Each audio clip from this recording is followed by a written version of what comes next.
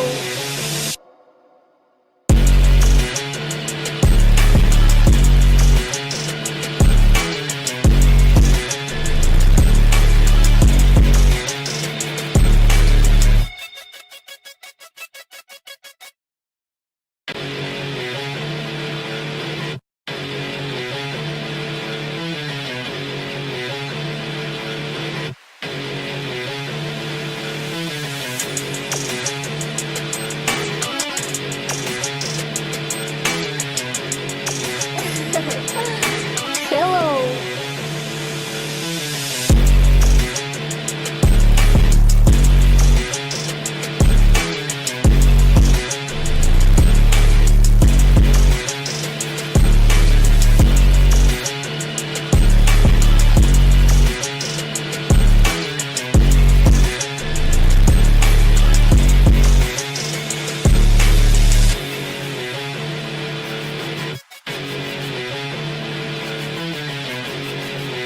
Hello.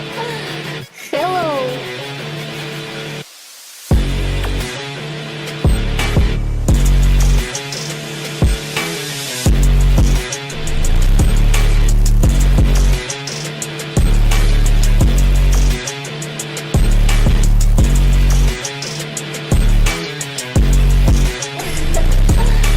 Hello.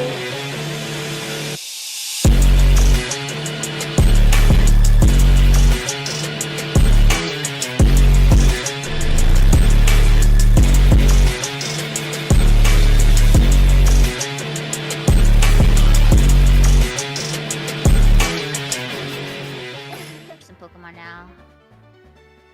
Hey, yay! There we go. I was here the entire time. Wow. She's never been late in her life. Never. It's never happened to me. I've never woken up thinking, oh fuck, what time is it?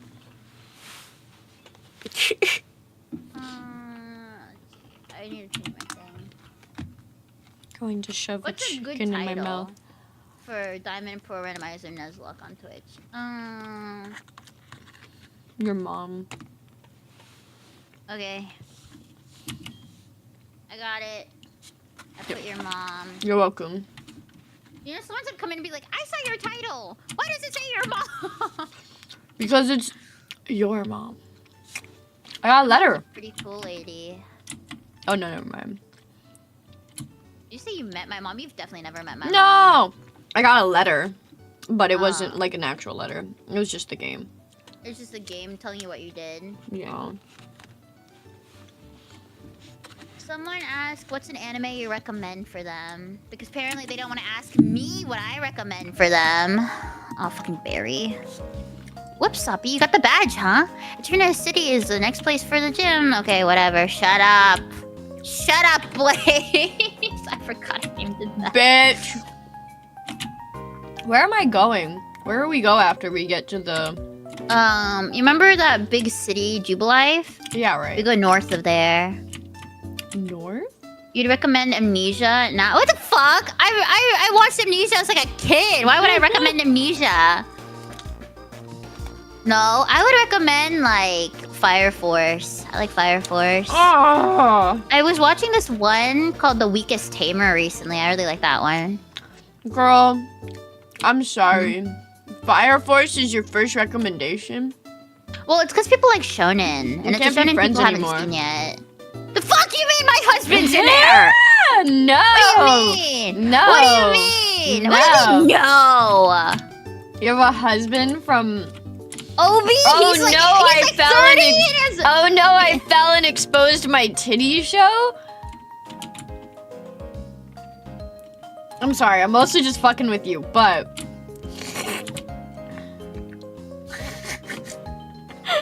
she fucking left.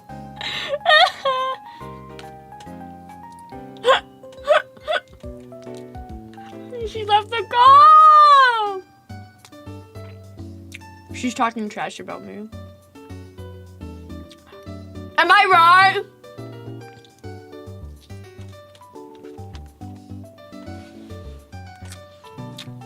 I'm sure her husband's fine.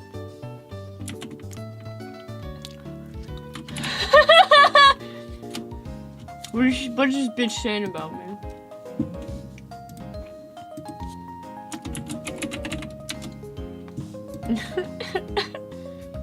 Never does Fire Force? Look, there's better shonen. Dr. Stone's new season is coming out, okay? Connected me and didn't tell me, and I was like, you're talking, but you're not talking to me. Oh. You got disconnected. I thought you left because I dished Fire Force. No, I like disconnected. Uh-huh. I'm joking. It's okay. God decided that Fire Force could not be slayed. Well, do you like? Bad in Do you your like? ears. Do you like Soul Eater? I do, but You need to watch Fire Force. An older one. I know it's from the same universe. No, don't spoil it! It's not really a spoiler. It's a spoiler! I'm not even kidding, Blaze. That was a spoiler! How is it a spoiler? They're the same artist. No, that doesn't mean it's the same universe, Blaze! You just spoiled it. Sorry. Are you telling me next Naruto and Boruto are from the same universe? Dude, they are. Nuh-uh. Indeed. Nuh-uh. She doesn't get the joke. She doesn't get the joke. I know your fucking joke. She doesn't get it. Dr. Stone is a better shonen. That's all I have to say. I never saw Fire Force. I heard there's one girl. Okay, everyone's so fixated on that. That happens maybe like 2 or 3 times a season. It's not that bad. It's not that bad. It's really not. Listen, it's bad, but like it's funny, so it's whatever. Look, all it took was Asuna from SAO getting touched by tentacles once. Okay, you say that, but I'm sure you still watched the rest of that season. I did.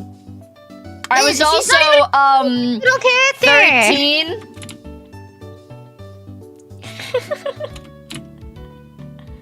What's next? Angel Beats and Charlotte are from the same universe. I'm so glad I zoned out for what she said. She ruined anime for everybody. I did. Season 3's coming out soon. I'm watching that shit. I spoiled the biggest revelation. Listen, Blaze, you might have known that, but a lot of people actually don't know that. Genuinely. Because, you know, you could have the same artist, but not be the same thing.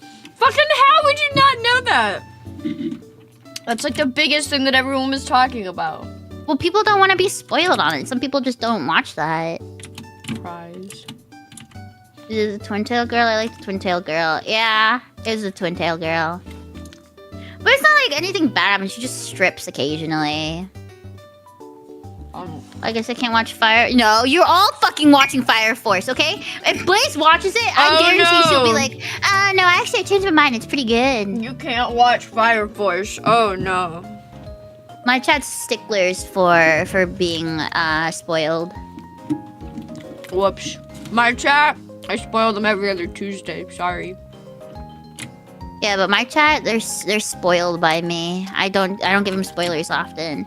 If I had to recommend any anime that wasn't like shonen though, I'd probably say Free Ren. Free Ren or Spike's Family.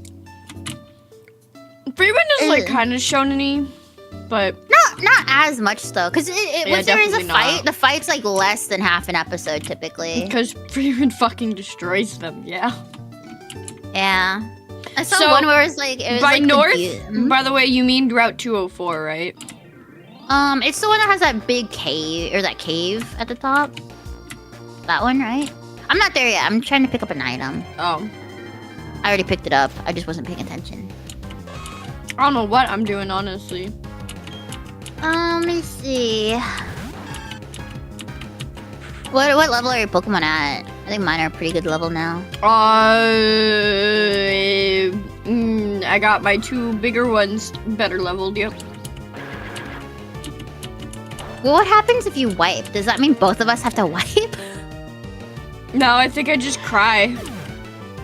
Chat, what happens if she wipes? Oh, let me make a prediction. That's rude. I have to make a prediction. Who loses a Pokemon today? I forgot. That's how I feel about you and your losing Pokemon. You're nasty. Nuh-uh. But my genuine recommendation for, like, an anime that might be something, I'm thinking, I'm running my brain over everything. I mean, Dr. Stone's definitely really good if you're looking for something that's, differently shonen, because everything gets solved with science! Blame is good if you read it. Don't watch it. That shit's Okay, gonna be the end of you. So you know that big city we have, right? Did you fight Team Galactic there yet? Yeah. In Jubilife? Yeah. Okay, you're already ahead of me. Womp womp. Womp womp. What do you mean when womp, Blaze womp, wipes? Womp, womp. Yeah. Blaze doesn't have it. What if there's like a fucking water type? What's your second Pokemon that you have the highest level on? Bayleaf. Okay, so she has 2 Johto starters. Yeah. What if they have a water flying type or something like a Pelipper? She's fucked. Or they have a rock. Just fucking throw a rock at him. Not the rocks. Yeah, I just need to get a Feraligatr, guys. And then my world domination will be complete. Why is the prediction 2 minutes long? Because I don't think either of us would lose a Pokemon in 2 minutes. I can bet. Watch. Let me try. If You're she hoping wipes, that I she die? does 10 push-ups. Did you ever do those squats that you owed? I need to plan a stream for it Darn. because I want to do it when I want to do it when I had my full body set up, and then my full body gave me a time and a half. Can I see your full body? Yes, Deal. without question. Deal. Oh, I gotta get 2 Pokemon. I didn't get one from the 204 and then that cave. This is so much slower than Pokemon Emerald Rogue. Holy shit. Ghost Rider? Is that even a fucking thing? They're Ghost Riders, Chad. They're not Galactic Grunts. What? You know how like they have like Galactic Grunt, whatever his name is? Yeah. When you fight them? Mine was called Ghost Riders. Oh, I don't know that what was a mine trainer were. title. Yeah, Who's his friend with I Stuffy? think it is for like the ghost types. Hello, I think the Ghost Rider is for like those just the really creepy ghost type people. No, gross writer. Like if they like if they had like if they were writing something. That was gross or ghost. Ghost and then Yeah, writer. Ghost So- Rider. Yeah, no, but that means they're like the writer that doesn't get like paid. let's I say, know. Like, yeah, But they don't get the yeah. recognition. I think though that's quite. I think that's for though like the I think it is from a ghost type trainer though. I got a mental herb. That's the bikers, I think.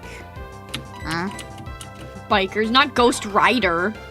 No, writer. Yeah. WRITER. My capture here is a Butterfree. Oh, nice. I think no, I sorry, not already Butterfree, caught Beautifly. Pokemon from up here, so I'm just. Yeah, running you did. through You it. caught everything you could earlier. Oh wait, but oh no, I'm still on the same route, even though I went in that cave technically. Don't kill, don't kill. Fuck! Bia! Bia!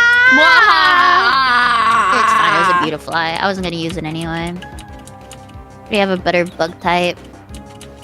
Dun, dun, dun, dun, dun. What's an anime you would recommend because it is trash and you want to show your misery? Brothers Conflict. Sekion no Quasar. What's that one where you remember what I think they're called like handshakers or something like that? It's like they have to hold hands or they die. That fucking anime was trash. Okay, I'm so sad. That came after K Project, which still wasn't a great anime, but yeah. Vampire Diaries? Ooh, watch Vampire Night if you want to cry too. Vampire Night if you want incest. You can excuse incest, but fan service is too bad for you? No, I cannot excuse it. I never finished watching that godforsaken show, but it does have an opening that's way too good for it. Akaku, akaku, akaku, yurete, yume no ane.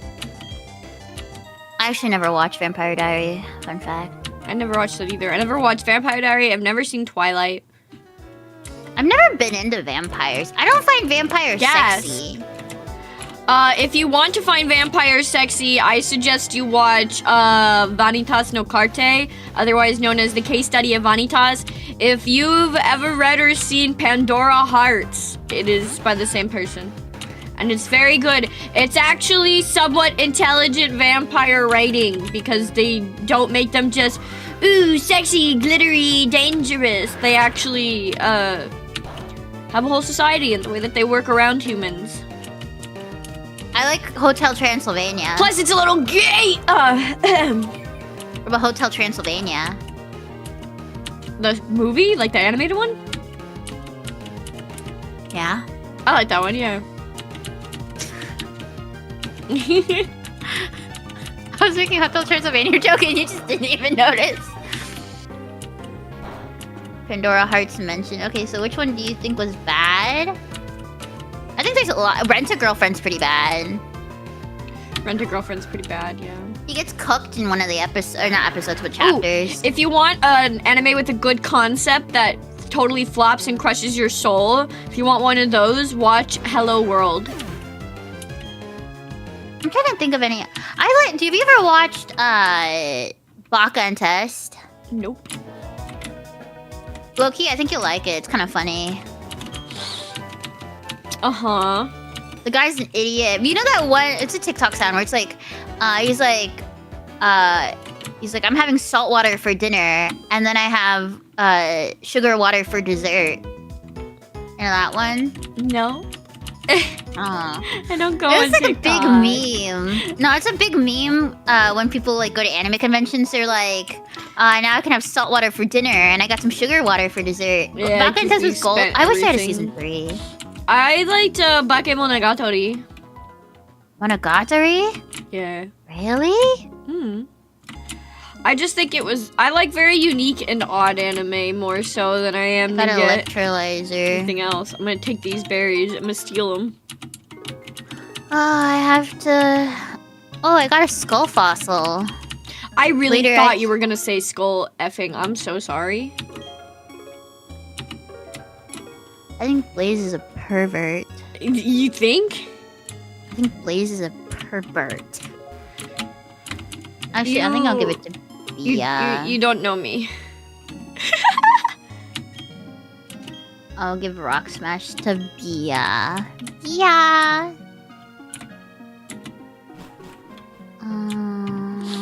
You like slice of life anime? You should watch Demons, Dead Demons Destruction. If you like. I'm trying to think what anime I like for slice of life. Hmm. There's one that came out recently I just finished called The Weakest Tamer Goes on a Journey to Pick Up Trash. Oh. The opening is a fucking banger. Oh, I got an Execute as my my pick, as my catch. I've been watching a new slice. Actually, it is a slice of life. It's Sakamoto Days. That's not an ecchi. I watch things other than ecchi. Oh, I thought you said it was a slice of life ecchi. No, it's a shonen. It's in Shonen Jump. Yeah. Sakamoto Days? Mm-hmm. I want you to know it gets so much better. Like, it is really good right now. It gets so much better. My chat was shit-talking it a little bit ago, though. They were like, Sakamoto Days looks like it's gonna be bad because the opening's bad. Oh my, what the fuck are you talking about? The opening is bad.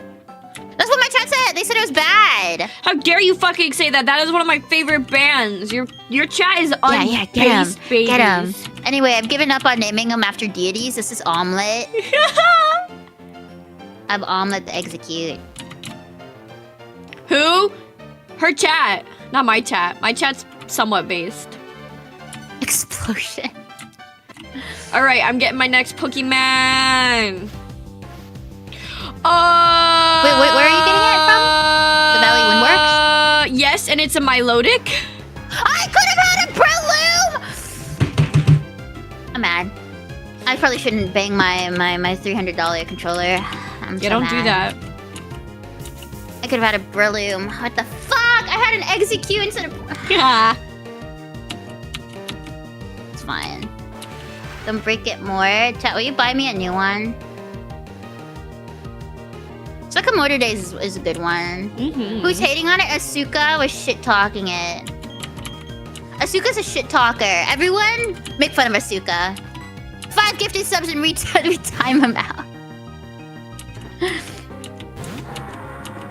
Hey, don't call me out. Asuka was shit-talking the anime. Let's just all point and laugh at Asuka, because Sakamoto Days is gonna be a new big anime, I'm telling you.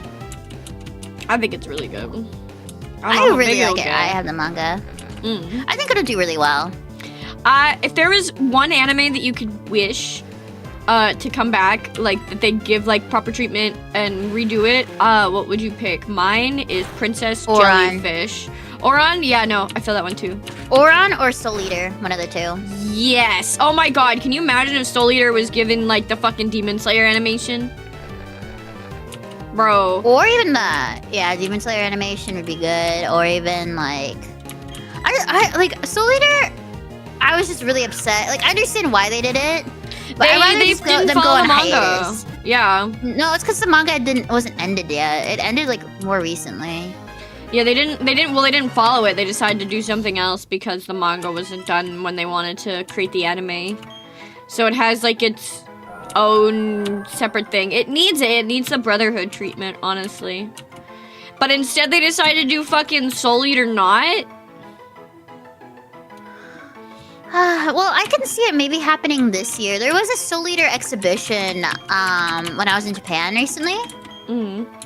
So it's like, I think for like the 15-year anniversary or something like that for Soul Eater. So I could see it getting the it's like reboot sometime. I mean, it has a huge following. I can't see why it wouldn't do it. And then it getting a brush up on the new animation would be nice.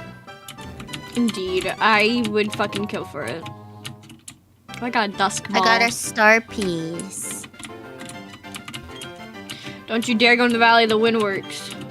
Oh. No, I'm still fighting all the trainers going up. No, I'm sorry. That was something that a grunt told Once you me. get out of the cave, do you get a new Pokemon? Chat, is this a different area? If you're talking on top of the cave, I didn't grab one, so let me know if I need to go back and get it. Chat, is that technically a new area? Or should we count it as a new area? I don't mind either way. I don't mind if we cheat a little bit. I mean, you're babies at this. I think is it a new place? If the Pokemon are the same, like, as the ones on the bottom, then it's the same. But if they're different, then... Because it'll still... No, it's the same route, I'm pretty sure. Darn. Same route? Damn. Blaze doesn't get another Pokemon. Womp womp. So since you used your, like, your one cheat on Typhlosion, does that mean I get to have a cheat where I get to find one Pokemon and I get to keep it? Sure.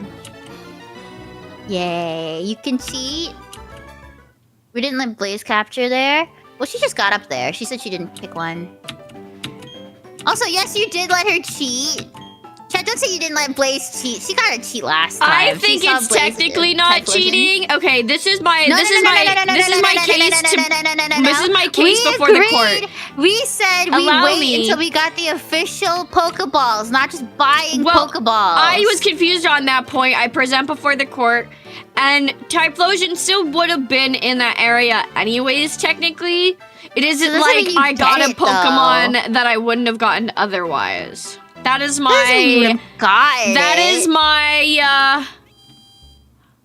case before the court. Case denied. You're fighting a disabled girl. I just got up from a nap, okay? You can't. I think you're disabled. I've been napped. I've been slept, okay? Okay. I've been napped, she said. Yes, my brain cells function at 2 times the speed. Or 2 minus 2 the speed, see? I should also say before any disabled people come after me and try to cancel me, I am actually legitimately disabled. Okay, That's kind of why I was sleeping. let's see. I just want to kill it, man. Aw, man, my Pokemon are so good, I don't know what to get rid of. Okay, I wish I had that fucking same thing.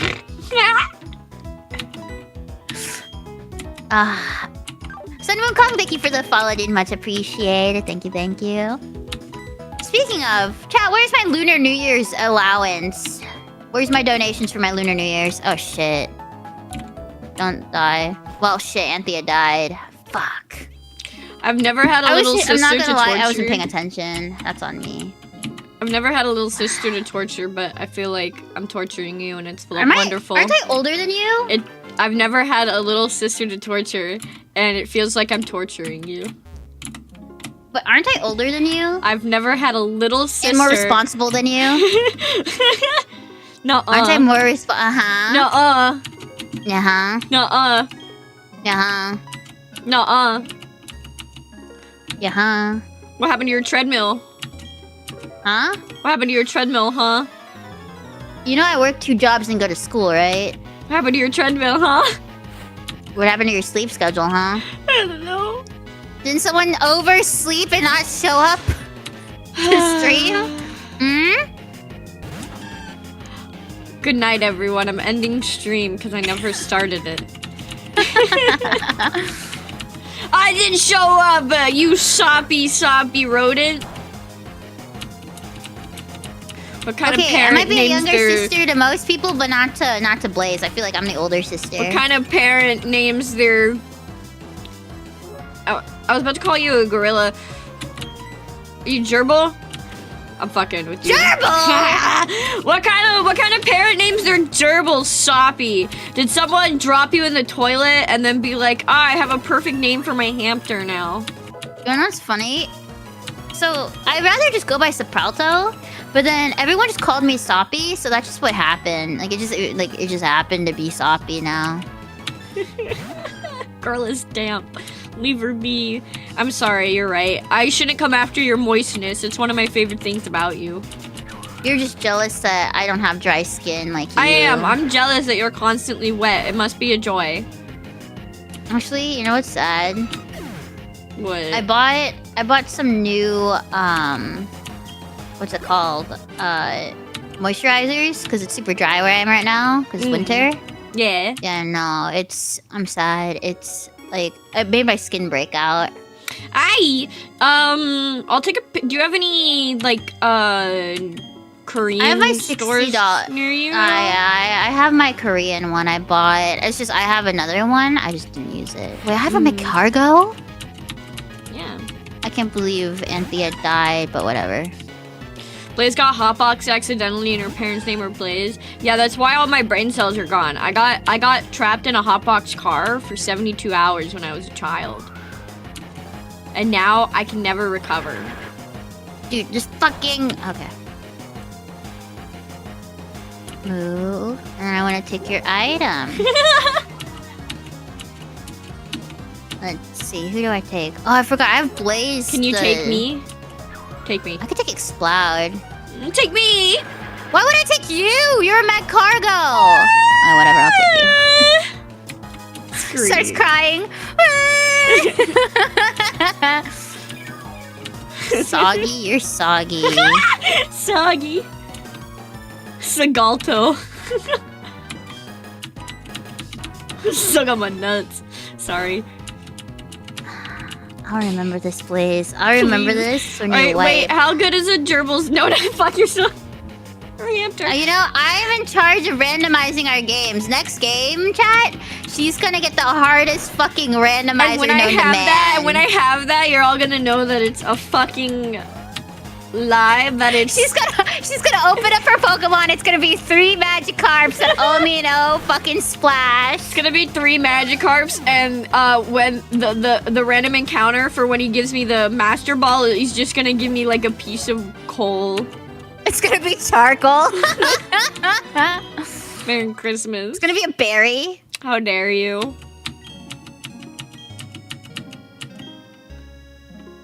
I saved an old man. I see why Blaze is a younger sister. I'm pretty sure I am older than Blaze, though.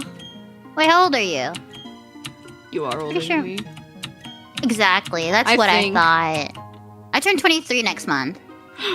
Okay, technically yes. Okay, technically yes. What do you mean technically yes? Technically we're the same age. What do you mean by that? When's your birthday? In January, I'm 22. You just turned 22. Yeah. Yeah?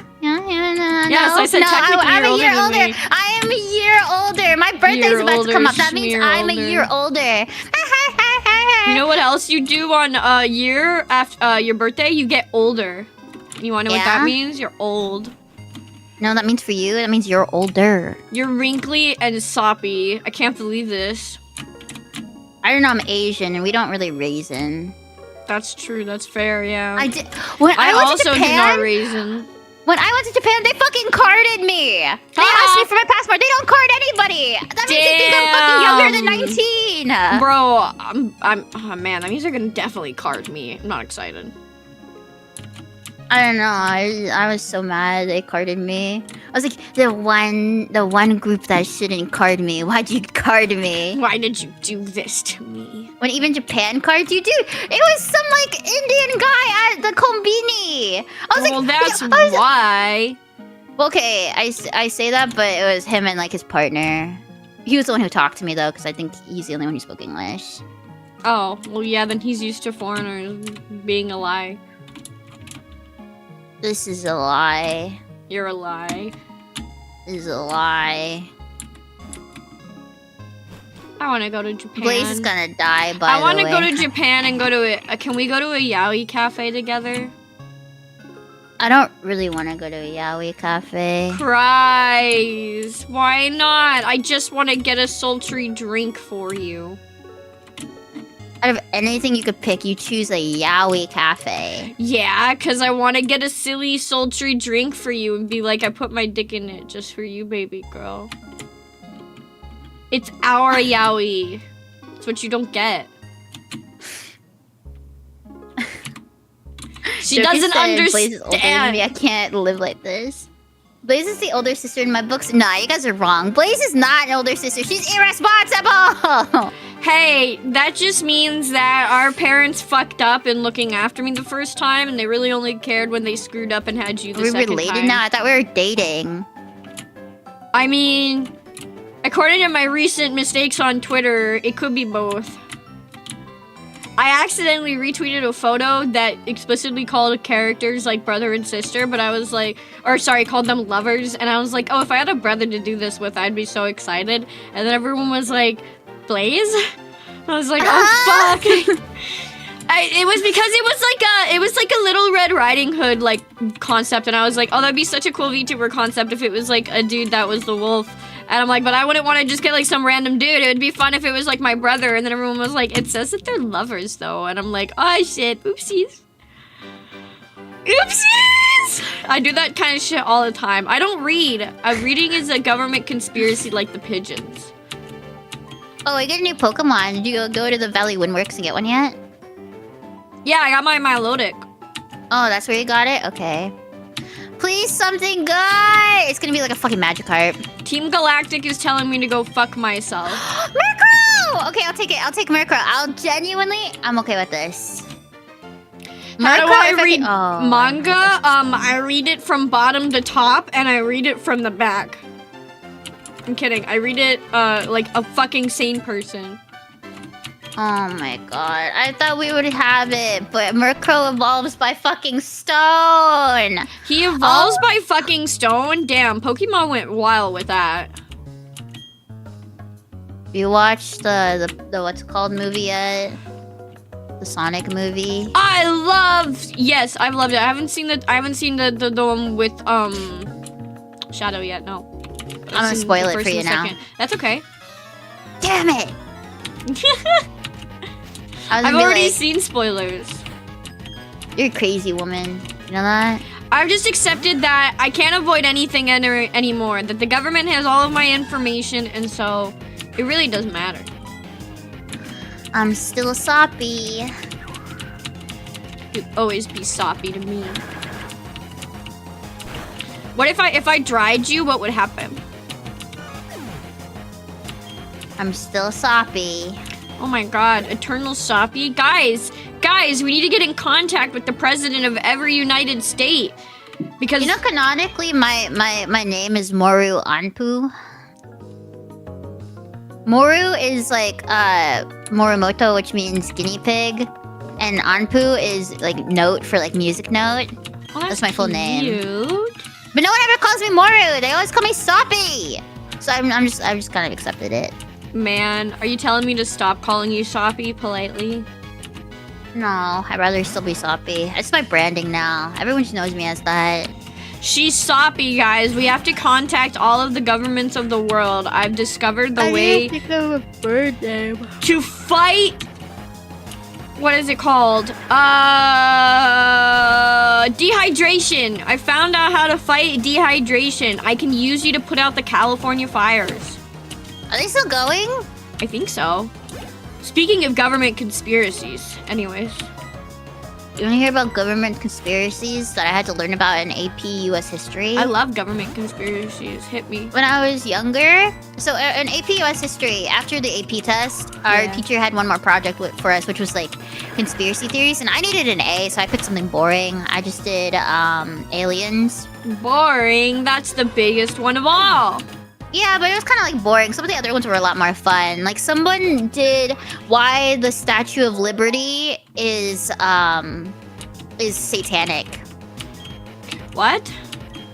Yeah, there's apparently a conspiracy theory that says that the Statue of Liberty is actually secretly satanic. I mean, I can understand. Why do you get melodic and I get... Well, I mean, I have an Agron, so I guess it's not as bad.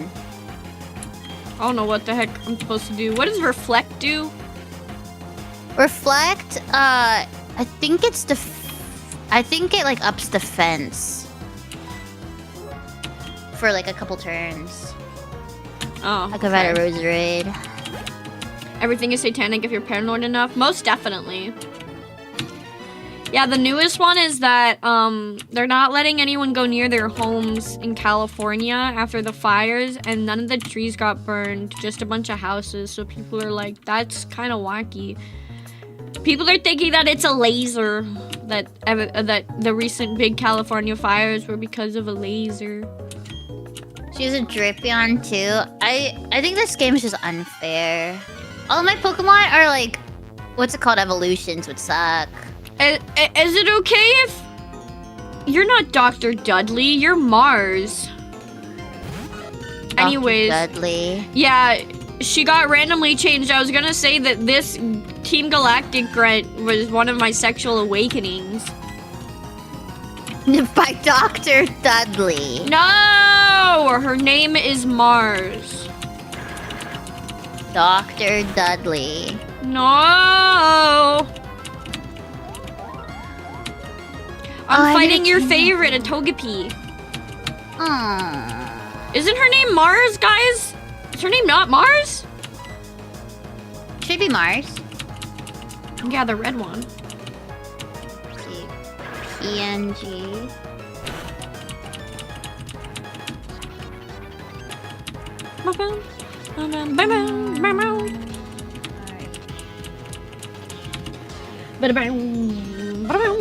There. Oh, whoops, I also realized I didn't have my Pokemon background on. There we go. Damn, you didn't have your Pokemon background? Oh, I know. I was not complete. Are you planning to go to Japan anytime this year? Planning always in my mind. My wallet never ready. Okay, you say that, but I've been seeing an influx of new Blaze art recently. Girl, that's not from me. Really? No, that is my joyous and lovely community. Chat, why do you buy me art? What the fuck is this? I feel bullied now. You My get chat- to pick. You get to go to Japan or you get art. Okay, well, I'll take Japan then. I like Japan. I'll take it. I love the art from the Yubies. And the more recent ones, I've literally had them cooking for like 3 or 4 months. Damn. Mars is the red one. Oh, you're talking about Saturn then. Oh, oops. Throne.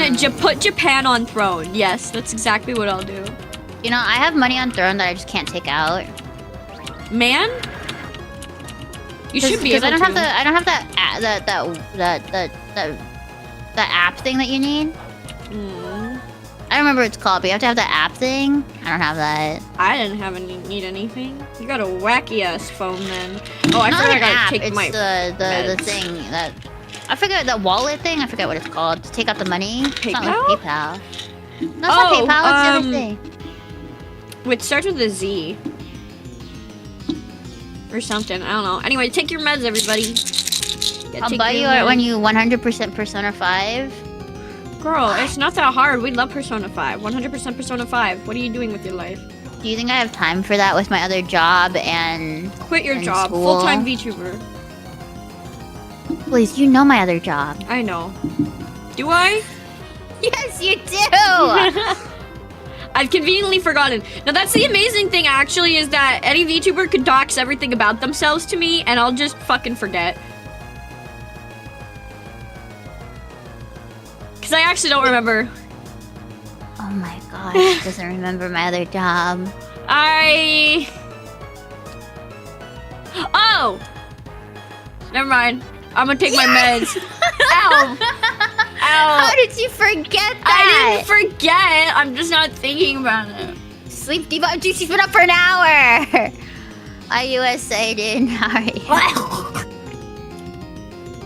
you? Sorry. Did you just almost throw up your meds? Yeah, I don't like taking them. I'm like a chihuahua. My body tries to spit them back out.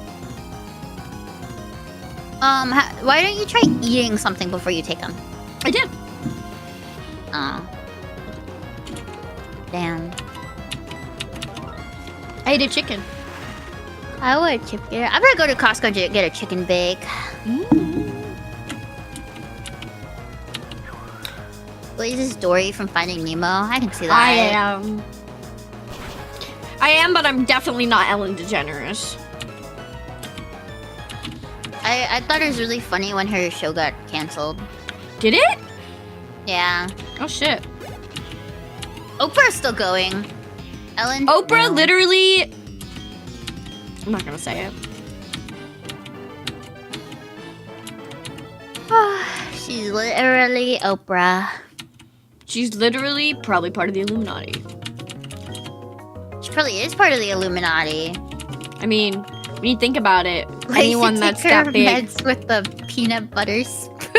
Hey, look, I legitimately, when I was younger, I could not swallow my meds either.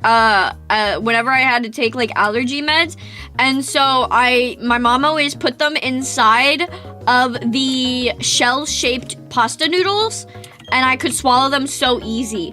And it's because when you take it with water, I would always like try to drink too much, so I'd like fucking choke myself out when I tilt my head back because there's too much water in my mouth. Or I wouldn't take enough, and then it would get like, obviously the pill is most of those pills aren't coated like nicely, so it just gets stuck in my throat, and then I would taste the pill coating, and then I would launch it out of my mouth. So, I have many questions for what I'm just hearing right now. Autism. But you... Next question. Okay.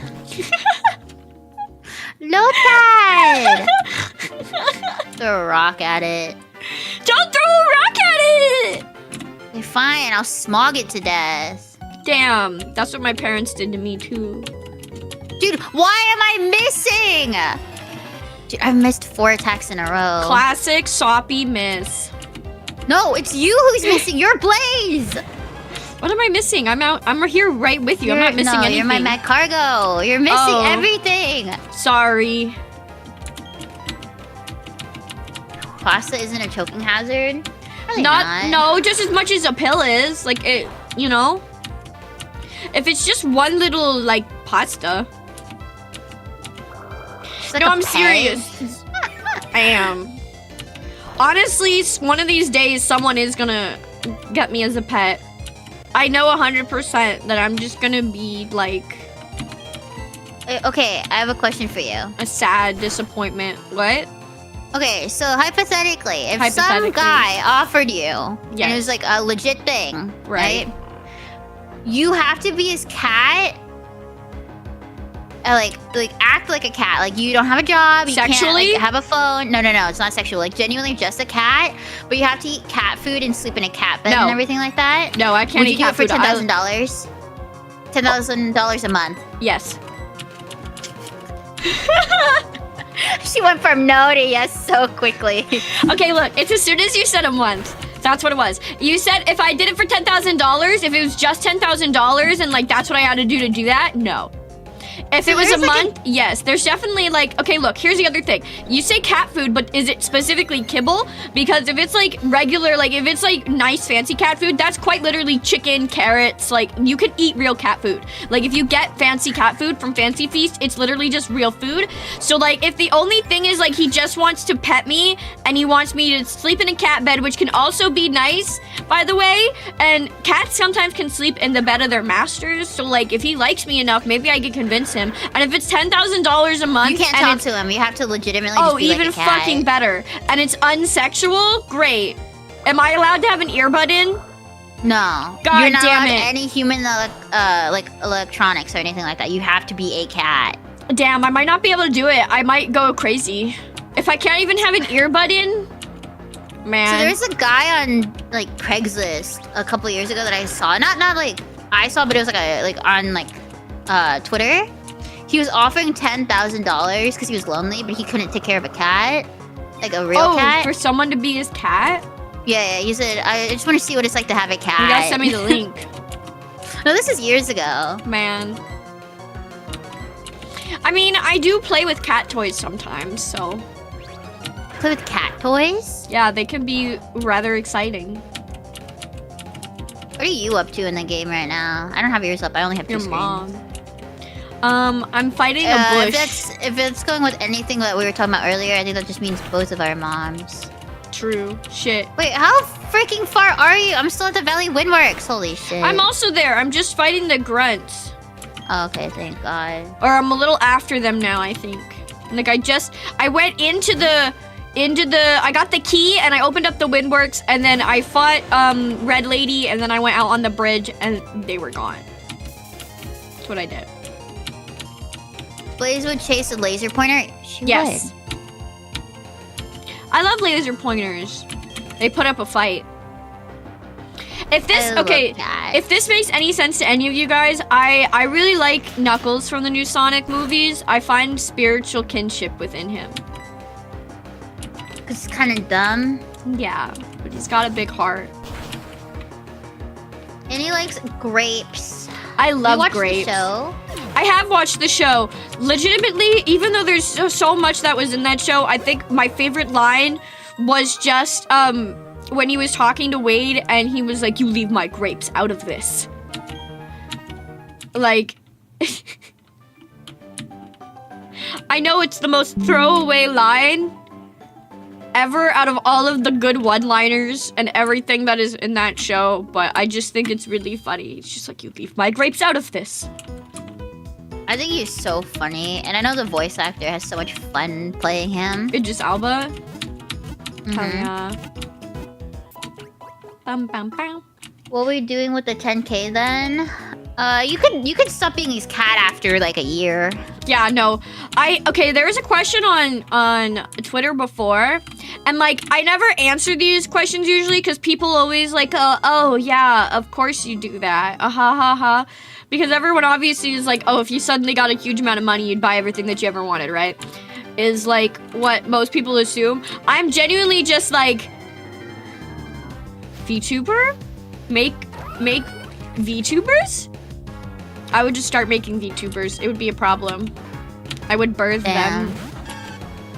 Like VTuber models that you would use, or like make an agency? I would probably make an agency. What So I you would really want to do, disappear yes, for like you disappear for like a year, come back with a suspicious amount of money, yes, And just start an agency. Okay, Yes. understood. I now know what happens if Blaze leaves me on red for a year, comes back and starts an agency. Yeah. What I genuinely George. just want to do, what my, like, I want to be able to do them where as soon as, like, anything that was spent on the debut is paid off, I can just give them the right to the IP and they can leave whenever they want. But that, of course, Damn. means having enough to provide a debut and a corpo So that would sense. take you like 5 years of being a cat. Yeah, it would take me so much to be a cat. Understood? Okay, I've beaten the grunt. My mom keeps telling me I should try to get investors. And I'm like, Mom, it's not gonna work. I would love to go on Twitter and be like, who would like to invest in me? I don't think it's happening. If it makes you feel any better, my parents were like, why don't you tell your friends and teachers to watch you? And I'm like, God, no. huh? I haven't talked to these teachers in years, man. Yeah.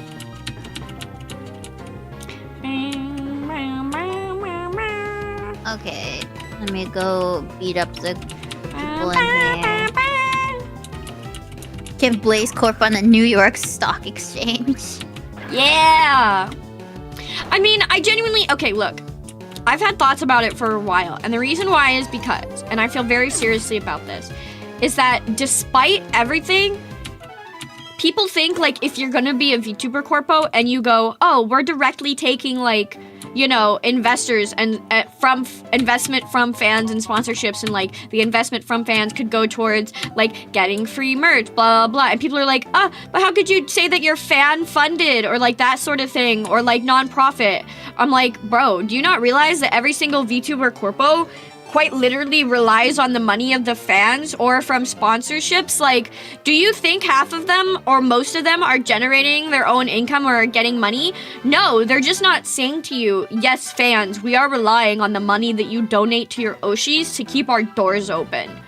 But they literally are. So I think it's like, it's time for companies to just be better about being like, we are fan funded. And I think it's like, I hope there's gonna be a shift instead of taking directly from the streamer's pot to just be more open about what it takes to run an agency successfully and then have it be like just better, because I think that's the next way to go in just making That's right, things nicer and better. I'm fan funded. Now fund me, please. No! That's what you don't do. I'm fan funded. Fund me, please. Yeah, damn it.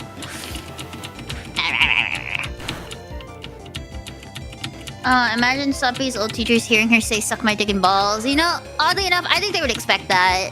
I was too much of a good kid back then. I can fund you with my imaginary money.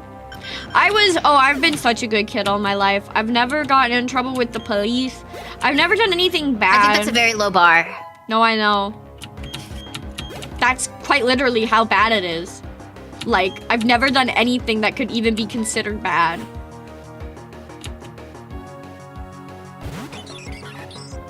Yeah, I've never done anything bad in my life. I think I get too anxious for that. Yeah, no, I think the only thing I ever did as a kid was I used to steal gift cards, but they were fucking unloaded gift cards. I knew they were. I took them because they were pretty. I liked the art on the gift cards, specifically the most from Starbucks. And so I always stole blank Starbucks gift cards just because I wanted the cards because they were pretty looking. I collected them like Pokemon cards. Damn. And that's what I did. Like, I would always just pocket them, and then we'd come back from Starbucks, and my mom would be like, empty your fucking pockets right now. And I would just have like 7 empty cards. She's like, what the fuck is wrong with you? I guess it's not that bad. Yeah, no, they're just pieces. I was just taking pieces of plastic. Oh, hi, Martin. I'm too broke to support anyone right now. That's fine. You guys are just watching me. Everyone's There's that too level broke 20 in this Bayleaf world, now. man. Yeah, Why I do. are you just telling me how strong her Pokemon is? She only has like 2 Pokemon she uses. I do. I shift between like 2 or 3. Can't relate with a problem child. Oh, you were a problem child, chat? I never was a problem kid. Well, my dad thinks I'm a problem kid, but that's because he's fucking spoiled. Genuinely, I didn't do anything wrong as a kid, but because I was a chatty person as like a kid, you know? This was like before I was like 6 or 7. He would always get mad at me for talking too much. Oh, mood. My dad, when people talk to me like in person, you know how they'll say, "Oh, you don't look autistic," as like that's like the thing that people cry about all the time. I get that double as hard because I actually can look at people in the eye, and I don't like do a lot of like crazy fidgeting when I'm actually focused on a conversation. And it's literally because my dad, when I was younger, I did all of those things, and he looked at me and he just went, "That's weird. Stop doing that." Your dad just fixed autism. Yeah, my dad has been doing How what the fuck? they've been trying to do for centuries. I know.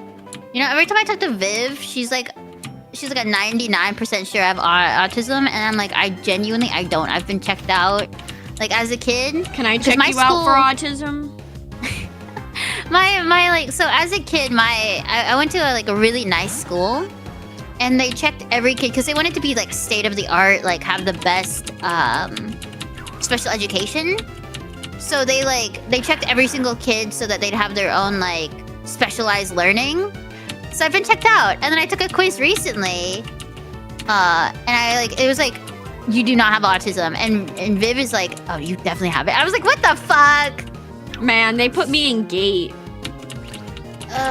What's GATE? Is that the talented and gifted one? Yeah, gifted and talented education, which basically meant they went, you don't have low functioning autism, so we can't put you in the special needs class, so we're gonna put you in the gifted and talented program. Actually, mine put me in, so you're supposed to be tested in Texas, right? Mm-hmm. So they wanted to test me to see if I could be part of it, and my dad said, how does this help her with college? And they were like, it doesn't. And he said, that's stupid. And he just didn't put me in the talented and gifted class. It did, in fact, not help me for college. If anything, it made it worse. So your dad did the right decision because you went to college. I did not. I also had a full ride to college, so... See, he didn't put you in that fucking gifted class, and you turned out amazing. I got put in the gifted class and told that I was amazing and smart, and then when I started falling behind in class, everyone just laughed at me and was like, oh, we thought you were smart. You can figure it out on your own just like you always have. And then I slowly fell behind my classmates, got super depressed, and I somehow pulled myself through school. Damn. Now you know why I don't put your kids in the gifted and talented program, because everyone tells them that they're full of shit. No, seriously, actually, don't put your kids in gifted and talented programs. Don't blow smoke up their ass. Just because they're really good at reading doesn't mean that they're incredibly, incredibly intelligent. And yeah. I was in the gifted and talented. I was in accelerated programs in that age. I was chilling. Okay, I was chilling. Yeah. No, they just wanted me to figure everything out on my own because it's quote-unquote what I had done before. And I'm like, well, what if I need help now? And they're like, but you don't. I'm like, but I do. And so I only got, I got an IEP in high school, which is an independent education plan, which basically was just me telling my teachers, no, you can't shove me in a classroom filled with 54 other kids that don't want to be there and expect me to not want to throw myself off a bridge. So I just got all of my fucking classes recorded and did them elsewhere, usually in the library, I think. And then I just went to a different school and graduated early because they allowed it. Hi, Neff. How are you, dude? Oh, I had a normal education. I was in college level classes in high school, but that was pretty much it. Also, Neff, thank you for the raid. How was your stream? Oh, you guys were also playing Pokemon? How's that? What are you guys up to? Pokemon. Is it Emerald Rogue? This is the slowest battle of my life. Dunsparce can't kill me, and I'm just such a low level right now. I need to level everyone up. I don't even know where I'm going, bro. Good. Stay like that so I can catch up. You mean you just want to catch up to me? You just want to hold me? You just want to find me and keep me safe? Yeah? Yay! She loves me, chat. Shit. Oh, okay. I locked eyes with a woman and she's going to hit me. What? I gotta do a Pokemon battle. By Joe. Joe! Is this a race between you two? No, but I like to be at the same stage as her whenever we end stream. About probably like another hour or so. This is a race, and I'm beating her. Okay. No, it's not a race, and in all honesty, I'm lost. Good. Oh!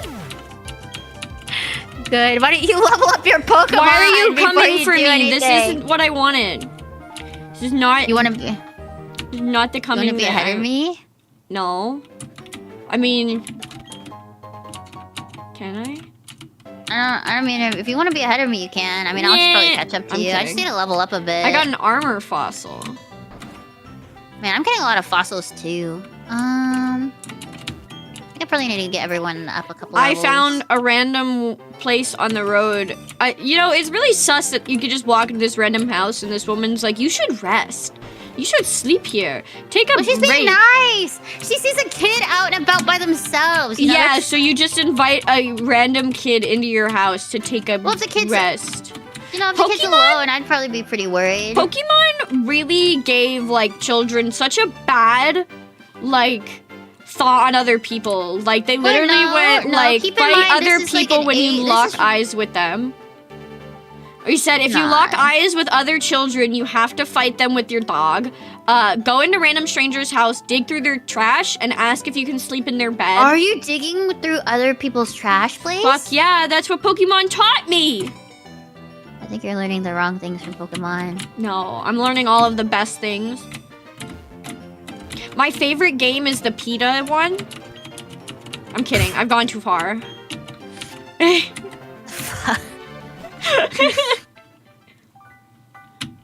Okay, I'm just trying to get, like, level up. I'm talking to Cheryl in the Eterna Forest. Oh, the green-haired lady? Yeah. Good, you need that. She'll join you in the Eterna Forest. I'm just leveling up my Pokemon. Oh, she follows me. Now I have some random weird lady following me. Come on, No, Pokemon. she said she's lost. Have you not been reading it? She's like, oh, I'm lost. Can you help me? Oh. Holy fuck! There's a Drapion and a Purgly in the thing. So question, since I technically have a Drapion, am I allowed to catch the Purgly? Yeah, but during that phase, I typically... Because it's very hard to capture a Pokemon with, like, her... Because she'll kill it. I just wait till she leaves at the end of the forest. You can go back and get it. So you can reroll. I'll do that, yeah. Unless you want to get the Purugly, then you can, I mean, you can try and get it, but there's a chance she kills it. Yeah, I'll just go back after she stops following me. I'm just trying to level up my Pokemon. I do get a new encounter, though, so I guess I'll do that real quick. Cheryl is so pretty. Okay, to this day, forever and always, the prettiest person in all of Pokemon will forever be Volo. End of story. Volo is hot, so I can concur with this. Especially when he puts on his little Arceus cosplay. Okay, no, I don't think he's pretty in that. He wears that into the bed. Looks like a bozo. I mean, just imagine with that hair though, like it's probably like really stiff from all the hair gel. We get a new. Okay, this is a new route, 205. If you're creative enough, anything is a dildo. That's all I'm saying. Shellos! Oh my god, okay, I'm okay with this. I'm okay with this. I'm so happy with this. I got a Shellos. I'm just gonna ignore what Blaze said and just try to catch my Shellos. This is my ultimate tactic. It's distracting you so you accidentally kill them. No, I'm just going straight capture mode. Man, I'm just trying to say increasingly worse and worse things so you accidentally die. Cynthia and Claire are right there. I do like Cynthia. Oh, Cynthia. I think, like, my favorite... Like, the prettiest girl in Pokemon? Let me see. Iris. When she's, the Elite Four leader.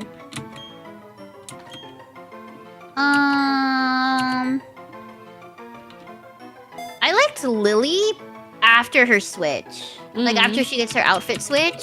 Oh. But then again, I really just like I like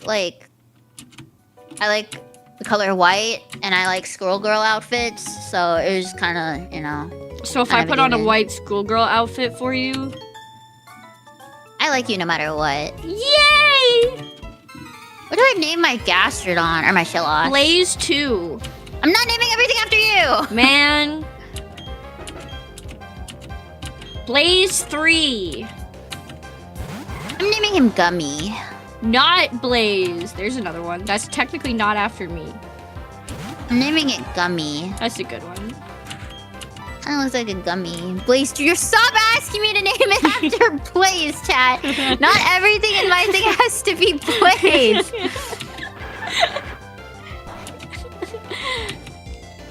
Only Blaze.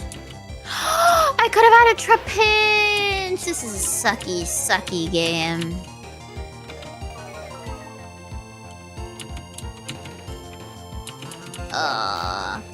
Blaze Senior. I'm not naming it Blaze Senior. Can we do Blaze the 3rd? There's not even a Blaze the 2nd. Is my whole team just gonna be Blaze for you? I have Blaze the 2nd. I have Blaze 2. You're Blaze 1. No, I'm just Blaze. Alright. Because I also have Blaze 1. It's gonna burn to death. Oh, it's gonna die. Oh, thank God. Let me get a different move. Harden? Yeah, oh my God. SCL. There you go. You should name it SCL. I'm not naming everything after you. What do you mean? It's not after me. It's just Blaze backwards, man. If you catch a cute Pokemon and name it Soppy, then maybe we'll talk. But right now, it's not happening. I will. I'm gonna get a Grimmer and I'm gonna name it Sop. Trapinch. You could have had a Trapinch. At least we have a Gastrodon coming up. SCL is actually a very cool name. I like it. I'm gonna keep that one in my back pocket. I like Espeon. Blazenor.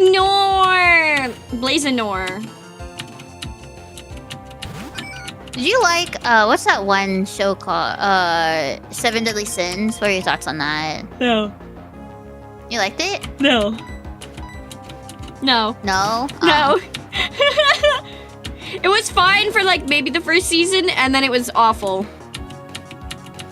Honestly? Fair.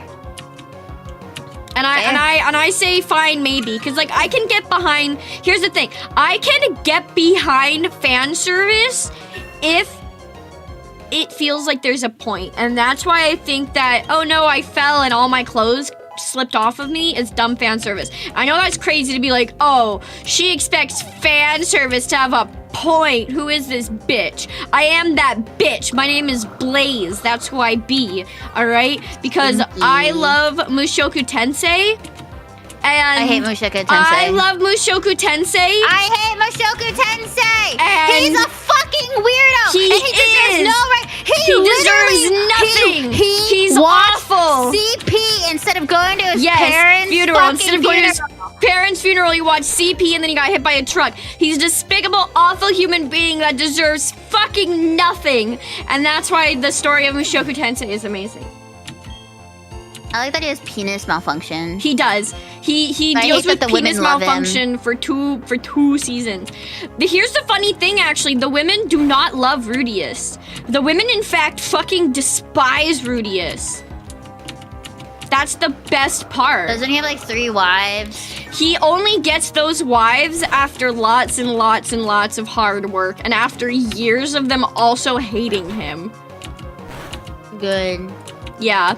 So here's the thing with Rudius. He shouldn't. Honestly, no. I do actually not like that Rudius has 3 wives. I think it's kind of but the thing is that my one claim to Mushoku Tensei and why at least I think that it tries is because lewd media is not inherently always bad. I think that there can be more sexually provocative and more lewd media without it losing like an element of seriousness, and because I don't think that it really is. It's like if you could tell that a man wrote the show or a little boy. All right. And so it's like there are ways to handle things with some amount of respect. And yeah, you could be like cope and seethe, which yeah, it is coping and seething. I'm literally an anime watcher. I'm literally a VTuber. Cope and seethe is like part of my daily regimen. And so if you actually take note, even from the original light novel, Rudius and his perversion and the perversion of the entire show actually is only ever really talked about and referenced in relation to Rudius. And this becomes a lot more apparent when you're watching the anime, because obviously there's such a thing as the camera and where the camera is facing. And unless another character, because you know there is obviously the scene where Roxy is being very dirty, but other than that, if there is a scene where a character is in it, unless Rudius is directly in that scene, the character is not viewed under a sexual lens. It's only when Rudius enters that scene that the perversion is added into the scene, for the most part, which I think is more so quite literally because the camera is following Rudius's view. I love playing with Blaze, so I don't have to talk as much. I'm literally just here grinding. Yeah, you get to say, I don't like Mushoku Tensei. I don't understand what's the fucking point of it. I like the world building. I just don't like him. And I don't think he deserves to have 3 wives. No matter what, even if you're like, well, oh yeah, no, he I hate works him. hard for it. No, I still don't understand what the fucking point is. If we had like anyone else be the main character, maybe I'd like it. But I do not like him as a character. I don't think that he deserves any good thing that happens to him. He doesn't. And then the people that, especially the male audience, maybe Blaze sees it differently because she's a girl. The male audience is gonna be like, oh my god, he's so much like me. I love this. No, fuck so much that guy. like me. Well, here's the thing. That's the thing with Mushoku Tensei. It's gonna be like any other anime and any other person that's gonna like cope and see on the internet. You'll take from it what you will. If you choose to see the actual lessons that the author is presenting behind it, then you will actually get something out of it. Because like Rudius, the actual thing that Rudius learns out of everything, because where Rudius currently is, at least as far as the anime goes, I know about what happened in the light novel, but I haven't read every single page in detail.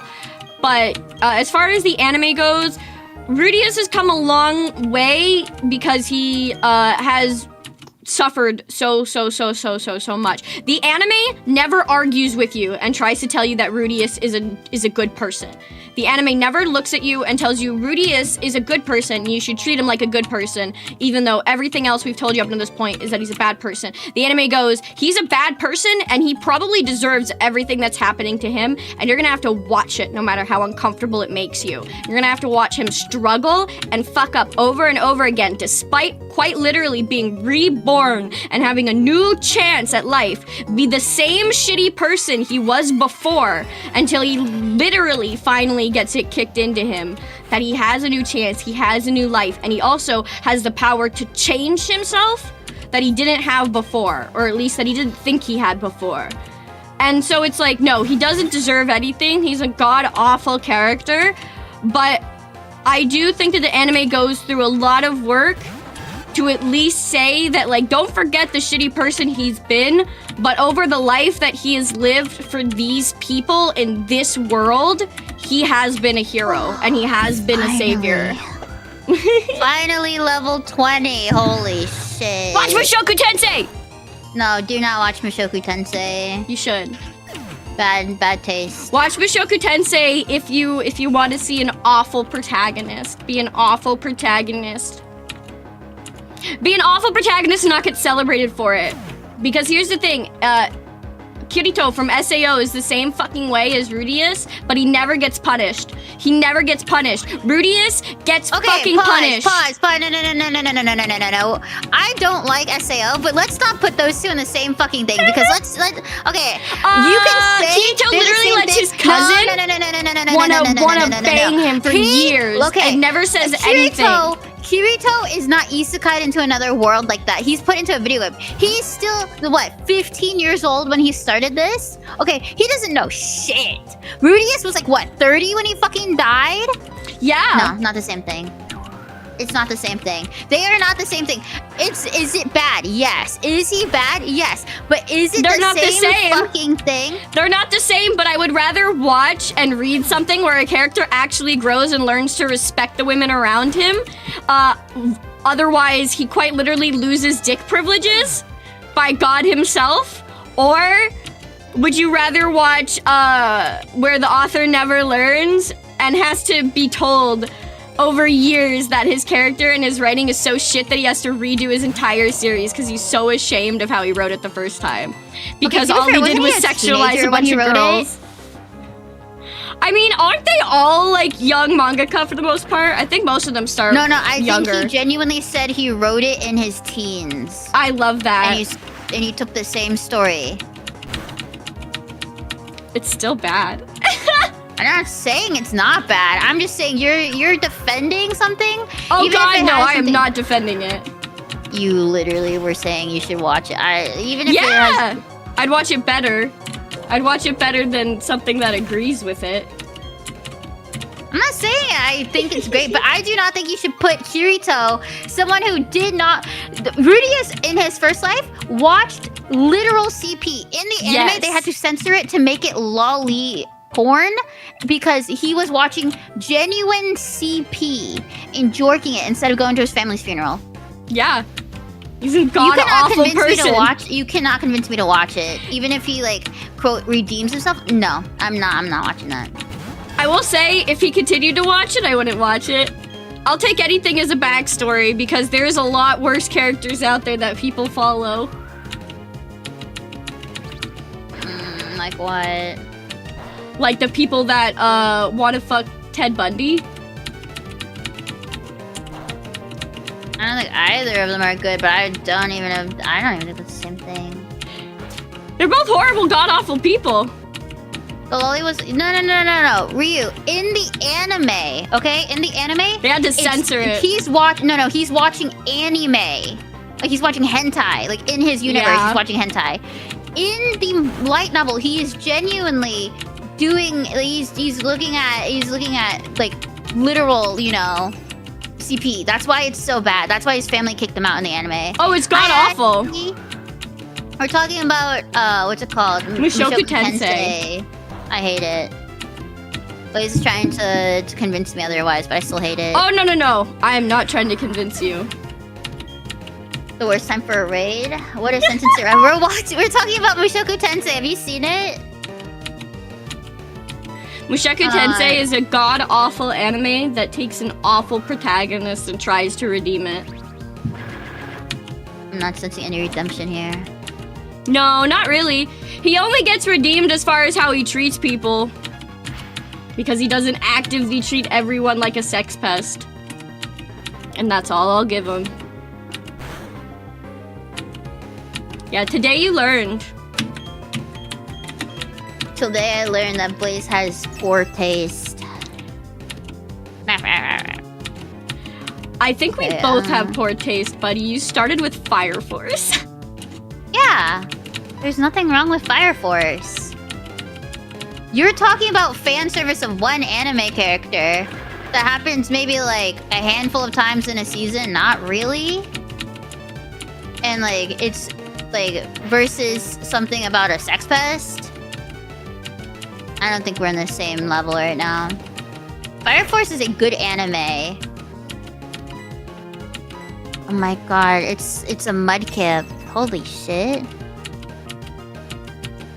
I don't disrespect Fire Force's peak. Exactly! Latome! Look at that! There's my chat with good taste. I mean, I have the thoughts, which is that she's a minor and it's being written into the story. She's 18, isn't she? Is she? That's good at least. I think Shinra, all of the graduates are all 18. That's at least good. Thank God. You know how many times in shonen? Actually, I think most of them are like 15 years old and all they do is put them through fan service. That's why I dropped, what's that thing called? What's that one called? My Dress Up Darling? Oh yeah, no, I couldn't watch that. I couldn't watch it. I don't know how people are like, oh, I like that. I was like, man. She's 15. Maybe if they were in college, I'd be a little more okay with it. I'll only watch anything if there's a greater attempt at a story. Gumi, you gotta evolve, buddy. You're not doing shit right now for us. Go, Gumi! Okay, Gumi, you're doing great, buddy. I'm just fighting two giant Perugly. Thinking about hopping onto solo leveling. Oh, solo leveling's not bad. I live in sunk cost. If you get me to watch the whole 5 episodes, I'll watch the whole series. Don't do it. It's not worth it. Even if you enjoyed Mushoku Tensei, the main character is a bit of a twat. He's just as much as a twat as every main character in any of the high school like rom-coms that everyone likes too. Trying to think of any high school rom-coms I watched. I just know that most of the popular ones are either where he's trying to fuck his sister. He's not like Toradora. He's not like Ryuji. True, Ryuji was actually a decent character for a rom-com. Trying to think of whatever rom-coms. Anohana. No, Anohana. I don't think it's a rom-com. Anohana. Dude, Apollo, you need to fucking evolve, buddy. Not really a rom-com. Shit. I got stuck in an arena trap with my Apollo. Feather dance? Okay. Metronome? I think my favorite twat main character, though... I don't even know. I mean, I guess Araragi from Monogatari is also just as much of a twat. Dude, Ariel is fucking oh my god, we're fucked. Oh no, are your Pokemon dying? No, okay, never mind, I got it. I had to metronome because I got stuck. I'm just trying to level them up, because unlike you, I actually want to level up my whole team. I don't want to level up my whole team. Girl, you have to! They're playing Pokemon like a child! Yeah! Just like I'm reliving my childhood. I am. There. Your boy just pulled a Arlecchino and Genshin. Hi, David. David comes in here, does not say anything that's on topic, man. What's the level cap for this area? We're not doing level cap. No. But I'm very under-leveled no matter what. Only one of us is over 15 in here, which is not good. Favorite slop shows is Rosario and Vampire. Oh, Rosario X Vampire is such slop. Have you ever seen that? Yeah, I didn't finish the second season. Once they added the sister, I got really annoyed. Yeah. What's her name? Mokoa? Did not care for her. No, she was whatever. Keep water pulsing. Keep water pulsing. Okay, maybe don't keep water pulsing. You're extremely underleveled. Oh, I got a crazy one, especially since I really like this anime. But one anime that people actually need to stop suggesting that people watch is Evangelion. I've never watched Evangelion. It's a good show, but the actual substance really only the substance only has substance if you've actually suffered. If you like feel the same, if you can relate to the characters, then you will enjoy Evangelion. But as far as it like actually having a plot that anyone can follow, or like any sort of like consequences in the world, considering how many times like impacts are stopped, or there's like, you know, alternate timeline stuff, whatever, it really does not have a plot as far as that. It's mostly just like you watch it for the characters. I'm yapping. Oh, I made people angry. Oh no, yeah. My chat, on the other hand, is saying Eva is so bad. Me not caring either way. I never watched it, so I didn't care. I think you can get anything out of any anime, even if it's total absolute trash. What do you mean, get anything out of any anime? I mean, I think everything, even when something is put out literally for the sake of being a joke, I think even then you have to look at it as that. I like to look at any media and how it's put out as why it was put out and what's the point. Because if you just look at things through the lens of the time that you exist in, you're never going to actually be able to understand and take in the media. It's like if you watch any of like the early movies from the 70s, like obviously everything and anything that they talk about people or women or just like, you know, it's all going to be, it's gonna make any modern person like kind of uncomfortable. Like I've been going back and watching all of the James Bond movies, and literally James Bond is Rudius. Like James Bond, all James Bond does is do things to women most of the time without their consent for the most part, because he's just a suave, cool guy and gets away with it. And like that's James Bond. That's what so many men for so many years thought was just like the most amazing guy in the world. The guy that pretty much indiscriminately kills and just assumes every woman that he locks eyes with wants to sleep with him. And if they don't, he's gonna find a way out how to make them sleep with him with his cool charm. I'm just saying, Sakamoto would never. He's a married Exactly. man. We love Sakamoto. I really Sakamoto's liked one that was really good that's like sort of is Kotaro Lives Alone. Have you ever seen that? I was talking about that earlier today with Chat, and Chat was like, I've never seen it. It's so Something cute. was on Netflix. It's I cried. So cute. I cried so much. I cried watching March Comes In Like a Lion. I cried watching Kotaro because the whole thing with like him eating tissues. I cried. I sobbed uncontrollably. Uncontrollable sobbing. Yeah, he was like he fucking could He eat don't know how to all the good cook. food, but he just like he couldn't eat any food, so he was fucking eating like tissues, and they had like a better taste. No. Okay, I'm gonna use this lady to. You've heard of it, but you weren't interested in watching. It's definitely it's a slice of life sob story. Oddish and Shuckle.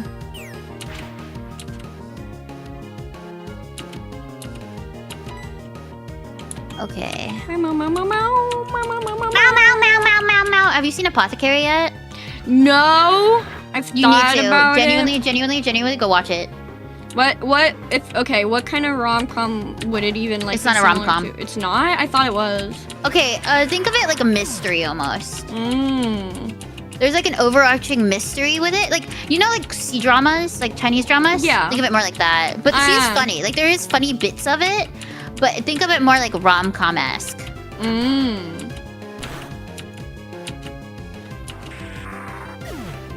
I mean, I know I really like the opening. It's had 3 really good openings. Mao Mao is good, dude. Mao Mao is one of the best, like, female characters I've seen in a long ass time. Like, if you watch it, I think you'll like it. Yeah, drama, mystery with some romance. I mean, there's funny bits of it. It's just not like something I would deem as like, you know, just funny. I've just been watching the new season of Dr. Stone. I didn't care for that anime.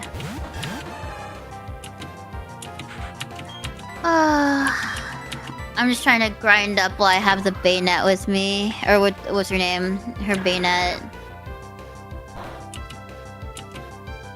How'd you feel about Chainsaw Man? I stopped watching after the throw up episode. I now understand. I present before our chats that my taste is my taste, and she says it is unbased, but it's purely just because hers is so different. You have such a wildly different taste, that's why. Well, I mean, I liked Chainsaw Man, but I couldn't get past the throw up scene because I was eating it. So now every time I was eating while watching it.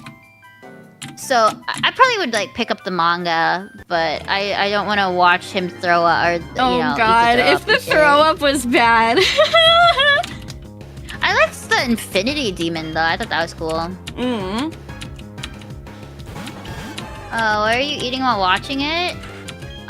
Because I was binging it while eating takeout. Pretty much just that. I just happened to be Madoka eating. Magica thoughts? Madoka Magica was a good thought, bad execution. I did not watch it. Why the fuck did you do curse 12 times, you fucking idiot? Oh my god. Back to Ava, my life's too dull and boring and lifeless ever really to get the deeper meanings. Well, that's what I think. I think if anything, I think you need... How many years has it been since you watched Evangelion? Because that's another thing. If you tried to watch Evangelion when you were a teenager, and you know, still going to school and just living with your parents, and now you're an adult, it is worth it to give it a rewatch, mostly just because despite the fact that Evangelion like has its younger characters and they're all like kids and stuff, I think it's a story for adults, because it definitely hits harder, because you realize, like, obviously one of the things that Shinji is struggling with is the expectations that people are putting on him despite being just a child. But then you realize as you get to know Shinji as a character and all the things that he actually was... He does the thing that pretty much everyone always does, which is wishing to be older, wishing to be an adult before you're ready. And so Shinji essentially got what he wanted. He got exactly what he wanted, which was being given the chance at a bigger task, being given the chance to be an adult.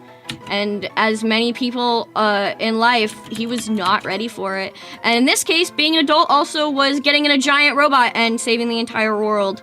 And that's another something that should be put in the hands of a crazy 15-year-old boy. Oh my god, Cheryl is so fucking stupid! Ah! What? She keeps fucking doing curse on her bayonet, which kills her fucking bayonet. So I'm just sitting there watching her kill the fucking bayonet. Well, easy win. I mean, as long as she's healing me after, I guess it doesn't matter. I'm gonna use her to grind up my Shellos. What level does Shellos evolve at? Do you remember? I think it's like I think it's in the 30s. 30s, fuck. It's either in the 20s or the 30s. Shit, I needed to learn Hidden Power. I didn't fucking learn it. I just didn't mean to. You did your rewatch, you didn't realize the show got so dark. Also, by the way, I'm sorry, I'm not looking at your chat at all. Should I be doing that? No, I'm not. I don't have your chat pulled up. I only have 2 mini monitors. Okay. It's 30? Okay, level Is this 30. Diamond, Pearl, or Platinum? I'm playing Diamond, my friend's playing Pearl. Yeah. Blaze playing Pearl, and then we don't have anyone playing Platinum because that one's technically very different than the first 2 games. Yeah. Oh, you just get me you get me times 2, because I took my meds. I took my ADHD I know, meds. I've been noticing that you're yapping a lot more than normal. Yeah.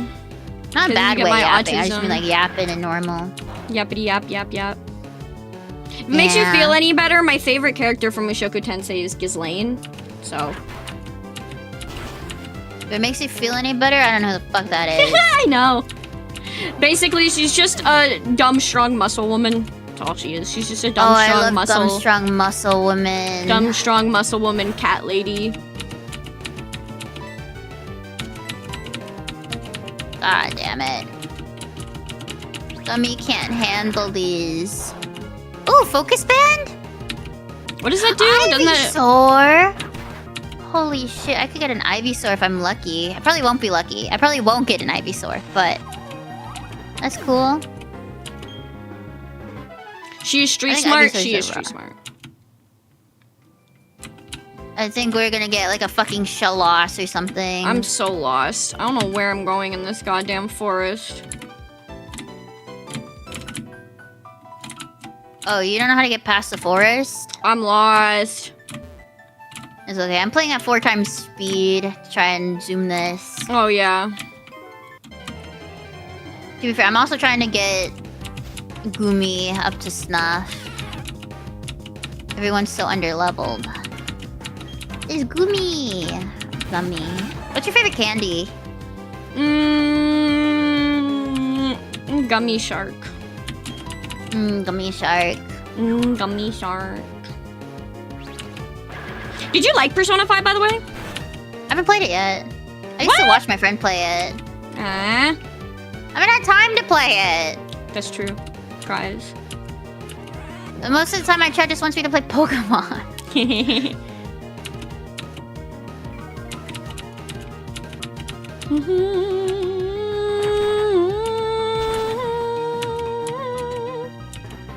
Meow, meow, meow, meow. Ah. Meow, meow, meow. Okay, I am gonna speed this up. Meow, meow, meow, meow. This. Okay. As long as it doesn't fucking, Shit! Oh my god, I lost him because he fucking countered! He fucking Destiny Bond countered! Fucking hell! I fucking hate Wobbuffet! He had Shadow Tag, Destiny Bond, and counter. That's the fucking stupidest shit I've ever seen. Artemis is gone. I was thinking on it. I think the only anime that I legitimately, like, stopped watching after starting it was Black Clover. Damn, dude, good moves. I hate getting Destiny Bond. Dude, it was Destiny Bond. What was the other thing? Destiny Bond, Are you getting got? No, I just got unlucky. I was against the wild, what's his name? And then she killed him. Ah. What's her name? Your buddy? Yeah. What Pokemon does she have for you? Bayonet. Mine is a Machoke. Black Clover's great. Doesn't he scream a lot? Black Clover, yes, and that's literally why I stopped. And I was gonna say that's probably one of the dumbest reasons I've ever stopped, because even with, like, that's another reason why I was like, you stopped Chainsaw Man, and why I was like, that's why, because our tastes are so different. I will not stop an anime, even if I don't think it's heading in a direction that I like, unless it, like, just puts up something that I like, really truly can't deal with. And there's very little that I won't put aside for the sake of a story, and the only reason why is because of the fact that I like to give benefit of the doubt to authors that there is a reason that they include anything and everything in their story, and only when I find that they've just put something in for the sake of being weird, or to, like, have a political point or opinion or whatever, that's usually when I start, like, being like, ugh, I don't care. Like, I'm just fucking getting oh my got God. right now. Holy shit, everyone's fucking dying! Wait, Okay, you're slowing down. dying? Yeah. I'm getting fucked by, like, really stupid shit right now, because they're Bayonet. That means your For Pokemon Bayonet. are dead. Yes, I know. I'm just in a forest right now, so I'm not going out to the PC. Oh, no, wait. It's a Nuzlocke, though. They're dead, huh? Wait, did this just happen to you? Did you just get that? No, but I mean, like, how do I say this without sounding mean? That sucks, buddy. Yeah, the Bayonet's fucking me over. If she had any other Pokemon besides Bayonet, I think we'd be fine. But she just curses and then she dies, and I'm stuck fighting the Pokemon fuck. 2v1. Yeah, she's just taking your bitches out. That's what I'm saying. She's so unfucking fair. It's Ash Weasel. Honestly, I wouldn't mind fucking having to restart this. It's like, I've just been getting bullshit. Man, I promise I did not put a curse on you. We may disagree in anime, but I love Dude, you. fucking Shadow Tag again? Okay, this might be the end for me. He's fucking Shadow Tagging it. Oh, man. Dude, I'm getting fucked because of the curse shit. And I can't leave. Crazy restart. I made it to Eterna City. I just want to get out of here, but I can't. What will make you feel better? What's an anime that you like? I've been thinking about what anime I like recently. Let's see. What's, like, well, okay, what would you actually say is your favorite? Off the top of your head. Spy X Family.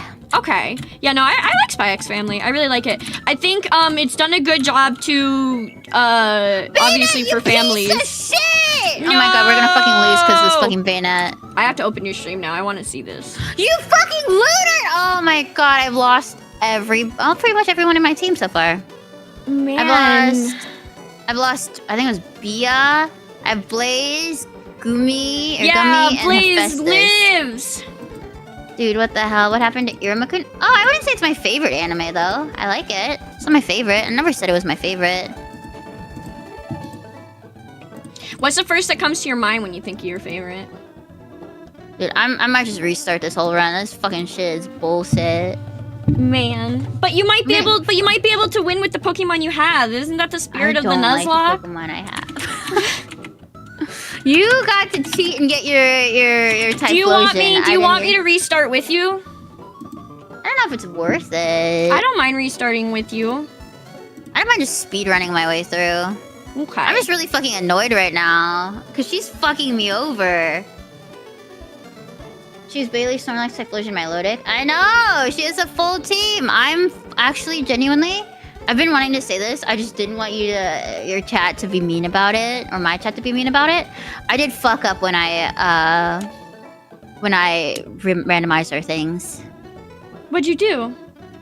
The Pokemon were supposed to be fully randomized, so it was supposed to be harder for us. Oh, and why are they... But they're just babies for whatever reason. They haven't... Oh... I've gotten... Oh, but you fucked up yours, though, I think. Not mine. No, I fucked up both of ours. Oh, but I've gotten not babies. Not like babies, but like bug Pokemon and stuff like that. Easier Pokemon. Because you said the last time. We're supposed to get completely randomized. We can try again if you want to re-random it. I don't mind. No, you like your Pokemon. I could just randomize mine. I like my Pokemon, but I like you more.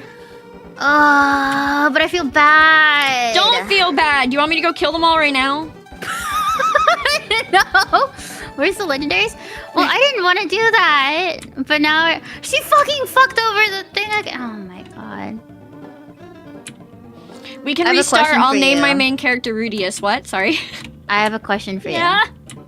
If we restart, I have to go out to go get stuff. Do you want to make another time this week redo it? Because I'll have to remake the whole thing. Yeah, we can either redo it this week or we can do next Monday. Okay, because either way I have to go. And I just realized it's 6:30. Hey. Okay, should I make it real quick? Yeah. Do you want to make it and then right now? I can make it right now and test it. Yeah, we can make it and test right now. I meant Cynthia. I mean, we could do like the thing where where we get our starters and then end stream. Sure, fuck it, let's do it. I feel bad though. I'm just getting fucked. No, it's okay. I don't mind. Well, guys, I won. I won this Nuzlocke. You did win because you got the crazy fucking luck. I won this Nuzlocke, and now everyone repeat after me. Mushoku Tensei is the best anime ever. Should always win Anime of the Year. I'm fucking joking. Okay, I'm done. I'll stop making bad jokes about it. I don't know why I did that. What does that give you? All Magikarps while I'm randomizing it? Okay. This is unlucky. Maurice, thank you for the follow, dude. That was so unlucky. That was like such a shit run for me. I don't know why. I've done Nuzlocke before. That's okay. It's because of me. Now, if we could randomize it, do you want me to randomize it completely where we can get legendaries randomly? Yeah. Sounds good. She's gonna get legendaries. Every single fucking Pokemon she's gonna get is gonna be a legendary. She's gonna be like, Sappy, look, I got a fucking legendary. Clearly, the universe believes I am correct. On all accounts, I could never be wrong. Oh, I figured out what I did wrong. What'd you do? I have a thing that's tabbed that says try to use Pokemon with similar strengths for trainers. So it's harder for us because I'm buffing the catch rate, by the way. Okie dokie. Oh yeah, I guess I can shut out of this now. I feel bad. I'm sorry. That's okay. Okay, I randomized mine. Why do you randomize yours real quick? Because I fucking raged because of how stupid it was. Okay. Okay, to be fair though, that Bayonetta fucked me over. Every single time it fucked me over. That is what I think the professionals in the Nuzlocke community would refer to as a run killer. Yeah, he would do, because I'm stuck in an area that does only double battles, and if her Bayonetta dies, my Pokemon are fucked. Yeah, like you were destiny bound, so anytime her Pokemon died, she got bonked. Yep. Oh, I should do this. I Shit, ended let me out redo with mine again. I ended out with a 27 level 27 Bayleaf, a level 10 Snorlax, a level 4 dog, I'll level do yours first. 18 Typhlosion, a Oh, level 7 no. Milotic. Man, I just got that Milotic too. Liz. What? Liz. What? I'm randomizing yours first because I messed up mine again. Uh-huh. What? Oh shit, that's wrong chat. Look what Pokemon was on top of yours. I think this is a bad omen for your playthrough. Oh god. Yeah, maybe don't give me the Bayonet, please. It's not. It's just like a Pokemon that sits there. It's not like saying that you're gonna get it. She's cursing me! She's cursing me! Soppy's cheating! Soppy's using her Soppy powers to curse me! I opened it up again. You don't have a Bayonet anymore. You have a Nidoran. Mom! Soppy's cheating! I remember this. I'm gonna go get my mom. I'm gonna call my mom right now. I'm gonna call my mom right now and tell her that you're cheating. Okay, go ahead. Go ahead. I am. I'm gonna call my mom right now. I'm gonna call my mom right now.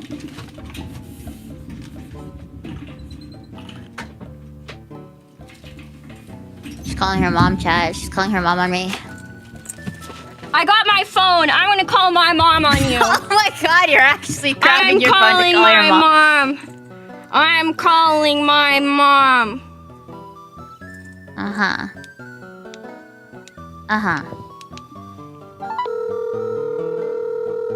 I'm calling my mom. Hi, Mom. No, say my name. Mom. Hello? Mom. What? Can you tell my friend Soppy that she's a cheater? Okay. If you say so, she's a cheater. If you say so, she's a cheater. What is that? Change her What are you her trying to do Pokemon? here, girl? I'm trying to win a fight, and I'm right, aren't I, Mother? You're always right in your mind. In my mind. Thanks, Mom. I love you. Ah! I don't think I won that. That is okay. I did risk your mom is regretting her choices. I did risk everything for the meme because my mom literally picks up usually the phone and says my name first thing. She usually goes, "Hello, what do you want, Blaze?" And so that's why I had to be like, "Don't say my name. Be quiet." Okay, I have fixed it. Let me send yours over real quick. This should be 100% randomized now and better than it was before. Oh, okay. I think I've ran it correctly.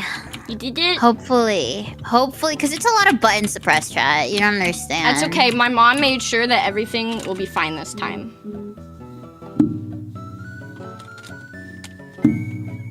Okay. Let me open mine. I'm gonna quickly get this done. We'll figure out who our starters are. And then I have to go.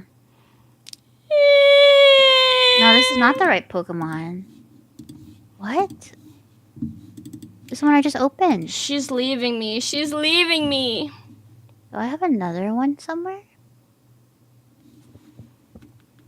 Is it a different raw? I'm so confused. I just saved one and it's like down here. Womp womp. And created 27. Okay, this is a new one. You should be. Oh, they might have just re-randomized. Okay, whatever. You still never told me what your actual favorite anime is. Oh, you said Spy Family, huh? Yeah. What's your favorite Spy part? Family or Free Run? I My love favorite Free Run. part. Did I show you my Free Run figure? No. I have to show you it. Okay, I'm gonna speed through this intro with Rowan. Yeah, speed. 'Cause I gotta hurry. Somebody tell your mom. My mom's gonna speak to me in Viet. It won't be funny. Yeah, my mom's just as a dumb American as me. She barely knows things. Are you gonna be a boy again? I bet maybe you were winning because you had the boy character. What? You think I won because I had a penis? That's sexist. Am I wrong? No, you're not. Exactly. I'm sorry that my penis won, Soppy, if that's even your real name. Well, I'm naming my rival Blaze, and I'm not getting a Pokemon named Blaze again. I'm zooming through this, by the way. I sent you the figure, but it's like super zoomed in. I better not be seeing her underwear. Okay, It's not! She's in a cute little cat girl pose. Okay, understood. I actually don't have any lewd figures yet. I am using the universal randomizer. Yet. I really want to get one of those big figure boxes, though, that where you can't see on the inside because they're the ones that you can take the clothes off of them. Oh, they have those at my local bookstore. I want one so bad. They're expensive, though. Can I get one of you, or is that too far? You can have one of me. Let's fucking go. Okay, run 4. This is run 2. This is Okay. run 69. This can be randomized, so you can get a really cute Pokemon or a really ugly Pokemon. Yay! Man, I hope I don't get a guinea pig. I hope I don't get Blaze. Okay, I'm talking to Barry right now, or even Blaze love right me? now. What's a hardcore Nuzlocke? I think I'm too baby for that. I barely can handle this one. Me just trying to get to the fucking starters. I'm speeding through it. Are you gonna keep playing? Oh, I guess it's not gonna be a long stream for you either. Okay. So next Monday you wanna do it? Yeah. Sounds good. Monday fun day. Oh, okay. Hardcore is no item set levels, caps. Oh. Okay, my starters for this run are... Wait, are you up to that part yet? I'll wait for you. Girl, what do you mean? You haven't sent me anything. Oh! I did send it. I thought you just sent me a screenshot. I'm stupid. I sent it to her, by the way. Sorry. I get it now. If you want to speed for it all the way to that area, I'll wait for you. Yeah. My body. Can I fix it? I can see Soppy and Blaze doing a Soul Link. I think we'll do it for our next run, but right now I think we're just too baby for it. Hear me out. Hear me out. Hear me out. We finally pull the plug, and we do the Soul Link, and we do it. We do it in a week. We have a off collab, and then if So that we would kill each require other's you to come visit Pokemon, me. exactly. If we kill each other's Pokemon, we can punch each other in real other? life. Exactly. See, you fucking get it. You get it exactly. You just want us to fucking punch each other. That's what I'm With being our told. mouths. Is that so bad? Damn, alright. I just want to punch you really hard in the mouth with my mouth. Is that such a bad thing? No, but No. I'm worried that I didn't randomize this word right. I'm hoping I did. Oh my god. Do I dare even try it? I'm kidding. Disumone. How do I spell? Oh my god. D-E-S.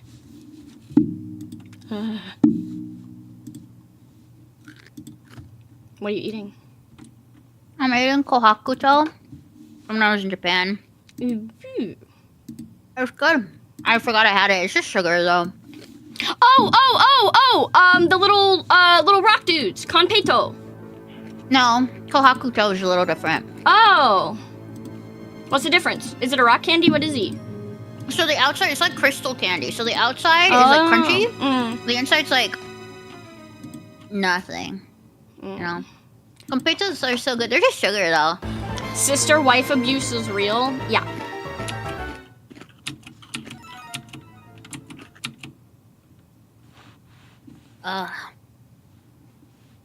Hello there, it's very nice to meet you. Welcome to the world of the Pokemon. You might want to zoom this. I legitimately. Oh yeah. Plus, I forgot I could do that. Yeah, you can plus all the way through. No, I accidentally asked him to explain to me how everything works. No info needed.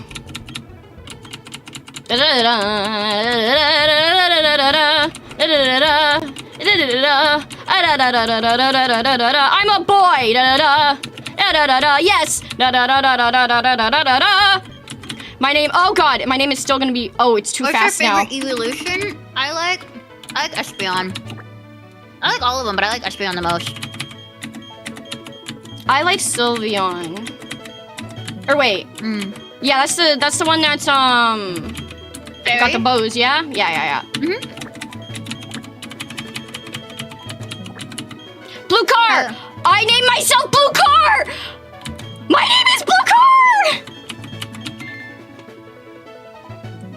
Did you name yourself Bukor? I named myself Blue Car.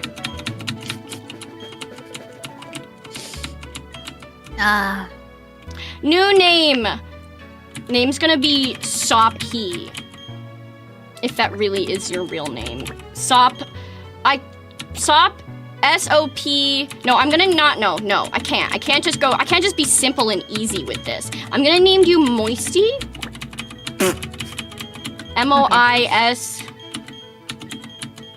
M-O-I-S-T-Y. There we go. Okay. Maybe I should just pick my Pokemon now. But he's just still going.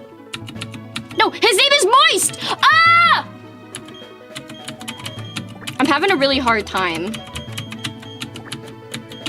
Should I just watch this in the background? Like, don't watch me. I'm Don't look at me. worried Don't look at me! I'm always looking at you. You always have my eyes. I always have my eyes on you. Eyes in the back of the head. Oh, I forget. Your background is pink because you have Pearl. Yeah. Meow, meow. I have become. Okay, and then you can just like zoom through it.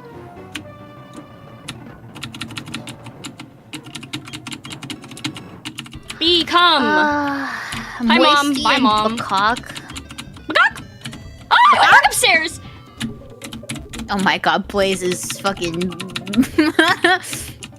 My ADHD meds are hitting. Hi, my name is Blue Car, and my mom gave me a 10-year-old shoes to go explore the big wide world where I can get hit by... No, remember, go see Barry. Fuck, I can get hit by a Pokemon that hurts more than a truck.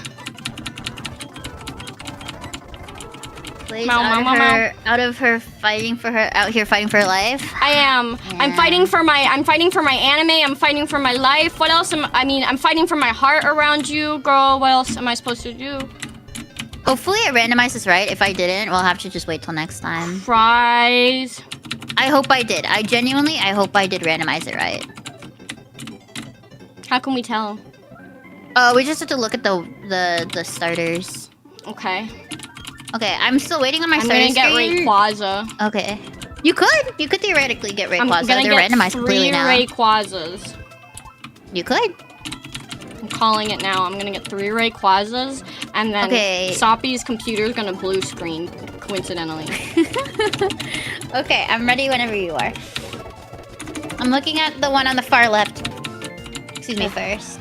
Okay, I'm getting attacked by birds. Hi, Grandpa. Hi, Grandpa? His name is Grandfather, but I call him Grandpa. Oh. Who, yours? No, not my grandpa. My grandpa's dead. I'm talking about the person in chat named Grandfather. Oh, hi, Grandfather. Grandpa. Can you replace mine? No. Oh, mine sucks. Anyway, left. Ready? Left. 3, 2, 1. What's yours? Weavile. I got Weeping Bell. Middle. Delcatty. Jinx. And right. Beedrill. Loudred. These fucking suck. Okay, really do you want me to restart it for next week? No, it's okay. I'll take, Beedrill, Jinx, or Weeping Bell. Honestly... Probably Weeping Bell. Weeping Bell, you think? Poison Grass is just a shittier, like... What's it called? Yeah. I got a Weavile. She's a beautiful woman. Take the Weeping Bell.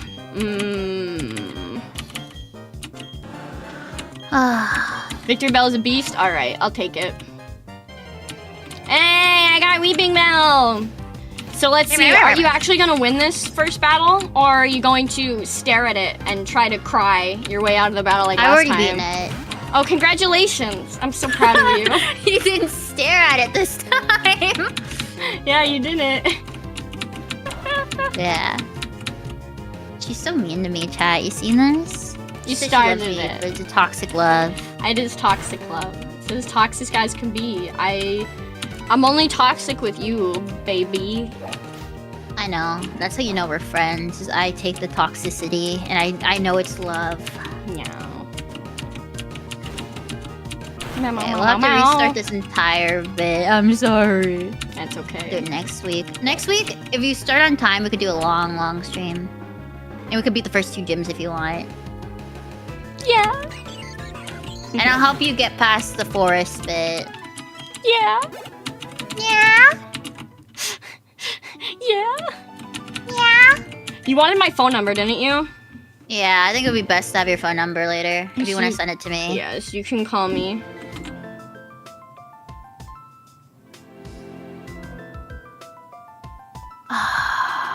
I have bad news. Uh, I didn't delete the save file. Did you delete the save file before you started this? no. We have to... Don't we just we need to have save over press... it? No, it says press up, select B. Huh? I forgot this is an old game. Huh? Up, select B. We'll still get the same Pokemon. We'll just have to redo this again. What's up select B? That's how you delete it in old Pokemon games. Oh, right! Up select B. Is up... But Up. we just go into the save, and then would you like to save the game? Yes, saving a lot of data. What are you talking about? It says no. You have to delete it. What? Are you... I was able to save just fine. I have to delete mine. I have to do... It's fine. I'll just do Blue it off car stream. saved the game. I saved my game. You've probably already had it deleted. Mine didn't delete. Oh. I don't know how that happened. That's fine. I'll just do it later off screen. Okay. I gotta dip. You gotta zoom. Okay. Yeah. Next week we'll do a long one if you want to start same time. Officially Yeah, start same time. actually 2 o'clock and not fall asleep.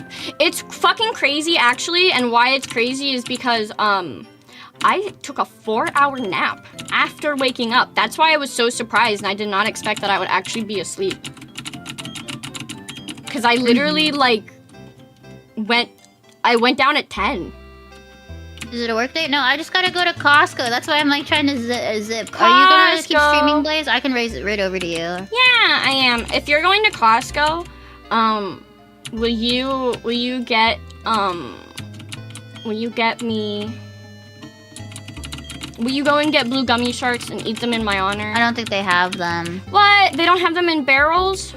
No, not at Costco. Huh? Okay, anyway, Blaze, I'll raid over to you on Okay, YouTube. I'm gonna take a BRB while the raid is happening to go get water real quick. Thank you for joining me. Thank you for playing with me. We'll do more next week. Yeah, I'm sorry that you died. I love you. I didn't pray to any gods for it, I swear. She did pray to it. She I pray to did all not. that. I didn't.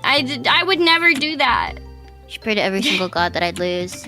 Anyway, chat, I gotta go. Bye, Blaze. I'll see you next Monday, same time. Okay, bye. Get your screenshots while you can. She's here. She's not queer. I'm sweating so much because I have this giant, like... I took it off. Oh my goodness, it's the Sopralto. You know, I heard that her favorite anime was I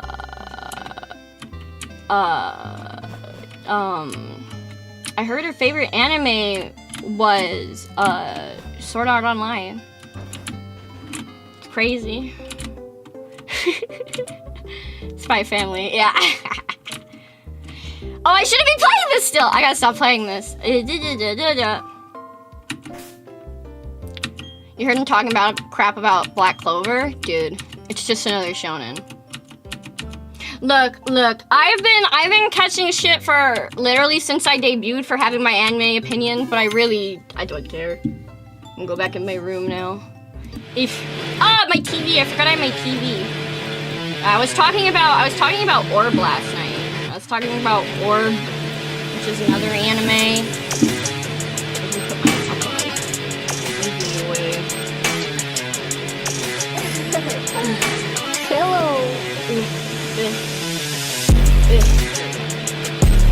Oh shit, my BGM! I'm sorry. I didn't mean to blast you with my BGM. Get wrecked.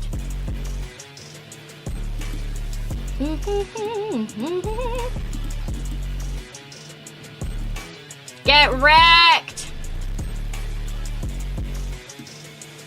Yeah, rip your ears. Ripperoni. Ripperoni, eararoni. Bam, chair. Wow, I'm proper again. Look at that. Ah! Sorry. That was me dropping my phone, by the way. Oh, my Crunchyroll account just resubscribed itself. Let's go. Am I okay? Question mark? Am I ever? I don't know. Nah. Look, I don't know if Soppy's still listening. But I don't think she is, and that's okay. But, look, I want to say right now, Mushoku Tensei is bad. Like, the main character is bad. But I would much rather take a show that tells you this main character is bad than all the ones that tell you this main character is not bad, yet he's an irreversible pervert that continues to make everyone around him uncomfortable season after season. I'd much rather take one, at least where the character is shitty, but they make him stop being shitty. No, honestly, awful MC. Like, the worst possible main character that there could really be in anime. Like, short of, like, just actually deciding to take advantage of a woman, you know? Like,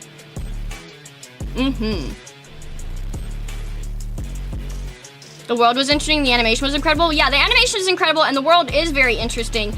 As far as, like, the actual, like, isekai of Mushoku Tensei goes, it is actually very interesting because it's one of the few isekai that actually, tries to not just make things exist because it's a fantasy world.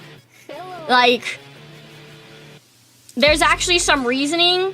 Like, there's pretty much there's always in every single, like, fantasy or isekai anime, it's like, oh yeah, these kinds of different races exist, but there's really never much into it other than, like, they exist, you know?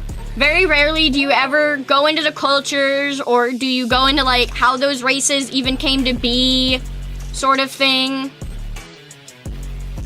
What about the guy Made in Abyss? Oh my god, Made in Abyss is, like, double egregious. Like, Made in Abyss is its own egregiousness completely, but from a world-building perspective of how he goes about, that's all I respect about Made in Abyss. All I respect about Mushoku Tensei is the actual detail and attention they put to the world building, the story, and how far they at least go to try and change their main character, instead of just making him a pervert that gets reborn or isekai'd into a world to be a pervert again. Like, Rudius has a perverted personality, but he is far from a pervert, like, especially now in the show. He's far from being, like, random upskirts. I'm going to see women as just sexual objects. Like, I will not argue with a single person that Rudius is a good boy or a good character. He's not. Rudius is an awful person, and he still has not earned, like, he did not earn his Ys very much. He only earned them as far as, like, what he kind of did for Sylvie, and that's about it. The only reason, like, Roxy even became his wife is because, like, they had a connection, and, like, she means a lot to Rudius. As far as Eris goes, that's, like, in the manga, so I can't really speak much on that. That's obviously a whole nother thing. But yeah. I suggest anyone watch Mushoku Tensei if you can get over it having a protagonist that's not a great person. You can get over, like, a protagonist not being a good person and just, like, you know, not really... The manga is about as far as the anime. Oh, sorry, yeah, light novel, not manga.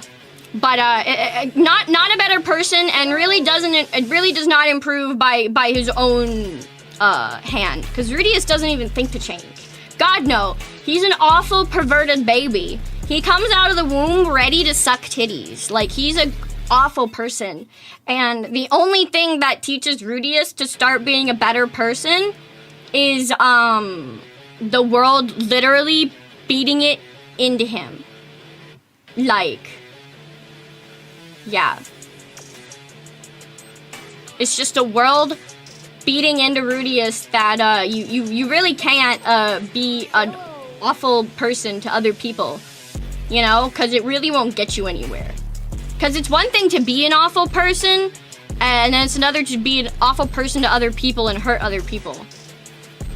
And that's really, like, I think the only, like, message that makes Mushoku Tensei still an interesting show to follow along is I do like to see how differently he treats people, especially as he grows up and what he considers and what he does.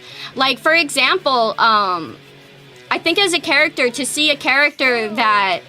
Because obviously, I'm not going to go in and fucking talk about the psychology behind, like, pedophiles or, like, serial killers, but, like, it doesn't all just start in your head, you know? Like, just with everything in life, there's just as much nature and nurture combined to make whatever kind of person there exists to be as whatever kind of person they are. And I'm not sitting here to defend anyone that's wound up being an actual predator or an actual bad person. There is no defense to them because you still have control over your own actions and you can still choose how you want to act.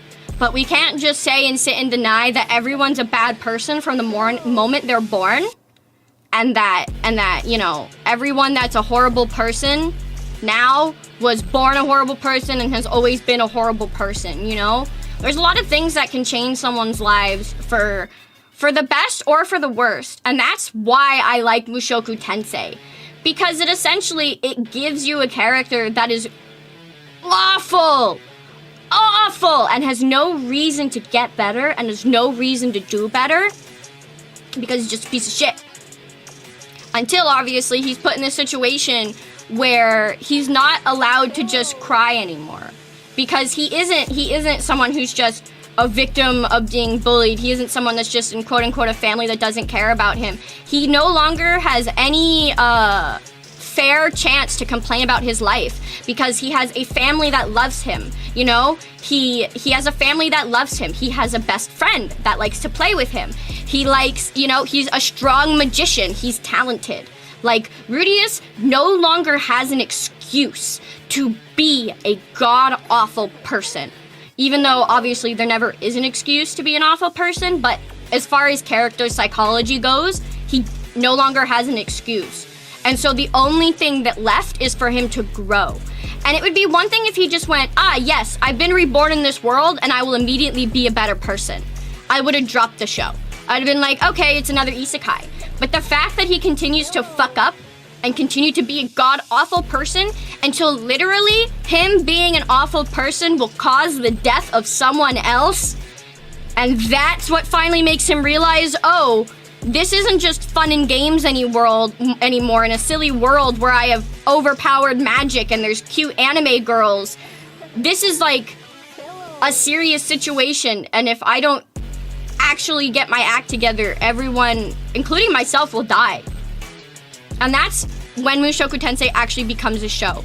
Mushoku Tensei for the first season is just like every other trashy isekai. It starts to show its true cards, obviously. It shows some of its cards early, but I think getting to the second season and getting to where they get to the demon continent, that is where I think the true judgment can be made on if Mushoku Tensei is just a show that's trying to push a shitty main character, getting wives and being overpowered, or if it's a show that's trying to push a shitty main character while giving him depth to change and become something else and become something different in this world, you know? Yeah, his struggles are well developed and he still has lots of room to grow, and he does not deserve the wives that he gets. I mean, it's still controversial in the manga for a reason. Every show, one way or another, is going to be a form of escapism. I think it's useless. I think it's useless to talk about any type of media and excuse it away for one thing or another. And it's completely hypocritical because I do it all the time. I do it all the time. But I think it's at least like if a show's actually going to give its best like foot forward, because here's the thing. I can stand a show that has things in it to be popular. Like, you can't just write something that no one's gonna like. You know? That's kind of not how it works. That's not how things get popular. You have to write things in that are still going to be good, obviously. But it's like, when a show can prove that it can go past being just slop, and it chooses not to. And it chooses to continue to pander. And it chooses, like, to just keep being... That's what I'm like, well, you had a chance, you know?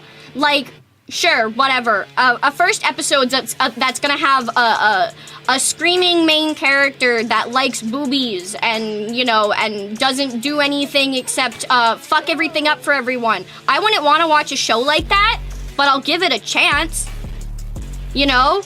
And I mean, hell, if you give shows like that a chance, you get Chainsaw Man. Okay, and that's obviously not the same thing, but when you boil Denji's character down, he's literally a character that will do anything if a girl promises him something. If a girl promises to kiss him or touch him or do anything with him, Denji will do it. Okay? So if you're gonna be like, oh, Chainsaw Man's an amazing anime and anything else is totally like unbased, no. It's like every anime and every show can have its good parts and its bad parts. And there are reasons why you can choose not to watch things, but it's like, when things are just egregious, I don't like egregiousness, I think is what, it just gets to me the most. I think egregiousness makes me upset. Like, for example, I've been watching this one show that's like, it's just a Netflix shitty slapstick comedy. It's called The Decathlon. And it's really funny because the other day I was talking about how I don't like shows that just have a bunch of sex in them. Because I'm like, can you not make a show that, like, is mature and has characters that have sex, but without, like, showing us everything? And I said quite plainly that if your character is a perfect guy, like James Bond, if your guy is a perfect guy, and I guess the idea is that James Bond's, like, weakness is supposed to be women, whatever.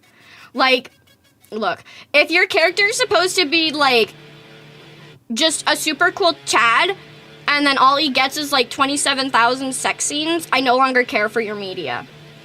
It's the same reason why I can't watch a lot of anime where the main character is just salivating over every woman that he gets. Like, and I'll still watch shows that end up that way. Like I've watched all of Sword Art Online, and I didn't like it. Because I do think Kirito is just, like, he gets away with not being a god-awful pervert that goes for it, but he also literally sits there, lets his own, like, sibling or cousin or whatever wanna fuck him very clearly, and also gets Asuna as a quote-unquote wife, but still has, like, a girl gaggle group of girls that wanna be with him. Like, yeah, no, Kirito is a worse character. Kirito is just as bad on different levels, is just as bad as every other trashy main character. Like, just Pokemon if Brock was the MC? Yeah, if Brock was just the MC, everyone would hate him. Everyone would hate Brock so much if Brock took like, just was the only main character. I say it was a dumpster fire, prove me wrong. I mean, I have SAO Progressive. I've been meaning to read it because I want to give him a chance. Because I do think that, like, you know, you can make a shitty story and then go back and rewrite it. Like, I made fun of him earlier where I'm like, bro fucked up so bad, he had to go back and rewrite his entire story. There's still, like, that's not a bad thing. That's just the truth. Bro made such a shit story, he had to go back and rewrite it. Like, that's just the truth. It's not a shot at him. It is what it is. It's like fucking saying that they didn't mess up with the original Full Metal Alchemist, okay? Like, just because Brotherhood exists. Like, no. Shit can be bad and still get better. I mean, there's a lot of stuff that turns out that way. I hate the whole die in game, die in real life concept. I thought it was interesting. I thought it was interesting. It's basically just an isekai. It's just another skin of isekai. It's just isekai with the excuse to give it video game mechanics without it feeling like, wait, isn't this just a fantasy world with video game mechanics, but it's not a video game? Which is how a lot of, like, fantasy worlds wind up feeling. Like a video game without a menu. Because you're supposed to treat it like reality. You know?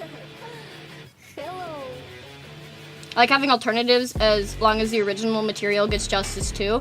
I think, yeah, I mean, there's credit to both. That's really the problem and why I can never really talk about anything is because while I could sit here and be like, yeah, I love Mushoku Tensei, it's probably one of my favorite shows ever. I can also be like, nah, I fucking absolutely hate the main character.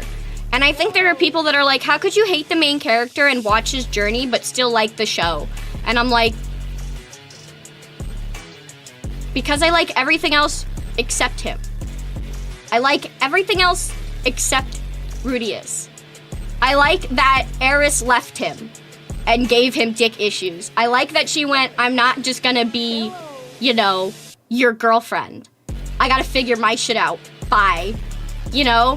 I like that. I like that they at least try to give something different. Tried to give something different. And personally, I think that here's the thing. You can get on about, like, you know, how shitty of a person Rudius is, but he is a person that is not real. And he was created by someone else, which means he was created that way. Every single feeling that you feel towards Rudius is not a surprise. Like, if you don't like the main character in Mushoku Tensei, you are literally doing exactly what the author wants. The author did not write in him watching literal CP for you to like him. That's not why the author wrote that. The author did not go, you wanna know what I think will make people, like, want to see this character get better? This. No. They wrote that so you would want to see him, like, suffer. And you do. You watch him suffer over and over and over again. And then, like, bro gets his wives. Sure, bro gets his wives. But there's only so much joy in life that can come from that. I think, like, them alone releasing the fucking episode where his dad dies on Father's Day should go enough to show you that they know exactly what they're doing with this fucking show.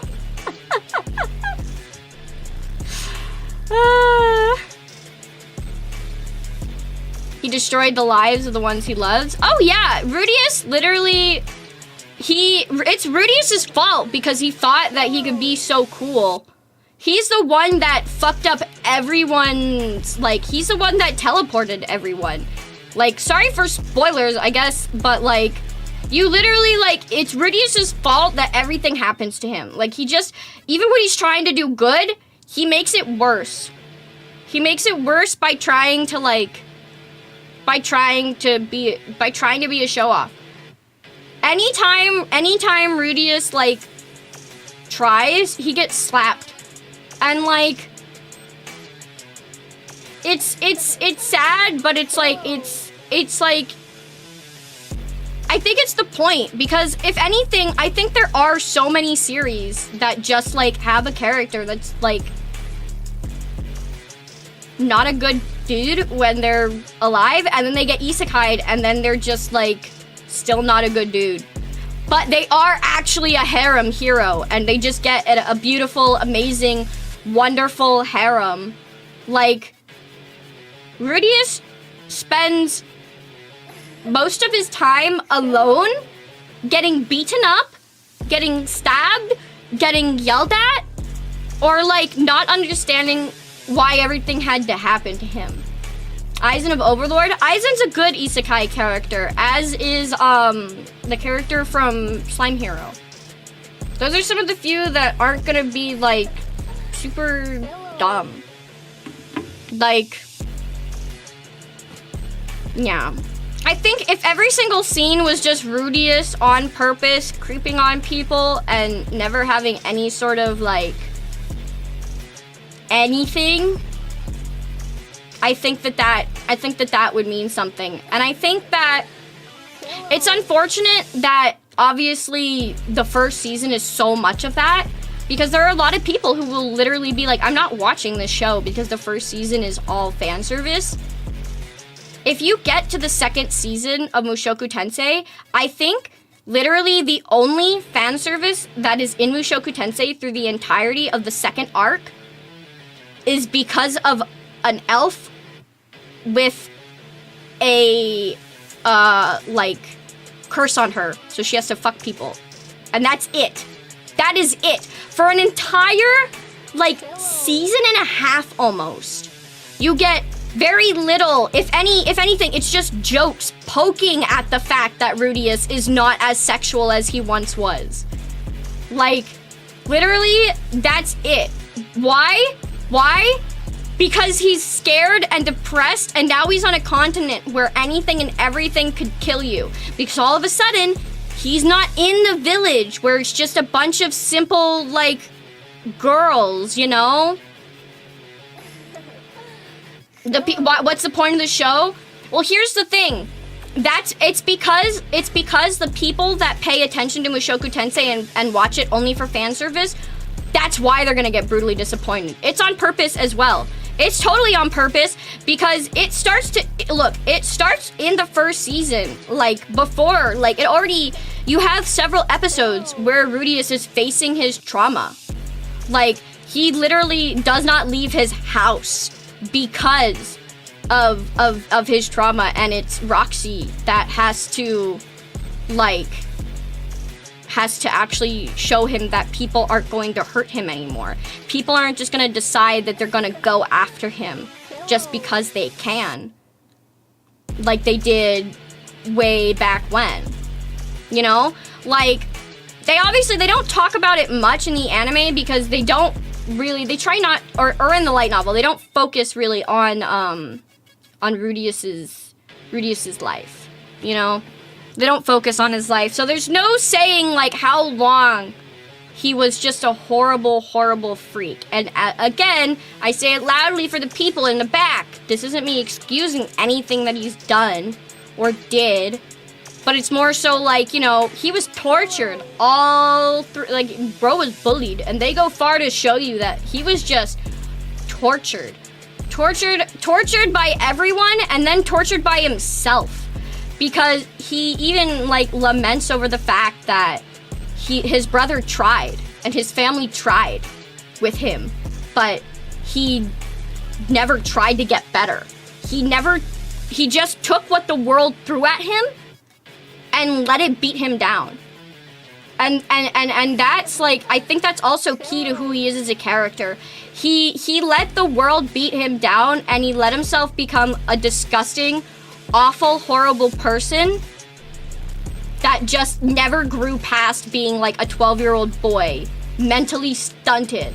He's just a mentally stunted, like, dirty room basement dweller. All right? And in no way is it like an excuse. It's not an excuse.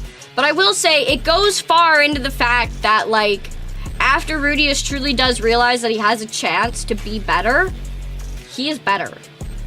And it's not a quick process, because obviously someone that spent so long being an awful person isn't just gonna be a better person.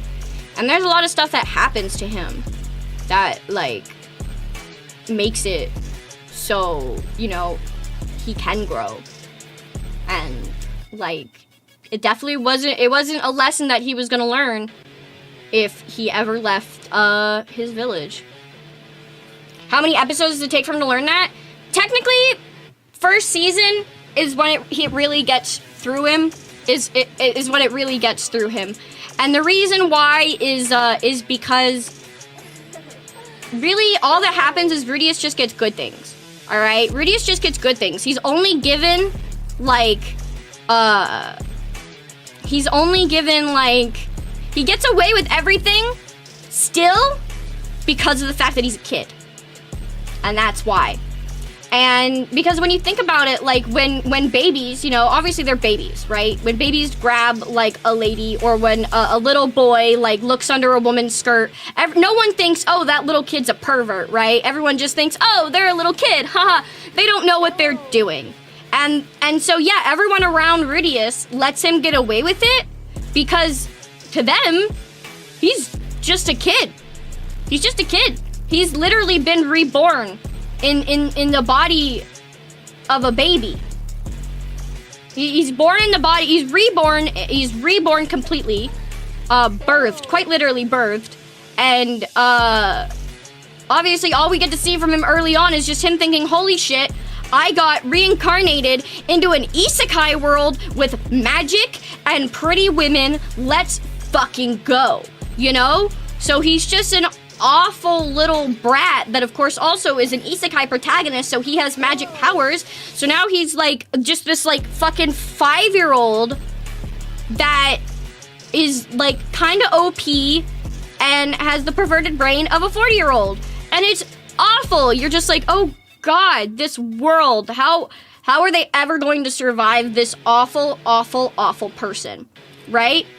And his dad is also a little bit of a sex pest, so his dad never tells him, like, oh, you gotta respect women. You know, like, he tries, but his own actions really don't speak up to that, you know? It's like, he never gets really, like, any lesson in it, because no one's gonna check him on it. No one's really gonna check him on it. And the first time he gets checked on it is when, he's actually not trying to be a pervert. It's when he thinks his friend is a boy. But it is actually the first, like, real taste Rudius gets of not doing things without people's permission. And not just doing things because you want to or because you can. Because people don't always want you to do things without knowing that they want to as well. And this is the first time Rudius really learns that, because he doesn't realize that Sylviette is a girl and thinks that Sylviette is a little boy when they first meet. So when they get drenched in rainwater and he's like, oh, we should take a bath, he doesn't think twice about, you know, like stripping down and getting in the tub. He's like, what's wrong? We're both little boys, like just get in the tub. And obviously Sylvie's like, no? And he's like, you're just being nervous, it's okay. And you know, he tries to like strip her and obviously he goes, oh my god, you're a woman! And he feels really, really fucking bad. And he has to go and apologize to her, and he gets like chewed out by his dad. Like he actually like has a whole internal little monologue because he's like, I made my friend feel really bad because I didn't use my brain. I just thought that I knew what was right. I thought I was right, and so I did what I wanted to do, and I really hurt my friend. And that's actually the first case, like, Rudius goes towards learning that about people. And then it continues on when he's given Eris as a teacher, because the show literally makes Rudius go gaga over the fact that she is a tsundere. He's like, whoa, she's a real anime girl. She's a real anime tsundere girl. I can't believe it. Oh my goodness, this is the best world ever. And obviously you're like, dude, don't just boil people down to their tropes. Like, you know? And obviously, I'm not gonna tell you everything that happens, but Rudius finds out very quickly that she isn't just a teehee tsundere, she's a spoiled fucking brat that has an awful personality, and he doesn't like her. He doesn't like her. He's like, damn, not even being a tsundere anime girl can get you out of this. And that's because he realized there's no such thing as a tsundere They're fucking abusive women is what they are. They're mean, abusive women. If a girl just hits you over and over again, like, she's abusing you, bro. Like, and that's what Rudius is like, oh no, she was not just a cute anime girl, she's actually a fucked up person, and she's not like, you know, in the, you know, lore of the show, she's not just a character written by a dude, she's like, she's a 12-year-old girl that's been spoiled her entire life. So he's like, this is just some 12-year-old girl that she's fucking better than me. And she's fucking annoying as hell. And, yeah. He literally just is like, fuck that bitch. And obviously, you know, he still has his breaks in his intelligence where he's like, oh, but maybe I can look beside the fact that she's just an annoying girl. And he always gets the shit beaten out of him for even trying. He always gets the shit beaten out of him for even trying. And then, of course, later on, when you move into the Demon Continent, the relationship between Rudius and Eris becomes so incredibly complicated that it's like, you can't just look at their relationship and be like, oh, but technically, you know, he's isekai'd from another world and blah, blah, blah, blah. If you're gonna look at anything like that, then you could say any elf that falls in love with someone is still gonna be just as bad. And, oh no, it's still just as bad because she's still technically a child and does not know, like, anything or of what she is doing, which is why I think it's amazing that, the author actually decided, you know, like, to go the route which they did, which was, yes, did they wind up kind of getting together? They did. And what happened after that? Eris fucking left him. She left him and bro couldn't use his dick for 5 years. And that's because you're not supposed to look at this and be like, oh my god, it's an isekai, like, 30-year-old something dude with, like, a girl that by the standards of the world that she's raised in is a young woman or whatever and is supposed to be old enough to be wived off. You're not supposed to look at that. And yes, it's supposed to make you uncomfortable. And what it really is, it's the fact that it's sad as shit that the first person that Rudius ever felt like he could open his heart to, and the first person that, like, he ever felt connected to like that was a little girl that he literally only had any sort of chance with because he saved her life. And under any other circumstances, like, she's just an annoying fucking brat that he doesn't like. Like, it's not, you're not supposed to look at it and be like, yeah, Rudius finally got it. Yeah. You're not supposed to. It's sad. It's really sad. It's sad that the only one that could understand Rudius is an immature child. Not even a woman could understand Rudius. The only one that could comfort him was someone that was just as messed up and, like, what's the word? Immature towards the world like him. And that's because I always look into writing and, like, why? Because I really rarely, like, think to myself that someone's gonna go through the trouble of writing a whole story and putting it out there and put things in there that they don't care for people to actually think about. Like, obviously, there is stuff that people just make for it to be funny, right? I don't think a light novel that's been published for 10 years is being funny. You know? I think it has a bit more points to make, especially since it's gone so far to go past, like, the perceptions and to show you, hey, I'm not just a show that's about, haha, look at how horrible this main character is and how he can just get away pretty much with any girl ever. Counterpoint Gintama. Well, they make it a point to make it funny. That's what I said. There are things that exist for the point of being funny. There are things that exist for the point of being funny. But I don't think people just make things for the sake of it not being in there. Oh, and I realized I kind of like got off topic for what I was also kind of talking about earlier, which was the show The Decathlon. I was saying how it really annoys me when shows will just put sex in there and we have to like watch like Chad like, you know, have sex with a beautiful woman from all camera angles for like 10 minutes. It's because the director's a pervert. He wants to see a naked woman or a naked man. Like, literally, you can show and talk about characters having sex without it having to be an entire scene that shows them slowly getting undressed and laying down and getting all on top of each other and feeling inside of her. It's just porn, dude. It's soft porn that you're getting away with in front of an audience. It's soft porn. You can literally show a 15-second montage and then like a conversation that they have. You can make it so much more dramatic and intense than just showing bodies smashing against each other. Like, it's lazy.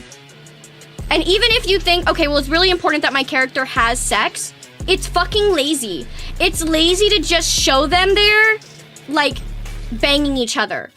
Like, I would much rather, like, hear the bed creaking and see, like a bug being eaten outside by the female, like, to represent how he feels like he's being taken alive by her, rather than, like, see graphic fucking sex in my movie. I don't care. It's porn, dude. You're showing me softcore porn. Like, yeah, exactly. Getting over trauma. And I've said that too. It's like, if there's a point to your character having very deep, passionate sex, then there's a point to your character having very deep, passionate sex. But if your character is always having deep, passionate, fulfilling sex, why do I want to see, through your 2-hour runtime, the 4, 5, 6 times that your character does this? I don't care. Don't care. And obviously, I'm being, like, really crazy and being like over your runtime. But it's getting even worse now. It's getting even worse now with the move from movies to 1-hour episodes. It's getting even worse now because now it isn't just, oh, it's a 2-hour runtime so they can only fit in, like, 1 or 2 sex scenes. It's 8 or 9 hours worth of what could, like, be, like, such a show. But then every single episode has to include something or yada yada yada. Or it's like when you don't prepare your audience and you expect your audience to be like down for anything. Like Game of Thrones, yes. Like, I think that deciding just right out of Game of Thrones, I dropped Game of Thrones. I dropped Game of Thrones because like 2 seconds in, all like, what was it? Within 5 or 10 minutes, it was just close-up shots of their actress and her tits, and like her brother like fondling her. You didn't have to show that. You didn't have to show it. That was because you wanted to show her naked. Period. Had nothing to do with it. And it's like, oh well, I wanted to make it creepy. You literally could have shown him staring at her naked with a camera shot from behind with like her butt covered up by like a statue or like something else in the foreground to basically make it so she wasn't naked, and I would still be super creeped out. Like, yeah, exactly. The point is to make it vile. And so then it's like you go back to Mushoku Tensei and it's like the point is to make it vile. So that's why it's like, I can agree that there are shows where it's like they on purpose make things vile. They make characters vile, they make things vile, but it's like, I still think you can go a lot of ways without having to just like push it in front of your audience. Like, I think it's like at that point, it's like, yeah, it's a shock factor. But like, it got dropped because of this later on. Yeah, later on. How long did it take them, though? How long? I question genuinely, like, how long did it take for them to stop, like, just doing like panning shots on just naked women. Just because they could. Yeah. You can vibe without it being graphic. You can vibe without it being graphic. Gay scenes too. But that's the thing. I don't even want egregious gay sex scenes. I don't even want to see two, like, men going at it. Like, I don't want to see men or women going at it. Hey, Goblin Slayer? Yeah, see, Goblin Slayer too. Like, SAO-Alicization? Yeah, SAO-Alicization,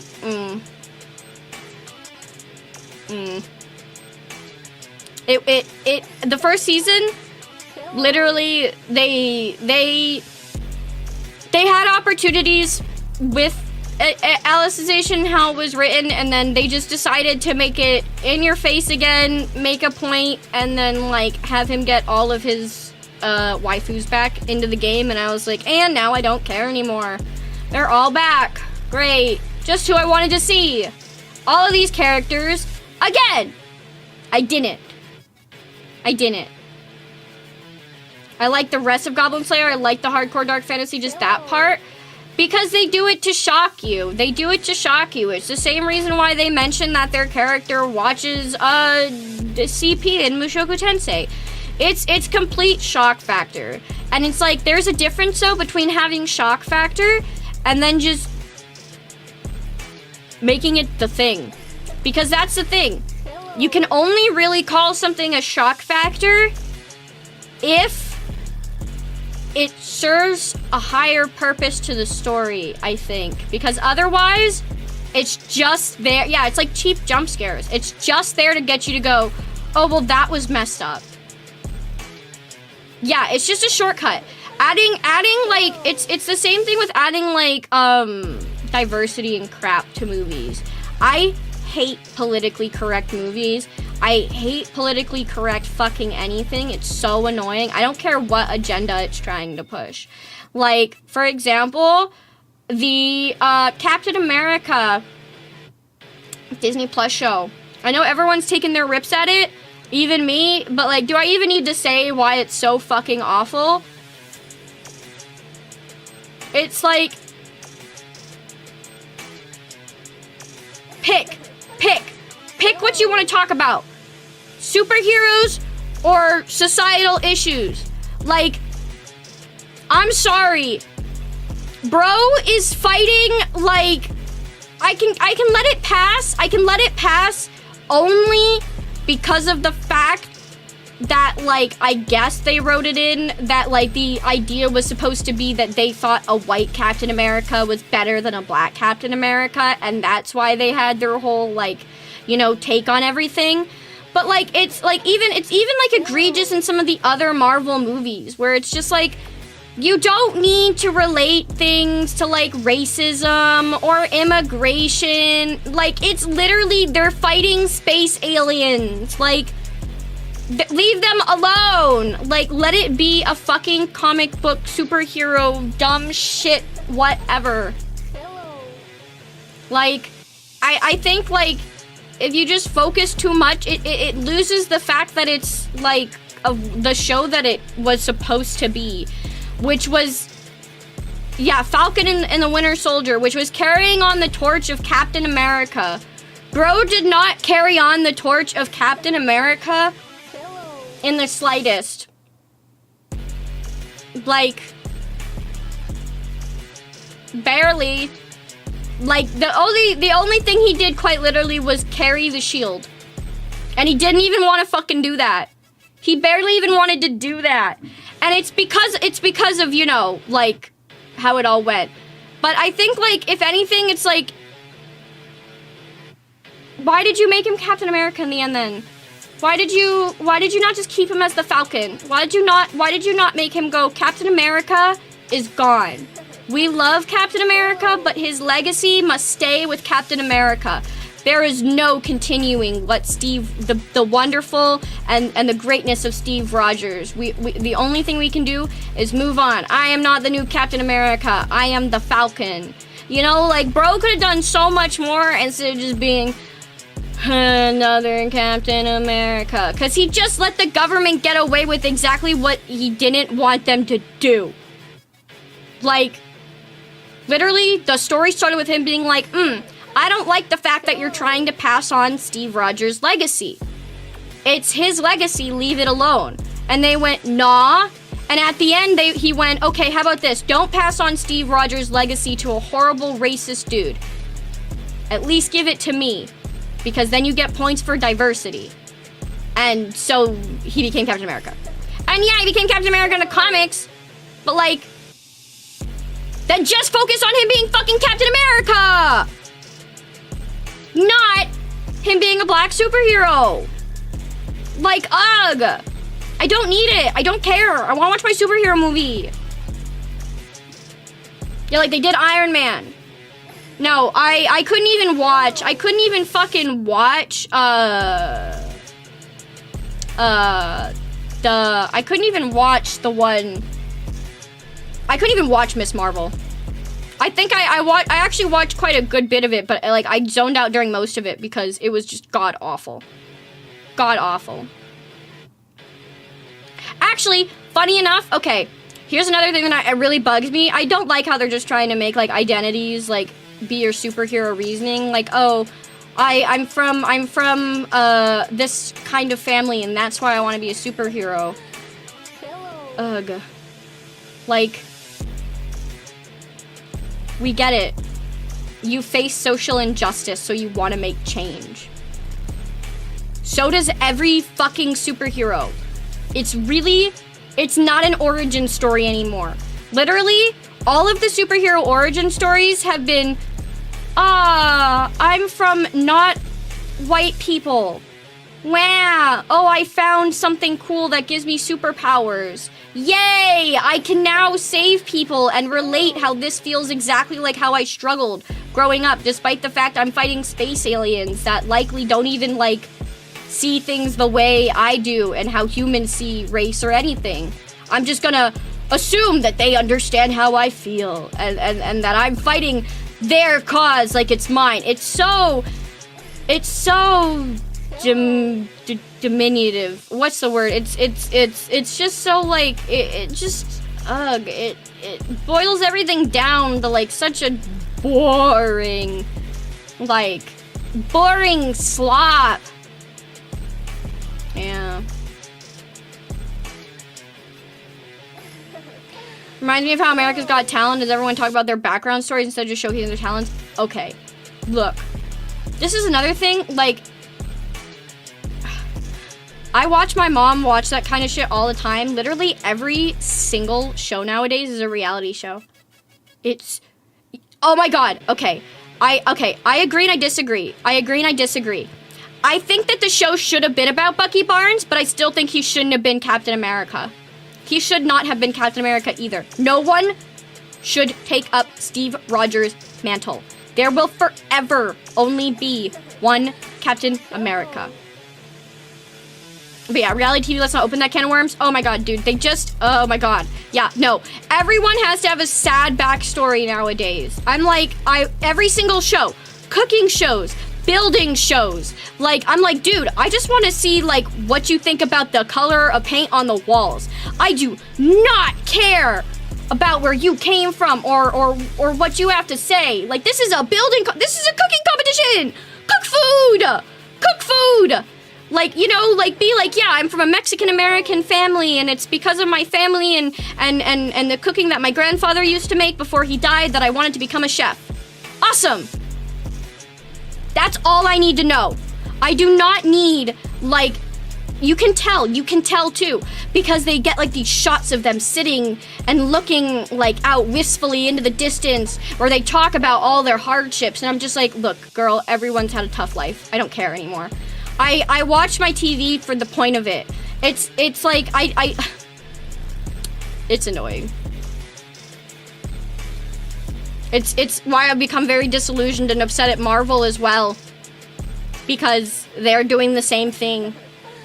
They're just, that's all that they care about, is just like making it some sort of like point and a story to push. When it's like, some stories can come with it, right? Look, okay, here's the thing.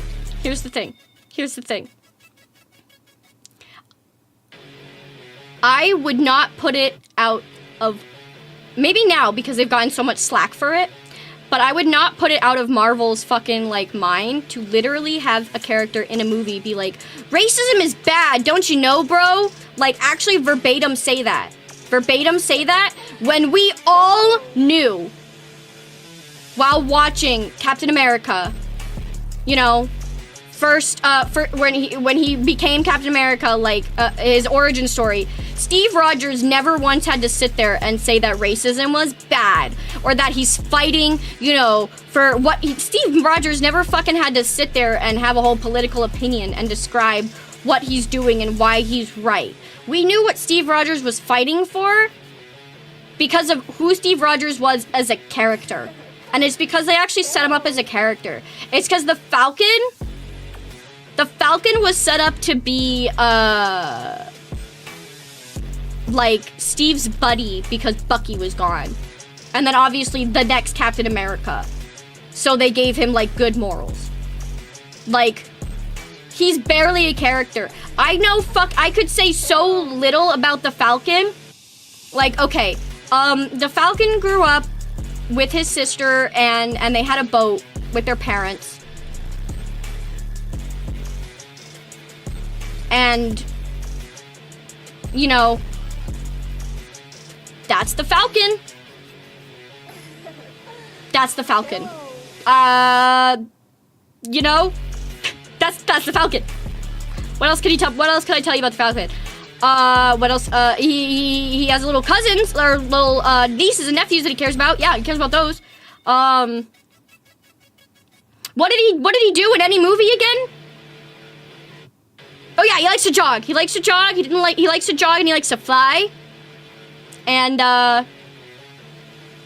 oh right. By the way, can we also mention that the Falcon is not a fucking superhero?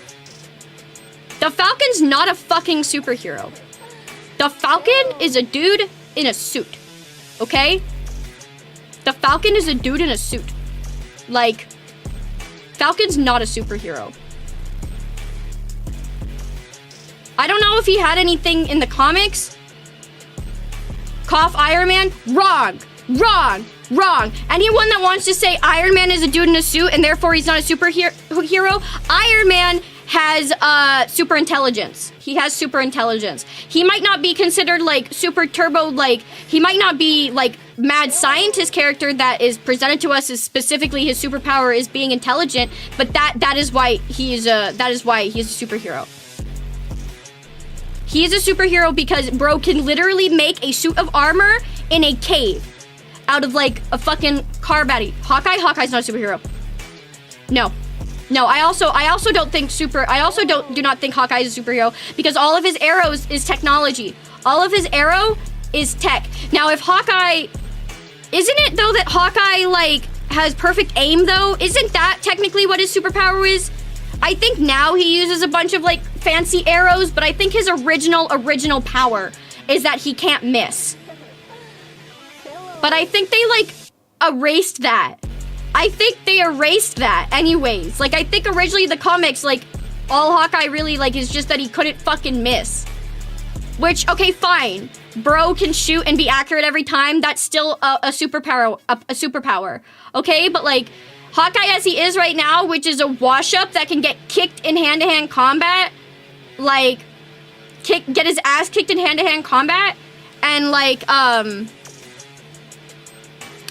like, uses like pin particle arrows that is just science? No. Black Widow 2 is just a trained spy? Yes. Black Widow is also not a superhero. Black Widow, the only, like, you could give her is, like, you could arguably say, because we don't know the extent, and obviously I don't know everything from the comics, I don't know what extent, like, Black Widows are trained. Because, like, you could argue that if they're given, like, any sort of enhancement to make their memories, like, easier to remember things, like, if there's any sort of supplements that the Black Widows are given in their training to make them better Black Widows, you could argue that they are superheroes because it's like, you know, any sort of super serum, it's just not the Captain America one.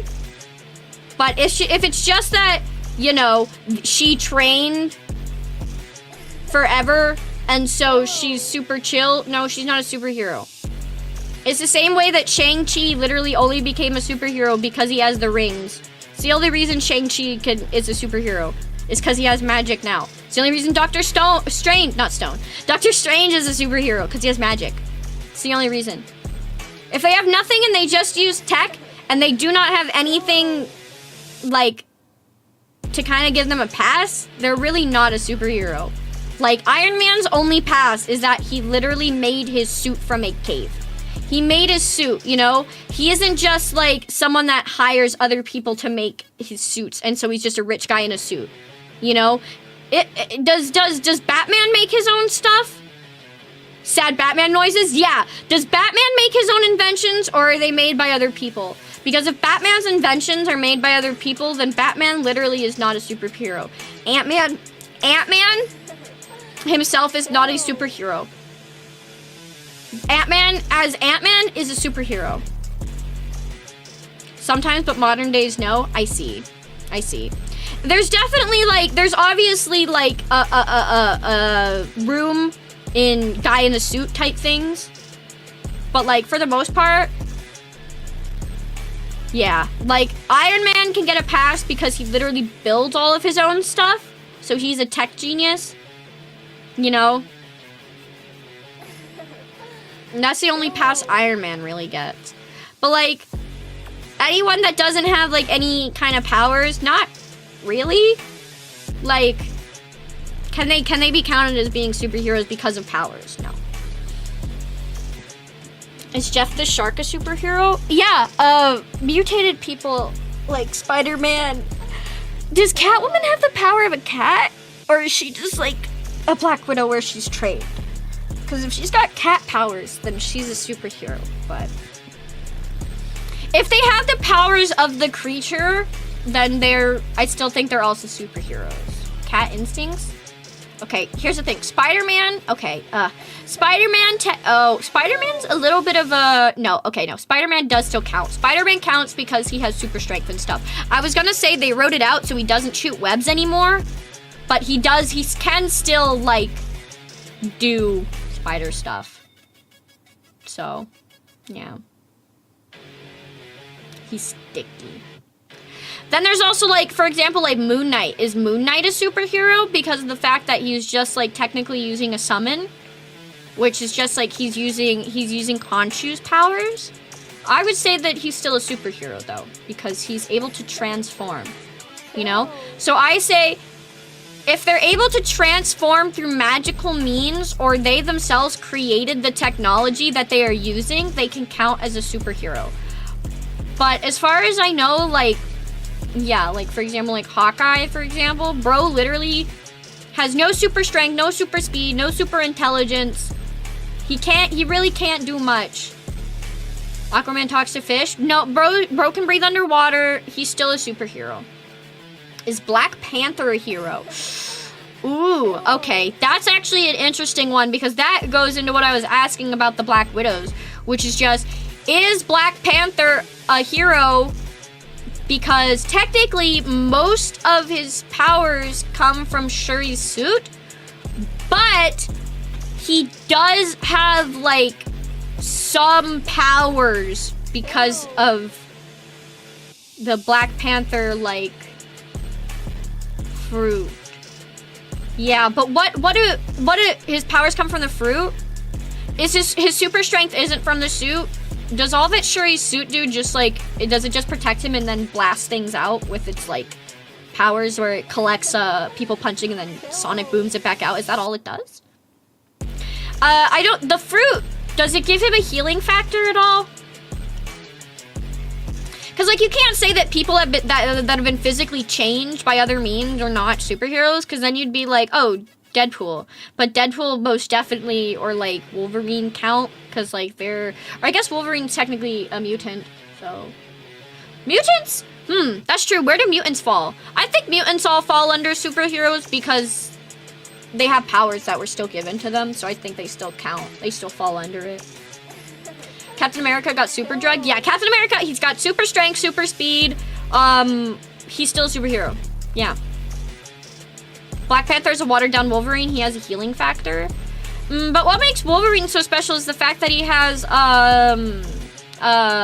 his bones. His bones are all made of, whatever the fuck it's called. Superpower does not equal superhero. True. True, superpower does not equal superhero. Adamantium. Yeah, adamantium.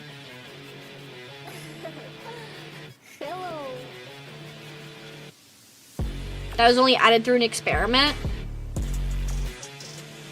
Oh yeah, huh. I'm like, because I know there are some mutants that are born naturally through the mutant gene. See, here's where it's hard, because it's like, there are mutants, there are people that are born, there are people that are given the powers, there are people that can make the powers, and then there's like anything that's done by Infinity Stone. Like, because it's also like, I know original Wanda, it was like, what, just born as a mutant with Quicksilver? But then in the movies, they're given that power through experimentation with the Mind Stone. So it's like, it's hard with all the rewrites between the different Earths. I mean, technically you could say that the Earth comics and comics in the movies are supposed to be different. Which, I mean, they are. They are, so. Yeah. People with powers just want to live a regular life. That too. Yeah. That too.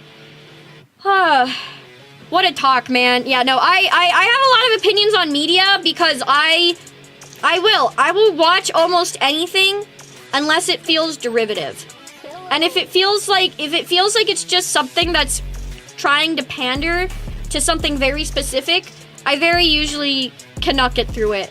And that's why I'm like, I don't think that like Mushoku is trying to pander to a very specific audience, not anywhere near as much as like fucking any other isekai is for the most part. There's like a couple of good standouts, but pretty much any other isekai that you run across nowadays is going to be a god-awful harem isekai. So it's like, you know, like even SAO, like it's still not a god-awful show. Like it has its shit, you know? Like Chainsaw Man, the main character's point for existing is literally just to touch boobies. And even after the object of his affection is dead, he still wants to touch her boobs in the afterlife. So like, never give up, I guess? Lots of isekais can be slice of life though, which is comfy. That is comfy. I do like that. And I think that's the other thing is that I also have a problem with slice of lives too sometimes. Yes, no, slime isekai, Ascendance of a Bookworm is really good. Ascendance of a Bookworm. What else? Freeman's not isekai. Womp womp. I was gonna call it isekai, but that's just fantasy. It's because so many fantasy and isekai just get smushed together nowadays that there aren't actually a lot of just like good plain fantasies out there either. Yeah, Freeman's just fantasy, I forgot. They don't technically have an isekai protagonist. You like god-awful harem isekai and slice of life anime though? That's okay, you can have terrible taste. You're allowed to have whatever taste you have. You're allowed to have whatever taste. Like, literally, I've watched some god-awful shows. Like, I have watched awful shows, okay? That's why I won't take anyone saying, like, genuinely that I have bad taste. If they actually listen to all of the different things that I've watched and enjoyed and why I watch them and what I take from them. But it's like, I'll accept, you know, whatever I get called. It's like, because people are going to be like, oh, well, if you're going to, like, try to look so deeply into what's just a manga or an anime, you're trying to find depth in it, you're coping, and yeah. And I'm like, okay. That's how I like to enjoy my shows. I like to enjoy my shows by pausing every 5 minutes and going, what did that mean? I wonder why that character, like, ripped her panties off. What was the meaning? What does this have to the greater plot? You know? And sometimes the answer truly does come back to being that there's a reason. And sometimes there is none. And I think I just get annoyed by shows that just make it like a law of the world. That's what I think it really is that a lot of ecchi or a lot of those like harem anime come off as law of the world type of thing, which is just like, oh, if this character is on screen, she is going to get looted. That's how I feel about like law of the world. It literally makes you feel like the show that you are watching and in the universe it exists in, there must be some sort of law in the way that the universe works that girl is going to get looted. You know? It literally makes you feel that way. Instead of it being an individual character choice or just anything else. And that's what I think I mean when I say like it feels like it belongs in the story or that it's just shoved in there. When I watch any sort of story, and I feel the same way with like excessive gore as well, and I love gore. Like excessive gore also, I'm like, do I have to see someone like getting their face ripped off every other scene? I don't care. Like you really don't have to show like just all of that either to show, oh, my show's dark and gritty. It's actually why I don't like Castlevania. I couldn't watch the Castlevania Netflix show because it just felt like a bunch of people talking and telling each other back and forth how much they didn't really like each other, then becoming friends too quickly, and just a bunch of like, wow, look at how we can throw it in your face that it's gory and dark and messed up and that vampires are wild and rad. Like, I was so bored watching Castlevania. I was so bored. I've tried several times to watch Castlevania. I haven't tried Nocturne yet, but I've tried several times to watch the Castlevania from Netflix, and I was me. Feel that about Bleach? They had 2 of each ghost friends with powers, and then the writers don't know what to do with them. Oh God, Bleach was a nothing burger. Bleach is a nothing burger. So many shonen are nothing burgers, and it's because they don't know how to deal with characters having powers and other characters having powers. They don't actually know how to write like any sort of change in the world. It's because what a lot of people don't want to admit that they want to write is just people with powers doing stuff, just doing stuff for the sake of it. And it's because a lot of people nowadays try to put their points and opinions into everything because they think that you're not gonna make it with a story if there isn't like, you know, like anything in it. It's why a lot of Western media is so like draining. Like, it really is. Poor useless Rukia. Like, I barely even remember Bleach. Bleach left not barely an impression on me as an anime. Because, like, it's just the same thing. It's just, oh, I get more powers to fight bigger enemy. To get more powers to fight bigger enemy. So boring. So unoriginal. Do not care. And obviously you can cut some slack to older Shonen Jump stuff because like Bleach is older, right?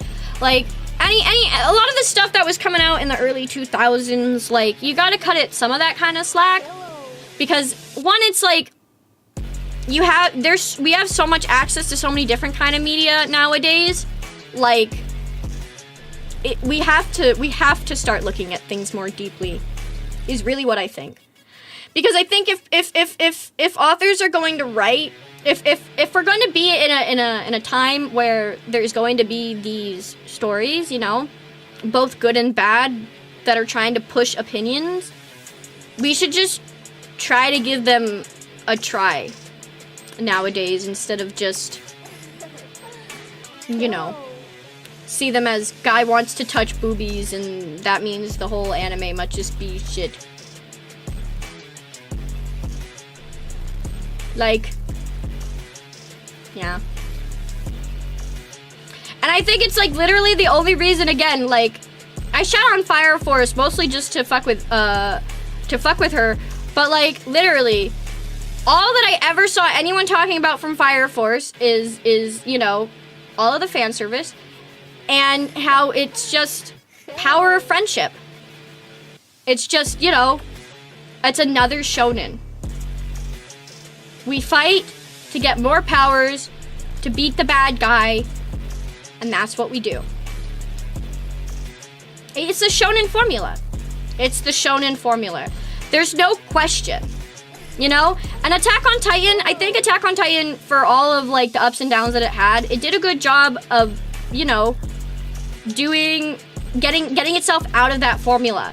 Because obviously Attack on Titan does live by there's big baddies and so we must get stronger to defeat them. Like that, it literally relies on Eren eating Titan to get stronger. But it goes so much farther than that, and it's also the point in case where they don't always win.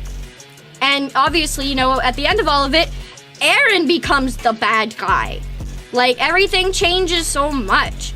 It's like, I'm sorry, if I'm tired of the shows that are the same. I'm tired of the shows, and I'm tired of people being like, this is the most amazing show ever, when all it is a reskin of Naruto. Okay? Where it's like, main character is sad and lonely, but it's okay, because eventually they got power and made friends, and with the power of friendship and training, they will defeat everything. I'm like, cool.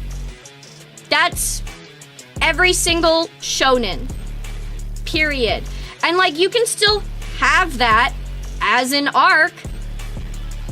Totally. 100%. But then like, if that's all you have to offer, really, what's the point? And it's okay. It's okay to be like, I like Naruto and I wanted to make Naruto, but like with my own spin. Like, literally, Kaiju number 8. Okay? Kaiju number 8 is the most unoriginal shit I've ever seen. Alright?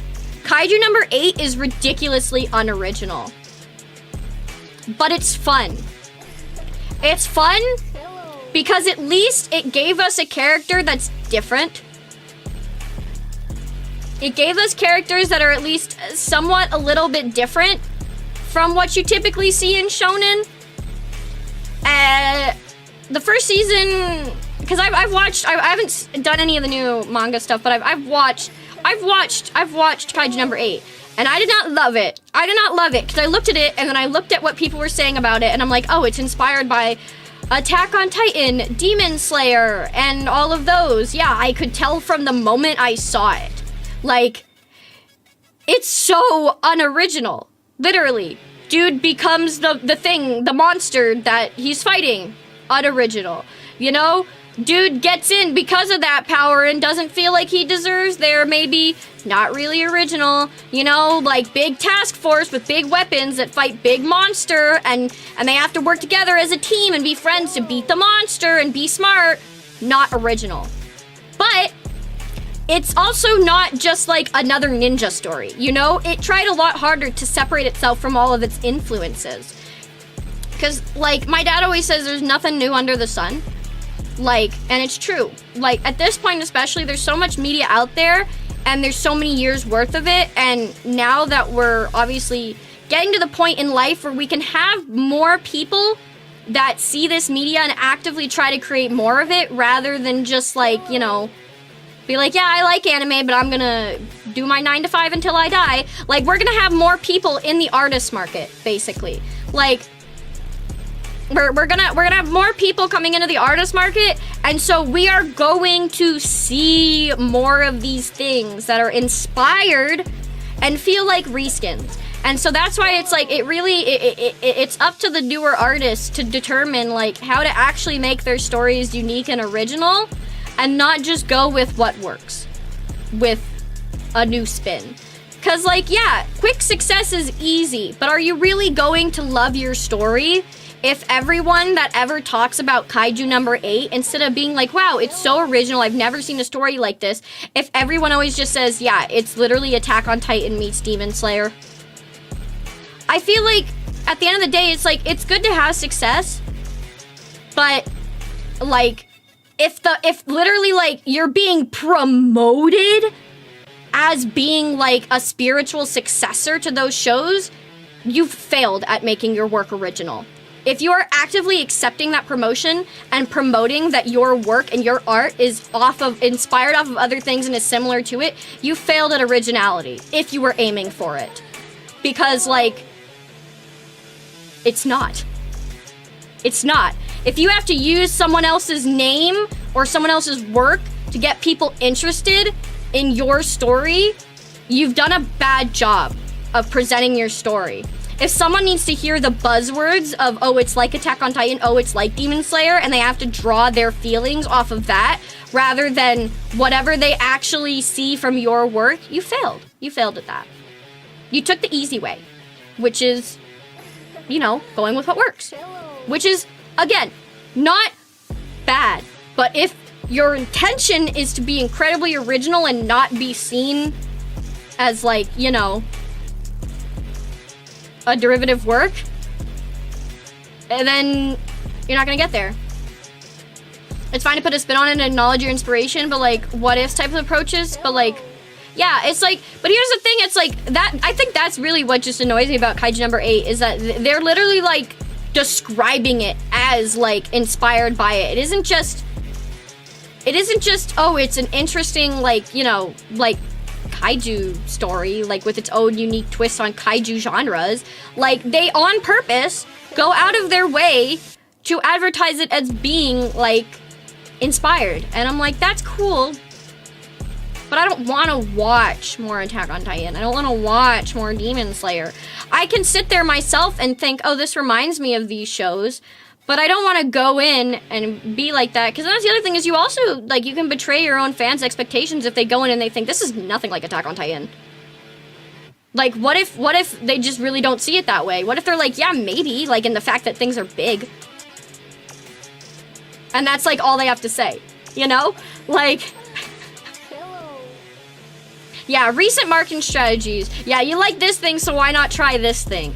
Like, it's all these recent market, like, I'd say, like, the industry of everything over the last 5 to 10 years has been so annoying. It feels like, and it seems like it's even harder, like, to get, like, an actual original work out now, too, because people aren't gonna trust it because it isn't, like, fucking Attack on Titan or Demon Slayer or whatever. It's like, you win or you, it's a lose-lose situation. It's hard out here to be an artist, as they say, which is why it's like, there's so much like fear behind putting anything out, because it's like, there's now so much and everyone can see it everywhere. You're on a global stage, you know, and the global stage is quite daunting, and there are people that realize they're on the global stage and there are people that do not, you know. And I feel like it's like, at this point, discussing on whether certain media should exist or not is counterintuitive, because there is no such thing as what media should exist and what media should not exist, because, you know, unless someone's literally sitting there and saying, this is a story that happened and I'm telling you every single thing exactly as it happened, it's a story, you know. And I think the fact that, you know, there are people that will go and write these stories instead of do weird things, like, God forbid, and obviously you look at the author and you say, oh, well, the author wrote a weird story, so they're probably a really weird person themselves. But there are also cases where there are fucking people that write weird stories and they're completely normal individuals. And it's because, like, we need these types of stories out there instead of just all of, like, the sanitized whatever. I'm so tired of all of the, what do they call it? Do they call it woke? Like, where it's like, oh, you have this in a show and so I don't like it. Yeah. Like, literally, I don't care what you put in a show as long as you don't insult my intelligence. And that's why I don't like all of the, oh, we have to have diversity, or we have to have a female main character, or we have to include, like, an R scene, or that they're a pedo or whatever to be progressive and like, no. It's not progressive. All that you're showing is that you wanted to make more people watch your show. You wanted to make more different types of people watch your show and think that they could find someone to relate with. Make art, make your story how you want to make it. It's like the more you try to like sit there and be right to everyone, you're gonna be wrong. There is a billion people everywhere in this world. There's 7-8 billion people. Literally no one is going to have the exact same opinion as you. So what is the point in trying to make something or beat someone that is going to appeal to everything? It's a moot point. It's a worthless battle. It's dumb. Like, it's worth it to be a good person, and it's worth it to make something that isn't just god-awful boring, you know? Like, just because people have an opinion that's different, and just because life doesn't matter, so do whatever the fuck you want, doesn't mean you should do whatever the fuck you want, you know? There are rules, there are laws, there are morals, there's everything's there for a reason. Like, it's the idea of, like, if you say, oh, do whatever you want, it doesn't mean go out and steal. Like, to go wrong in one's way is better than to go right in someone else's. Exactly.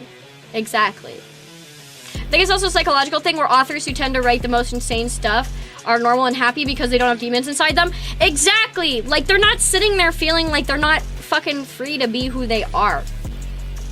Like, I can sit here and shit on any show that I want, but it's my fucking opinion, you know? Like, I can be like, Game of Thrones is trash.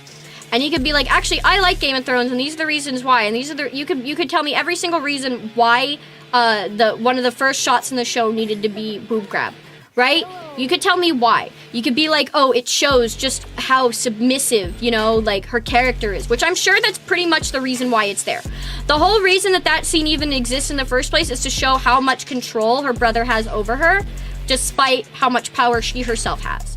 Like, it's there for a reason. It's all there for a reason, and people can make up their reasons, just like I can make up my reason for why I think Rudius as a character exists, you know? Like, if you take a second and you sit and you think, you can make up a reason for anything. Everything is a cope and seethe, and so it all comes down to a new fucking point. New point. Move on. Watch a show you want, or that you don't. But don't sit there and try to claim the morality of others because they like that show or because they don't like that show or think it explains everything about them or whatnot. It's why it's useless to look at the one thing that someone said 5 years ago on Twitter and think that that's like who they are as a person. It's like there is such a complicated formula for why a person does anything, like to the point of like there's like, people are so incredibly complicated, you have to shut your brain off. That's what I've had to try to like get into myself recently, is that I've tried to overthink so hard about why someone does something, where it's like you can sit there and be like, how does this make sense? Where someone, like, for example, someone can be so mean to you, even though like all you've ever done is be nice to them. That's like the easiest case in point of example. And it could literally be that you did something that person didn't like and they never told you about it. But no one else has ever had a problem with it, just that person, because of something that they personally experienced in their life. In their life, you had nothing to do with it, and they're gonna take it all out on you. Just because you did it. You know? It's like that sort of thing. You can't hold people. You can't hold people to the one thing that they say or the one thing that they do. It's the things that they do consistently. It's the things that they show you. You know, everyone's going to make mistakes. Everyone's going to be handed different information. It's like, if you look at two people, like, it's why brothers and sisters are different, right? They're raised in the same house, but they could be totally different people because they've been treated differently. Like, it's the same way with anything online. It's like, just because I think that, oh, Mushoku Tensei is a good show, doesn't mean I'm like, yeah, I think pedophiles are great, and I think everyone should watch CP. But that's what the internet's gonna do. The internet's gonna go, oh, you like Mushoku Tensei? You must be a pedo. And it's like, you know, you say you like apples, and so people are like, oh, so you don't like oranges. What the hell, bro? It's like, no. No. I like oranges just fine. Like, it's what Twitter will do, it's what YouTube will do, it's what any one on the internet anywhere will say. Yeah, I like pancakes, so you hate waffles. Yeah, and it's like, I realize that most of the people that ever try to comment anything aren't sitting here watching me talk about how I feel for 3.5 hours. You know? They're seeing the one random shit that they think they don't agree with. And so that's why they're like, they're the way they are. And that's why I've just stopped caring anymore, because people care so much about themselves that the second they start caring about me, I realize it has nothing to do with me. That if they're mad at me, whether they're mad at me or they're happy at me, it has nothing to do with me. It has everything to do with I did something for or against them. Nothing to do with me. It's all about them. It's all about them. I did nothing. In truth, I did nothing. You know, unless I objectively like sat there and stabbed them, right? Like I sat there and I stabbed them. But it's like if I read, you know, if I retweet Yowie, or I watch a show you don't like, or I vote for someone you don't like, or I play a game you don't like, that you don't agree with because the author, you know, oh, that author, he hit his wife, you know, so you shouldn't support his work. Like, I understand all of that. I think it's so fucking dumb, though. I think the people that go crazy based off of what, like, the artist has done are ridiculous people. Like, there's a difference between sitting there and being like, oh, I will not read or associate with anything Harry Potter because J.K. Rowling says this about trans people, blah, blah, blah, blah. And then there's, like, being like, yeah, her books are fine, but I'll never like buy any of her like merch. I'll never actually like, I'll read all her shit illegally. Like, I'll never actually contribute to her. And by the way, I've never read Harry Potter. Just want to put that out there too. But it's like that sort of thing. It's like you can completely enjoy the story of fucking Harry Potter. Like, cause I really like Fantastic Beasts, right? Like you can read and watch and listen to music and has nothing to do with the person, because half the time it's like I find out something about someone and I'm just like, oh, okay.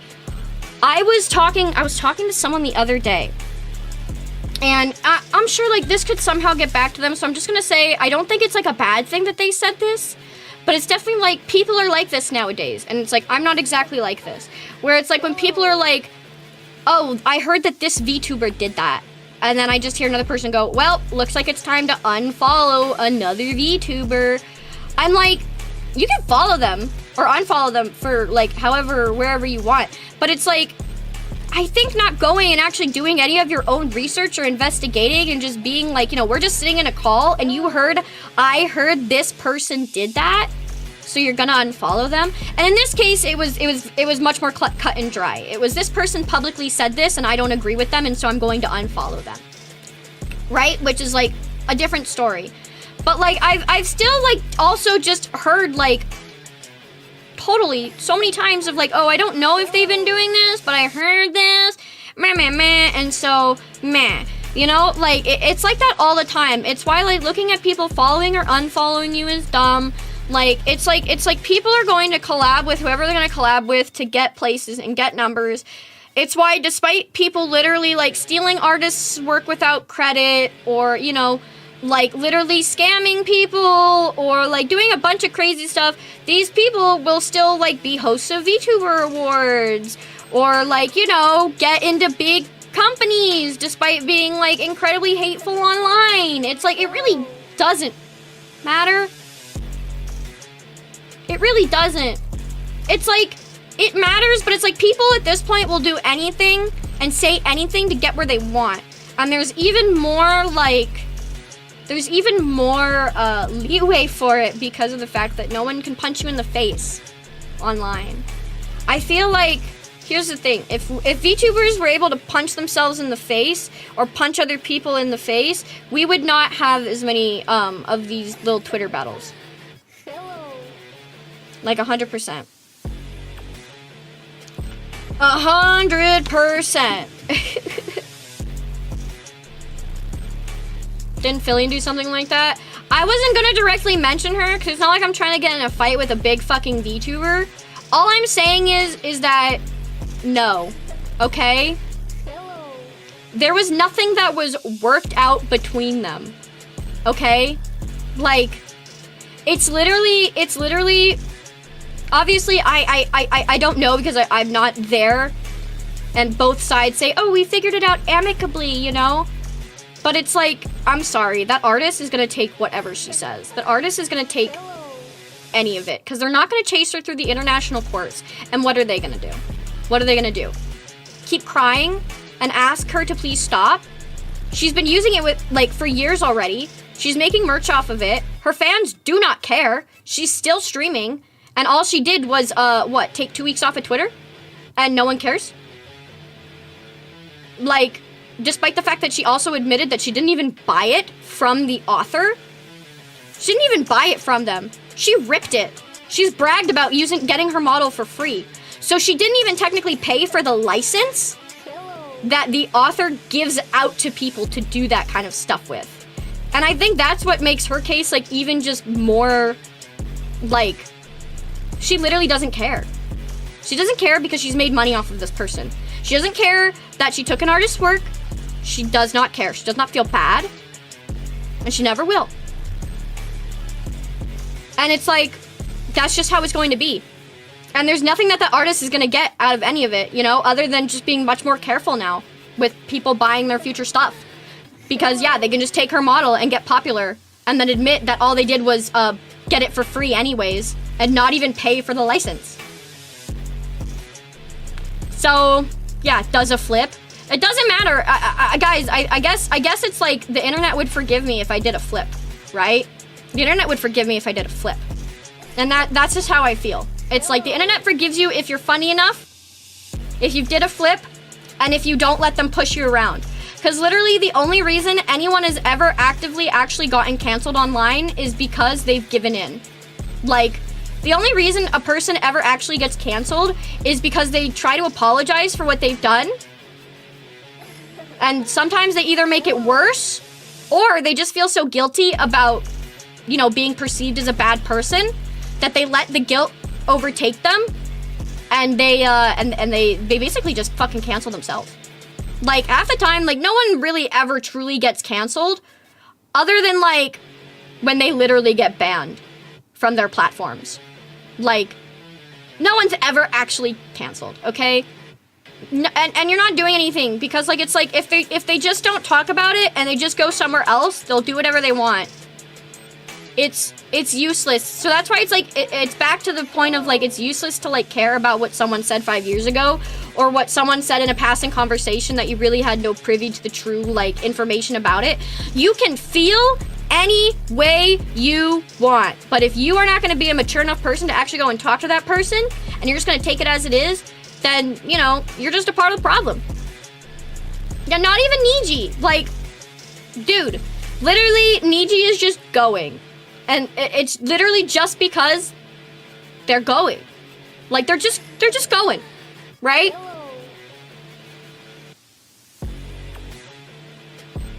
Yeah. It's like, I don't know. It's I think about it more and more and more and more and more and more and more. Especially now as, like, so many, like, corpo girls become back to indies, and we're really only just left with, like, the big corpos and little stuff. Because at least before it was like, you know, corpo girls weren't allowed to really do a lot of stuff with indies. A lot of them had rules against it. But I will say I'm a little scared, because some of the fish are getting back in the water. They're getting back in the indie pool when they weren't really all that good to begin with, and, you know, now they have, like, even bigger access for people to hear their trash. And they also are going to be scared to say it because they can't get quote-unquote fired from anything. The world will eventually devolve into indie soup. It might. It might. I mean, what? We have Niji, which is basically where you go at this point if you want to get clout and dip. And maybe they're better now. Doubt it. although apparently they've been making steps. We've got Hololive, which you're basically at this point not really going to get into unless you're an undiscovered saint or you have a ton of subscribers. And then we have VShojo, which is just a friend group. It's just a friend group. And like their auditions, oh my god. Whoever is like PR on VShojo, man. Always something happening with them with the yeah, it's because of it's because their investors are public. It's because they're not a private company anymore. It's because they literally their investors' money changes what they do. Which is how you do have to act as a business. Which is why okay, now that I can actually talk about it like a little bit more and not feeling like I'm just like, you know, talking over what Soppy was doing. VTuber agencies operate under most people assuming that there is money from the background that is being put into the girls and that, you know, they understand that there's a split.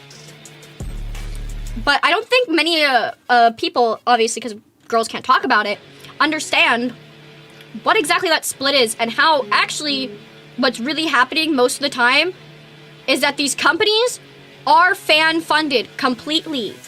I think I've only spoken to one because I've been in a lot of interviews. Like I've been in VTuber interviews since 2021. Okay, I have been in for all of the agencies that have been opened and shut down, except for like a couple. I've at least been in the first interviews of pretty much every agency that you have known your Oshis from. Okay? So I'm not just talking out of my ass when I tell you that a lot of these interviews feel, first of all, like when you ask your kid to interview you and they just go, oh, well, like, what do you like to play? It's literally so sad, okay?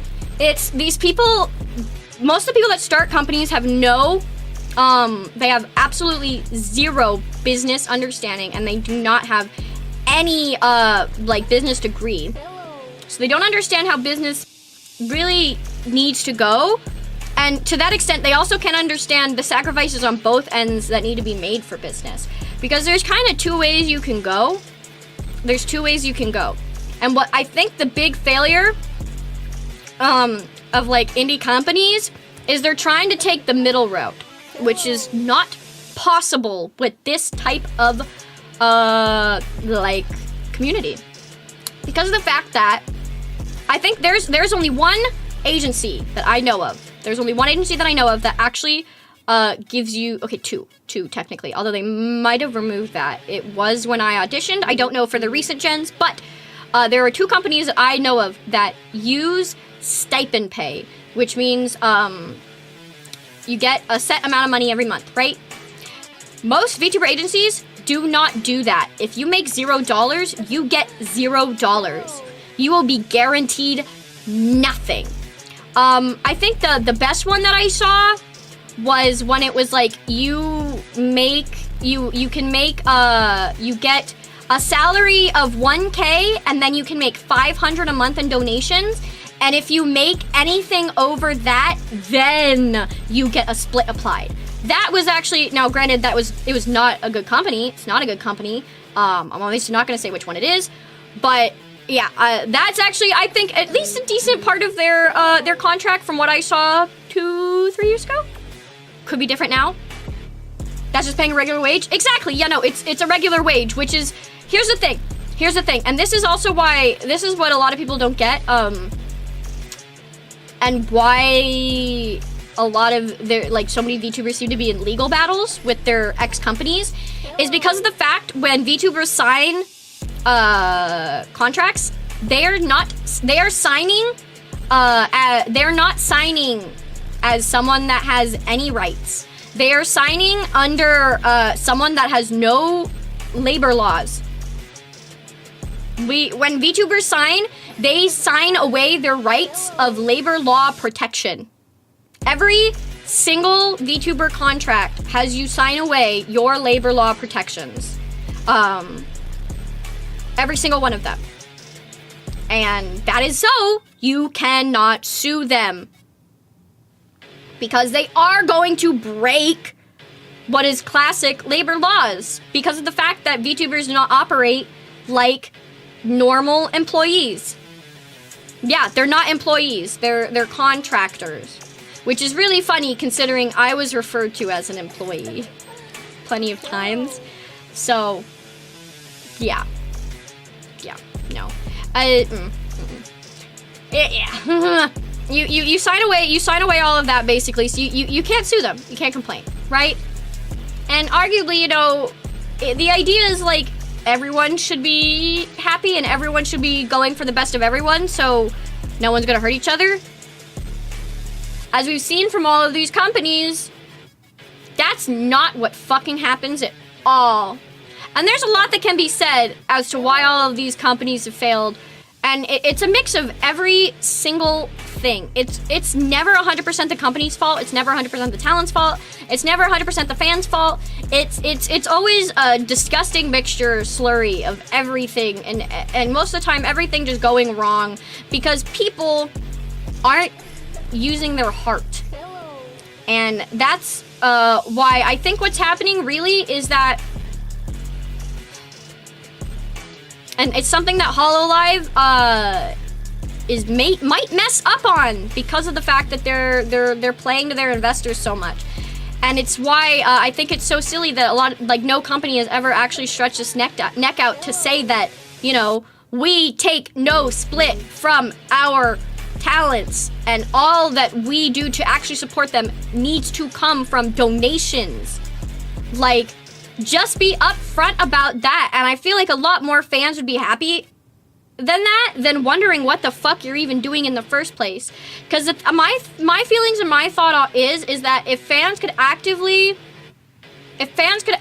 know what they're like, you know, what they're sponsoring for the company to do for these girls, you also wouldn't find so much of we hate the corpo, right?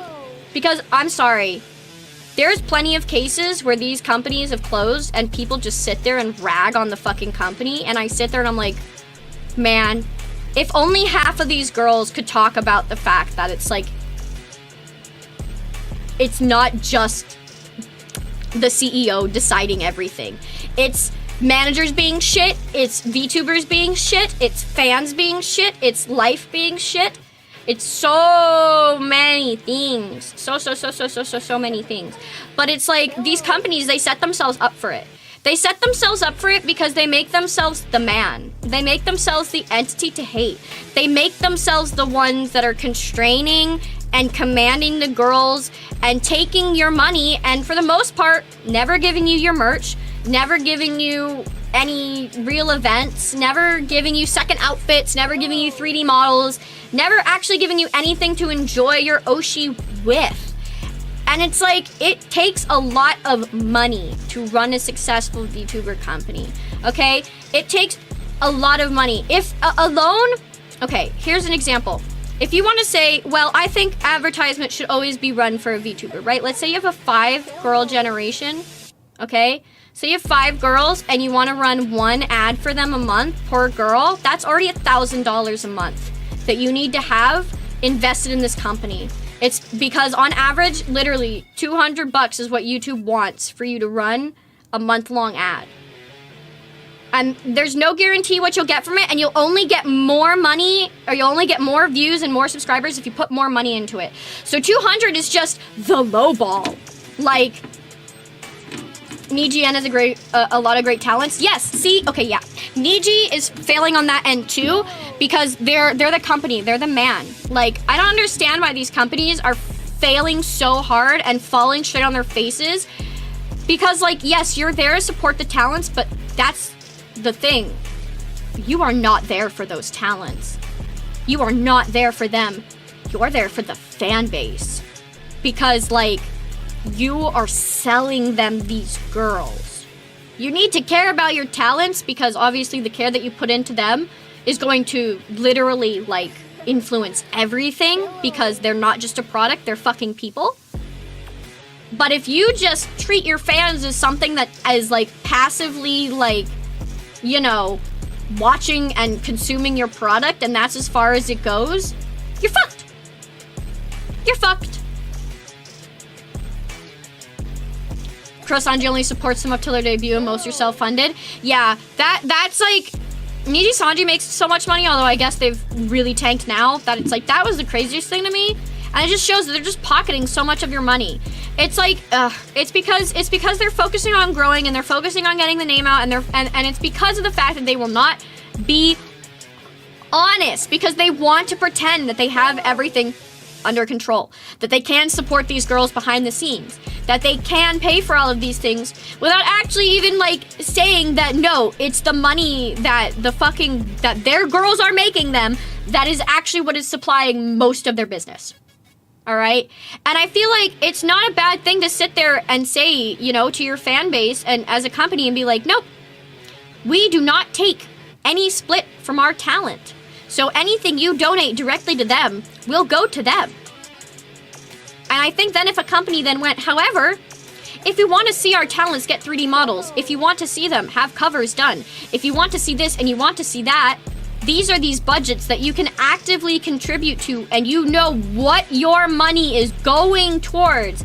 And an agency could actually prove that they can take the fan suggestions and they can take what the fans donate directly into and actually put things out, you'd be so solid because you would never fail them, you know? And it would come to the point where if a talent did eventually leave, and, you know, both talent and management said it was amicable and we're just parting our separate ways, everyone would actually believe it. Everyone would actually believe it. They'd go, oh yeah, something must have actually just made it hard for her to continue, like, with you guys. I'm so sorry, because you guys actually try and care. You know? And there are people that, you know, obviously make a lot of money and they can just, like, do this all on their own. Like, they have, like, the ability to, like, put out the first, like, couple of thousand and just have it rolling from there, which is really nice to be able to do. And then, you know, sometimes it's like, it's not like that. And it's like, I've thought about it plenty of times of genuinely just trying to start a fucking Kickstarter. But I also don't think that's a good idea. And I know that, you know, all the newbies with all of your love are gonna joke and be like, put it on Throne, you know? Put it on Throne, put it on Kickstarter. I'm not going to do that. I'm not going to do that because if I ever did actually start something, I would never start it with any of the money that any of you would ever give to me. Because I would never want you to feel like your money was wasted towards me. And so I would never, even though I know it would be probably, I'd be able to get better things for everyone if I, you know, had the funding up front. I don't think that is any way to go about it. I think after proving myself and having people is when I could possibly ever even think about something like that. But it's like, you know, come 5 years down the line, maybe if I do find myself with some more money or I find myself more successful, I would love more than anything to literally just have it be where it's like, I can supply your debut and you come and you know, and as soon as you make back any amount, let's say like, you know, each debut is 5,000 USD, like for everything. And by the time the talent like has paid that off and has made that back to the company, or however that is deemed, considering there wouldn't be splits maybe, so like it would be something else, like you're free to go. Like I don't own you anymore. You can have your IP, you can leave if you want. And it's obviously like, it's a big risk to the company because that's giving up like that entire like avenue. And that's the reason why, like, that is the reason why, by the way, VTuber agencies are as shady as they are. Because you have to realize, from a company perspective, they have just spent several $1,000s on something. And once that girl has been debuted, or they hear her voice, you're locked into her. If she does not do everything she signed up for a year or more, you've wasted your entire investment on that person. You have wasted tons of money, and it's not like you can just give it to someone else. It'd be one thing if it was natural in how VTubers are to be like, oh, you didn't fit that character, so we're gonna give it to someone else and not just have it sink into the abyss, right?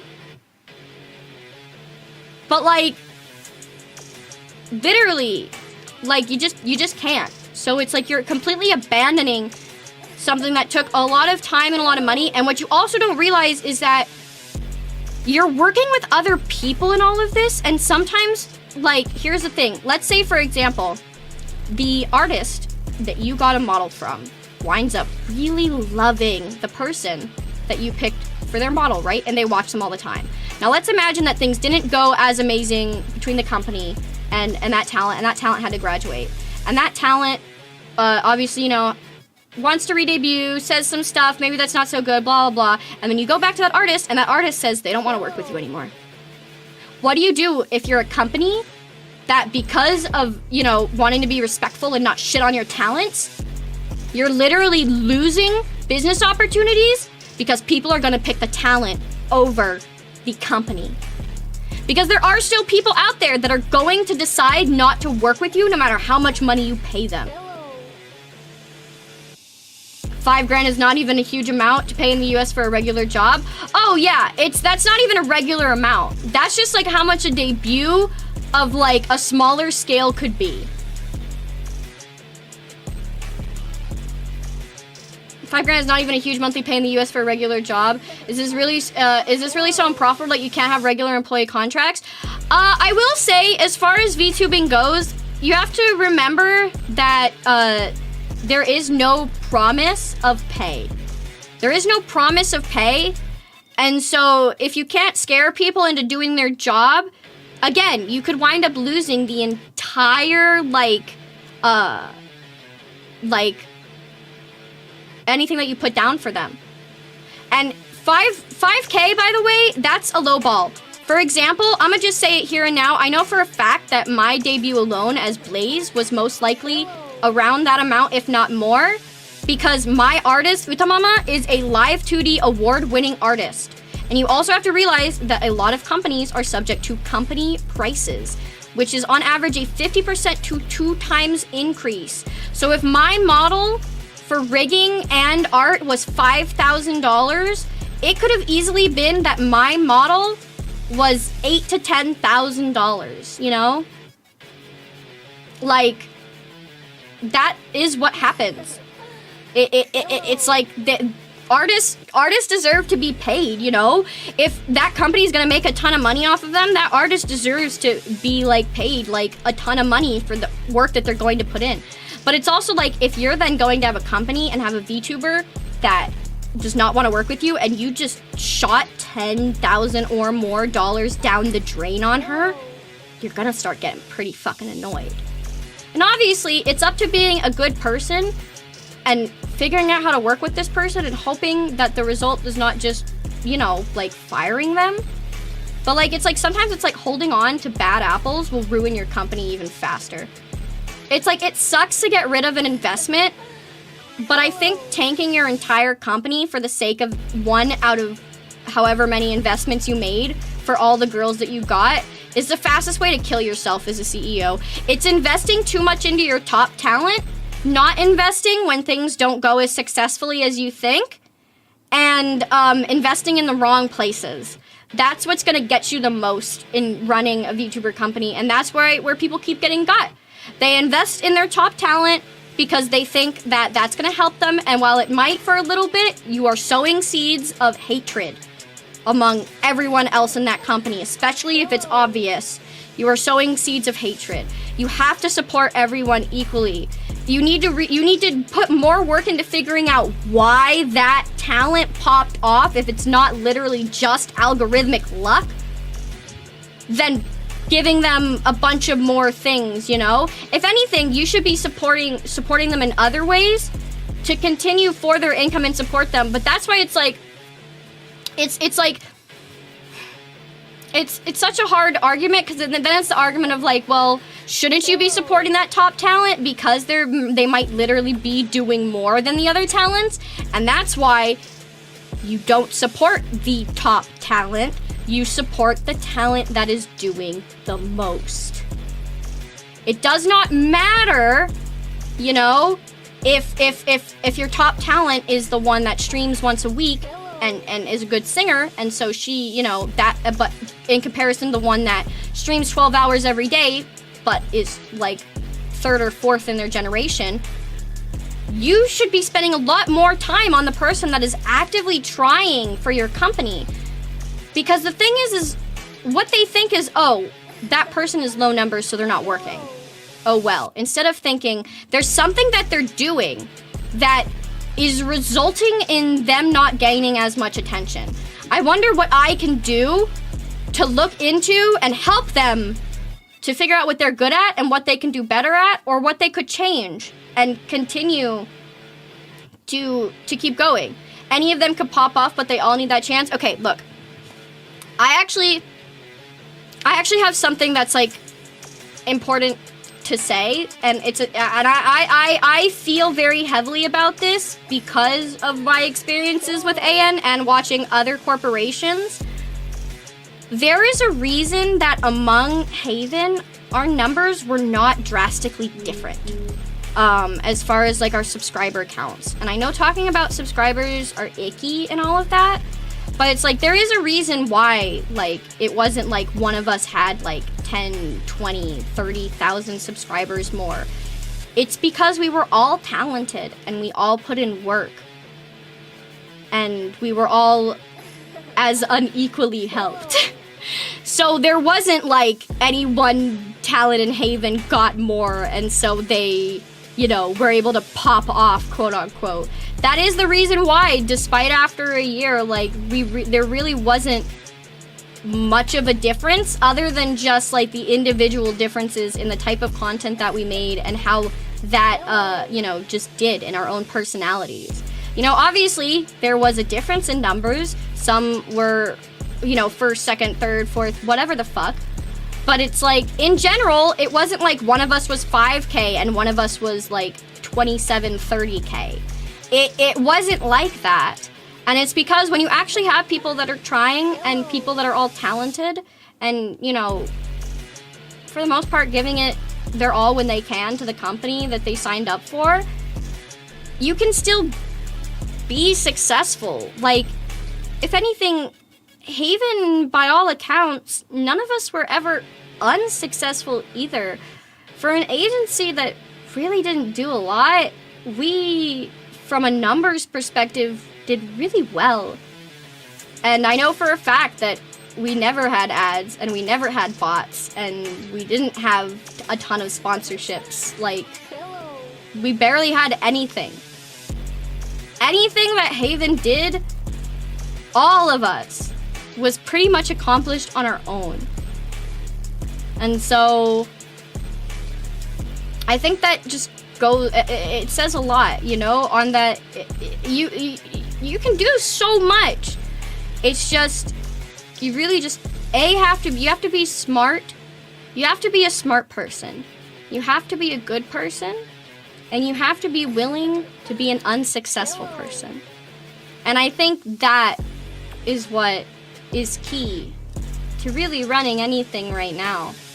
Because if you're not willing to roll around in the mud and you know, to talk to people that don't have high numbers or a big audience, like if you don't have any willingness to bow your head at times, like you're not gonna get shit. You're not gonna get anywhere. You have to be willing to compromise and you have to be willing to take nothing. Like, I've done a lot of things for a lot of people as a VTuber, like, that I've not made money on or I've made little money from. And I've been so much happier just doing that. Like, it's kind of embarrassing, but I frequently, like, there's a couple of companies that I have before, and I still do. I email them event ideas for their girls. I literally will sit there and I'll be like, this is not something that could be done just by me alone. It's something that an agency could do, and I think this is a really cool concept. And I literally fucking send it to these companies. I'm only gonna say the one just because they also won Rising Orgs. You should go check them out. They're really sweet. I send emails to Mythos. They never respond, but I do send them emails. They're really sweet. You should go check out the Rising VTuber org. They're a very interesting VTuber organization. I've looked into them quite a bit because I was just curious about like who they are, what they are, and at least whoever they have like answering their DMs sometimes is pretty decent. I've only been answered once, but I still think it's fun. I think it's fun. I've sent a couple of things to V4 before as well. Like, I know people in... I think I probably know someone who is a manager or at least in upper management of almost every single corpo nowadays. And I'm just like... I mean, as long as you're trying to help them be happy, man.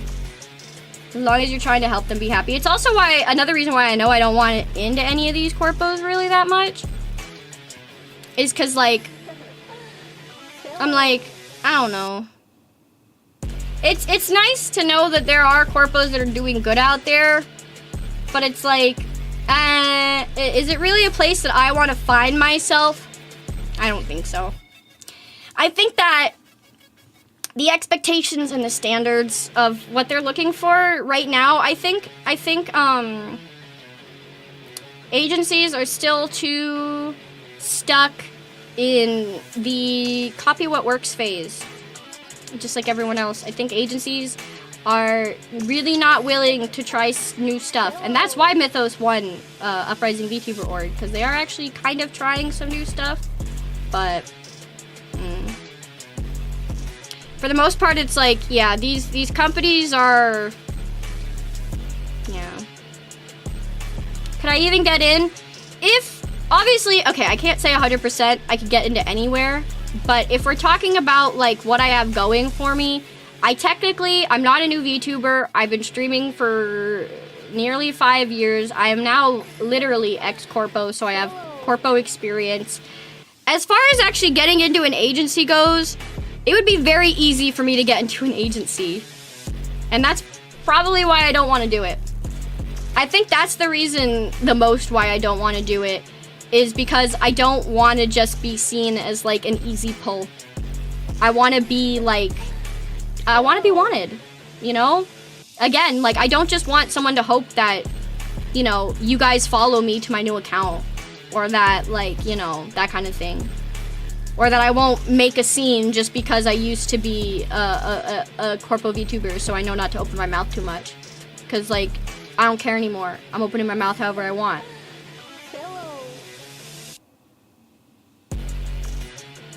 Usually because of the cost?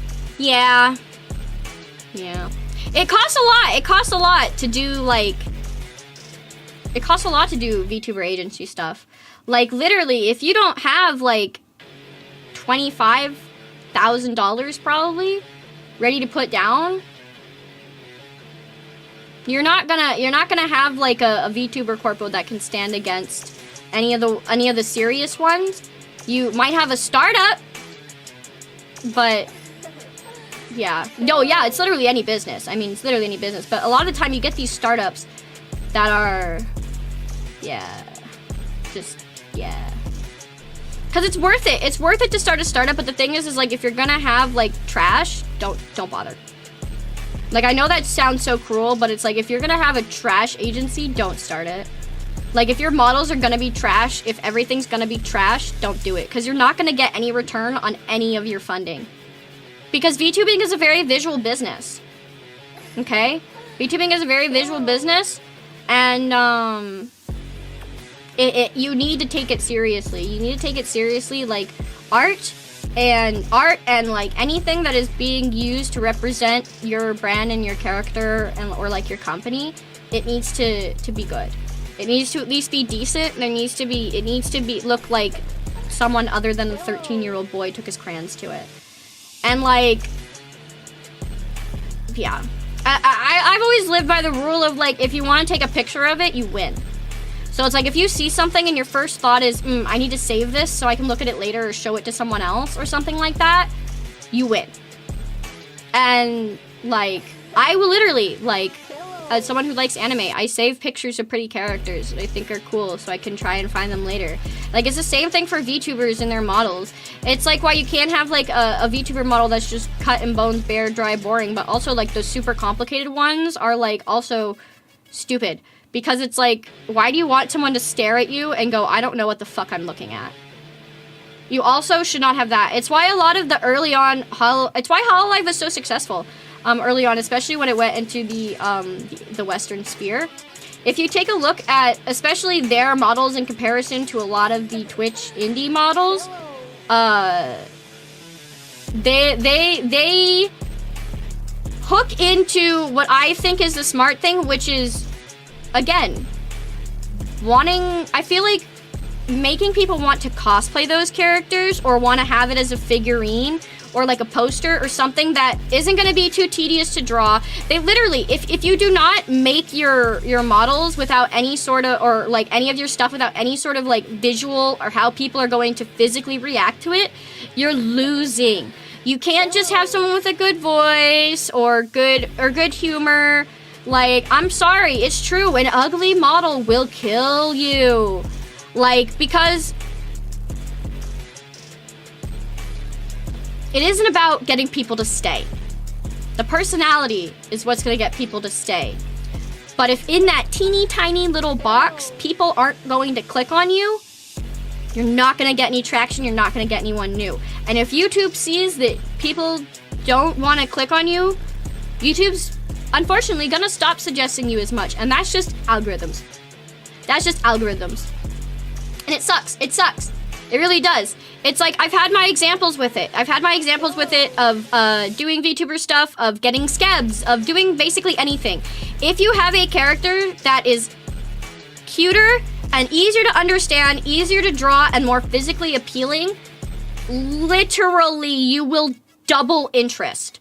Okay? I have now proven it twice, thrice fold on my own, through my own experience, that, yeah, you kind of have to play to a physical market if you're gonna be at all relying on it with that. You know, like everything in this set that you currently see matters. It matters to some extent. Because I could take it away, but then it would be less visually interesting. And then I could add stuff as well, but then it would be more physically complex. Like, it's like, there's a lot of thought that goes into the visualness of it all. And I think that where VTubing currently is it's sort of stuck in a weird place where we're getting the people that really want to get into the kayfabe of it and want to be an anime character, but they're not finding companies that are, or coworkers that are serious enough, so they're getting, like, you know, trashed on.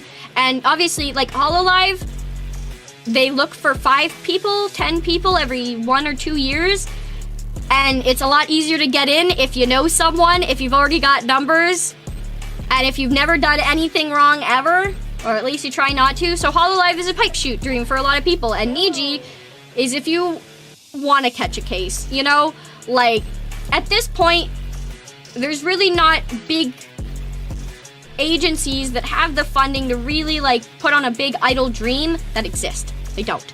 They just don't. And so it's like,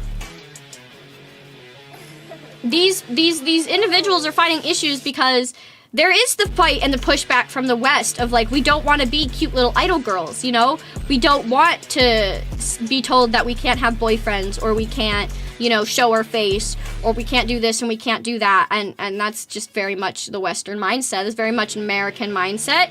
I can guarantee you that American VTubers did not help at all in the development of VTubing and how it's gone. But it's like, I think, like, there's still room for it. I don't think it's like we either all become Twitch whores or we're all super say-so idols. It's why, originally, when I started opening my big fat mouth, I was a little scared. Because everyone was like, you're not being like other VTubers. You're not being like what everyone wants, and so you're not gonna find success. Man. And I was like, you're right, man. Like, I'm not just a cute little anime girl on the internet, and I'm gonna sit here and I'm gonna talk about stuff that's gonna make you go, I'm not feeling happy right now. And it's because, yeah, I recognize and I realize a lot of people use VTubing as an escape. They don't want to sit here and think about things that are sad. They just want to watch a cute anime girl accidentally blow up in a video game. And my touche to that is that there's 100 of them out there. There's 1,000 of them out there. But how many of them are gonna be like me? And I'm gonna find people that don't like me, obviously, just it's how it fucking is as a person. But like, I'd rather be unique and be different and be told that I'm gonna be the thumb sticking out than be another, like, just boring, another anime girl to watch on the internet to laugh and blow up things in a video game. You know? And I'm not always entertaining, and I'm not always great, and I'm not always, like, the sunshine fucking rainbow in everyone's day, and I'm sure I say a lot of things that people don't agree with. But I'm also, as I've said before, it's like if there are people out there that can, like, literally be awful, awful people, like racist, sexist, homophobic on main and still have huge followings, I think me not being that and just saying my opinion and also, like, literally not trying to hurt anyone in comparison to those that actively cultivate communities that, you know, want to shit on other people, want to dox them, want to harass them. I don't care if I don't make $1 million and have 1,000 CCV. I would rather have 10 good people watching me than 100 people who the second I said something that they didn't like would threaten to never watch me again and hate me and say that they want to find my address. You know? Because that's the kind of audience that those hateful people, like, cultivate. They cultivate... Hateful people cultivate hateful audiences that will turn on them in a moment. And that's the thing. It's like, around here, you can be wrong. You can be an asshole. Like, I very rarely even ban people. And it's so crazy to me because I guess it's really funny because people have asked me for years. They're always like, oh yeah, chats are so difficult. I get people all the time that are, like, so horrible. And I always kind of, like, sometimes I find that really funny. And maybe I'm just literally not big enough. Maybe I'm just literally not big enough, but I've never had that problem. I've only very, very rarely over the entirety of my VTubing have I ever actually had people come into my chat and be a problem. And the reason why is I don't think I give off any of the vibes of wanting to, like, fight people. And I also don't give off the vibes that I'm just gonna roll over and let someone, like, you know, sit there and shit on me.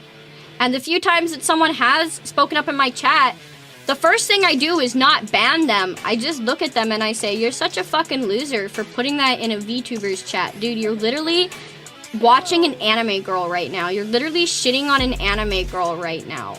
What does that mean about you? Because it's like, yeah, I could sit there like every other little streamer and just ban them. But it's like, instead, actively, I get myself a community that can be strange, can be different, and can like so many different things. Like, I have supporters of both left and right wing ideals in my in my Discord and in my community, and I'm just like, look, as long as you don't actively want to raid the Capitol and kill me, like, I don't really need to talk about politics all the time. That isn't my, like, thing. So it's like, why do I care? Is my question. And I think that's how it just is the way of a lot of people. A lot of people, like, can't get over themselves. A lot of people can't get over themselves. And so it's like, as soon as you finally can get over yourself in life, that's when you'll actually stop caring about people. Anything that people say will stop affecting you, because you just look at people and you're like, wow, the amount of brain power that you had to use and the amount of, like, trauma that it must have brought up in you and the amount of like hateful feelings you must be feeling directed towards me all because of your own issues must suck. It must suck that you live in a state of being that is so constantly overwhelmed by hate and like the need to shit on other people. That must suck, bro. It must suck. You must have mad indigestion. And that's just how I feel nowadays. Like, I've met so many people who, the second I say, like, yeah, you're right, they lose their entire argument. Like, you know you don't have an argument, bro, when you say, like, oh, I think your taste in anime is bad. And I'm just like, yep. Or, oh, you're loud and annoying. Yep. Oh, you talk about how agency girls aren't always that good. You're not gonna get collabs. Rah. Okay.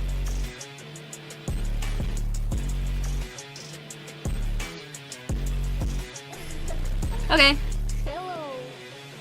Thank you so much for caring about me and my career, you know?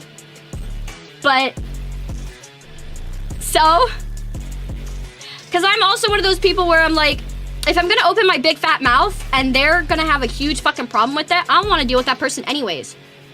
Because like, I can open my big fat mouth and deal with people that are gonna tell me you're wrong and give me a reason and talk to me about it, but I'm not gonna deal with people that are just gonna be like, you're dumb. And be like, okay, why? Because you're dumb and you said something I didn't like. And I'm like, okay. Well, you just said something dumb that I didn't like. And then they have a problem with it. And they're like, oh, how could you? How could you? How could you? How could you? How could you? You said if people don't like what I said, then, And I'm like, you're right. That is what I said. And I don't care. People, yeah, it's victim complex. It's victim complex because people are like, people want so bad to other people to care about their opinion. That's the only reason why they commented on the internet. I mean, that's the only reason I comment on the internet. Literally, everything that I say is a self-fulfilling hypocritical prophecy. Like, people are hypocrites all the time. Literally, everyone, for the most part, is a hypocrite on almost every single case except for their deep-set morals, because we are human and reasons change. Like, morals are like, I don't believe violence is the answer. Like, violence is the final step, you know? But sometimes, violence is the only answer. You know? So it's like, it's the people that can't get over themselves to accept that there are, like,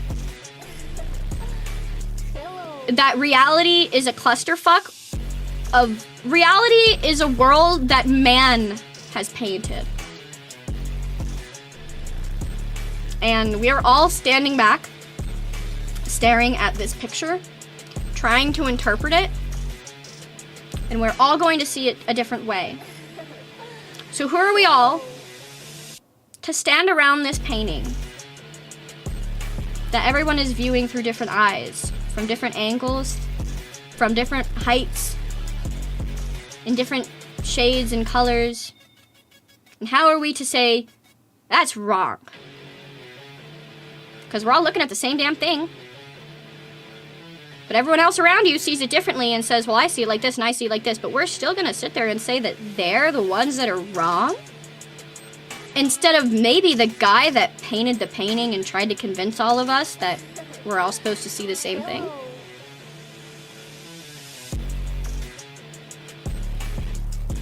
You know? People are way too fucking complicated.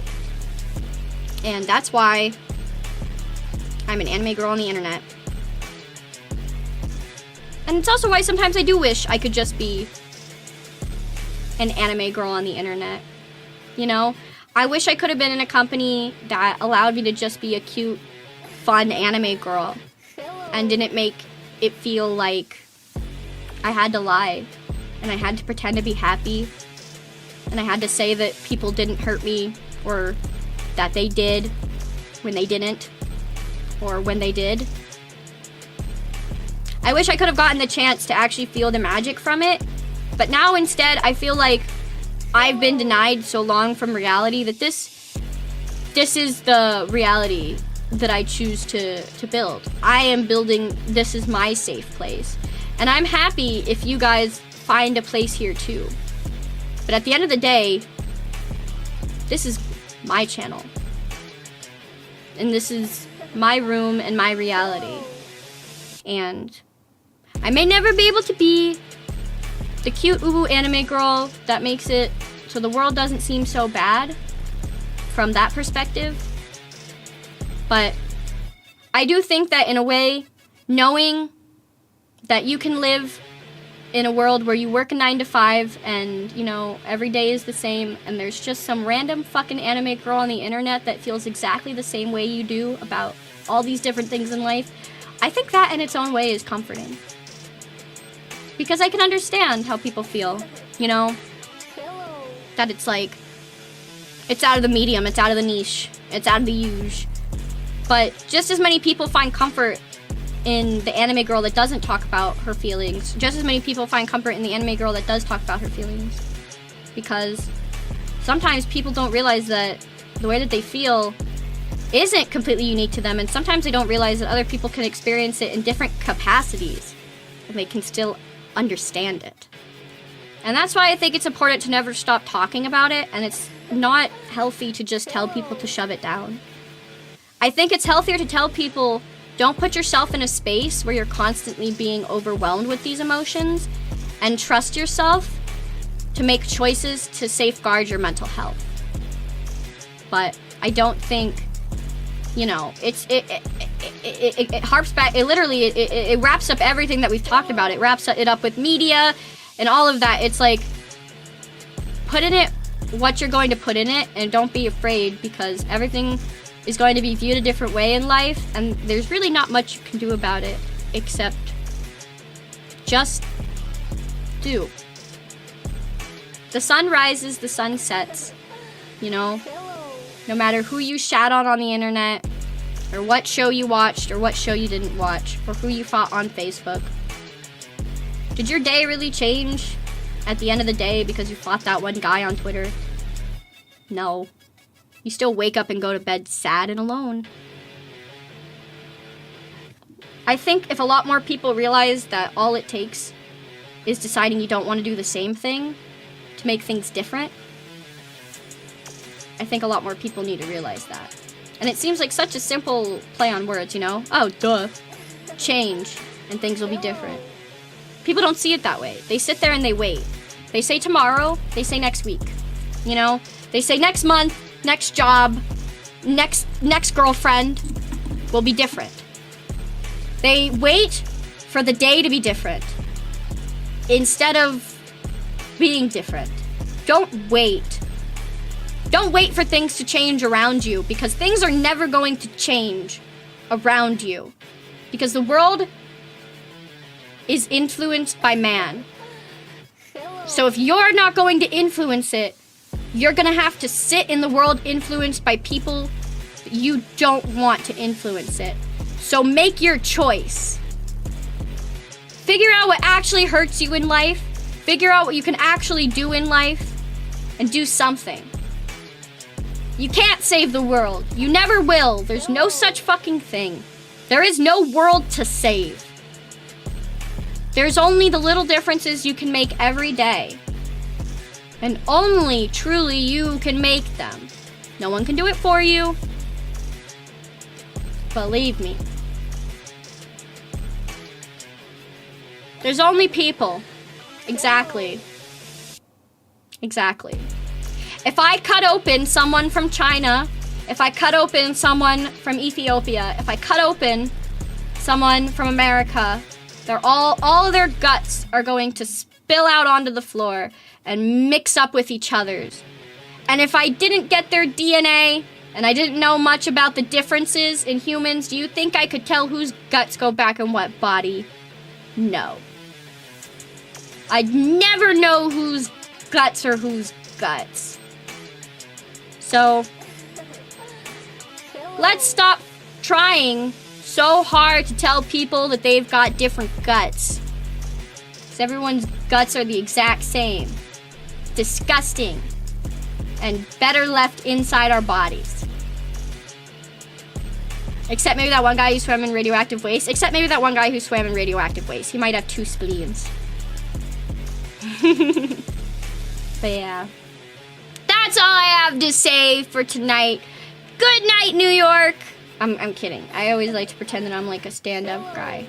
But you got emotional manipulating via victimhood is becoming less popular. Yeah, because people have literally started saying like, stop being a victim. I've decided to stop being a victim. I could sit here and cry. I could sit here and cry and say AN did this and fans did that, and I've done my crying, you know, even up until like 2-3 days ago. I've done my fucking crying. And it's like, I go every other week between deciding if I want to be the victim or if I want to be the winner, you know? And it's like, it's a never-ending battle. It's a never-ending battle with yourself. But that's the thing. You will never change how you feel, really. You'll never change being depressed. You'll never change hating people. You'll never change being an asshole. You'll never change it. You can't change yourself. Not like that.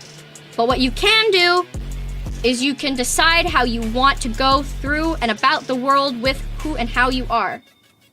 I'm never going to stop being an asshole. I'm never going to stop hating people. I'm never going to stop having my opinions, but I am going to choose if I want to share my opinions, if I want to interact with certain people, and what I want to do. And that is what I can control. I don't got to change one fucking bit. Because all that matters is how the world perceives me. Because at the end of the day, if I think shitty thoughts in my head, I think shitty thoughts in my head. And they're all in there.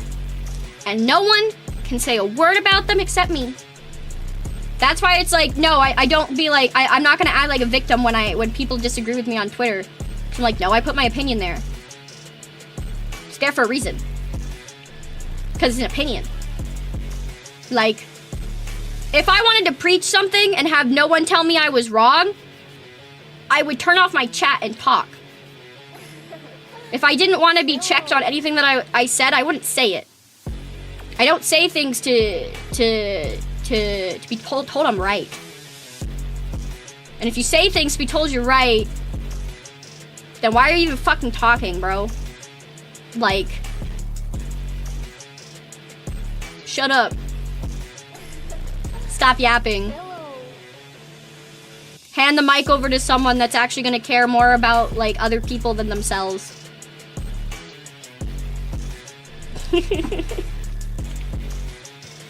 Wow.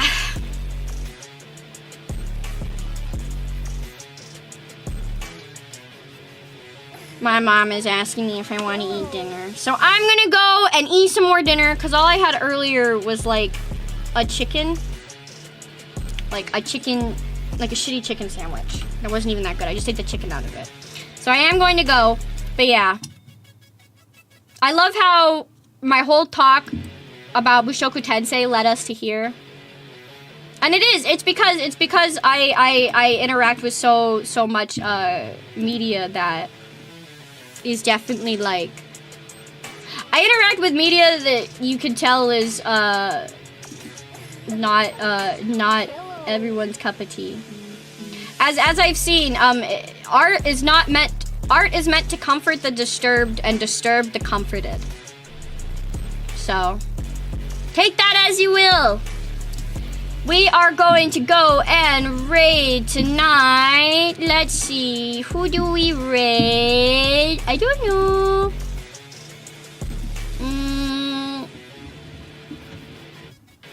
Also learn how to listen through JRPGs.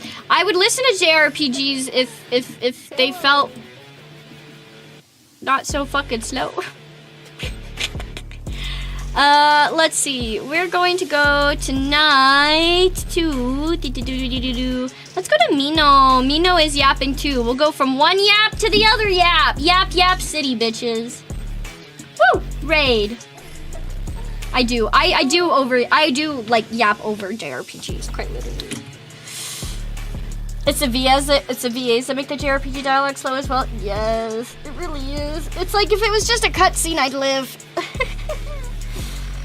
But it's like otherwise, I'm just like I'm sitting there and I'm clicking through dialogue and I'm just like I want to fight something, you know. So, Yeah. We are going to go to Mino Mieko. We're gonna go say hello and have a good night, every newbie. I will see every newbie tomorrow.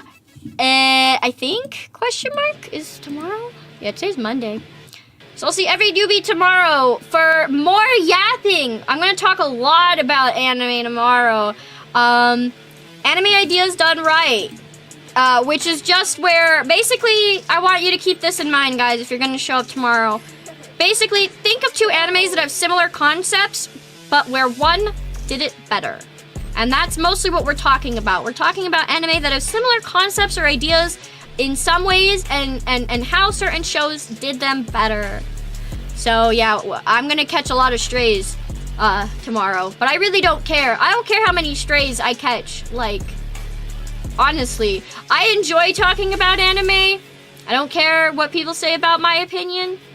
I think that I think that if people that give up on watching shows and at least don't finish them, I think that's the most egregious one. And I do it, and I do it like that, but that's the most egregious. Is like just not even watching the full thing. I think that's egregious. I think you could look at a show and be like, I don't want to watch it, I know I won't enjoy it.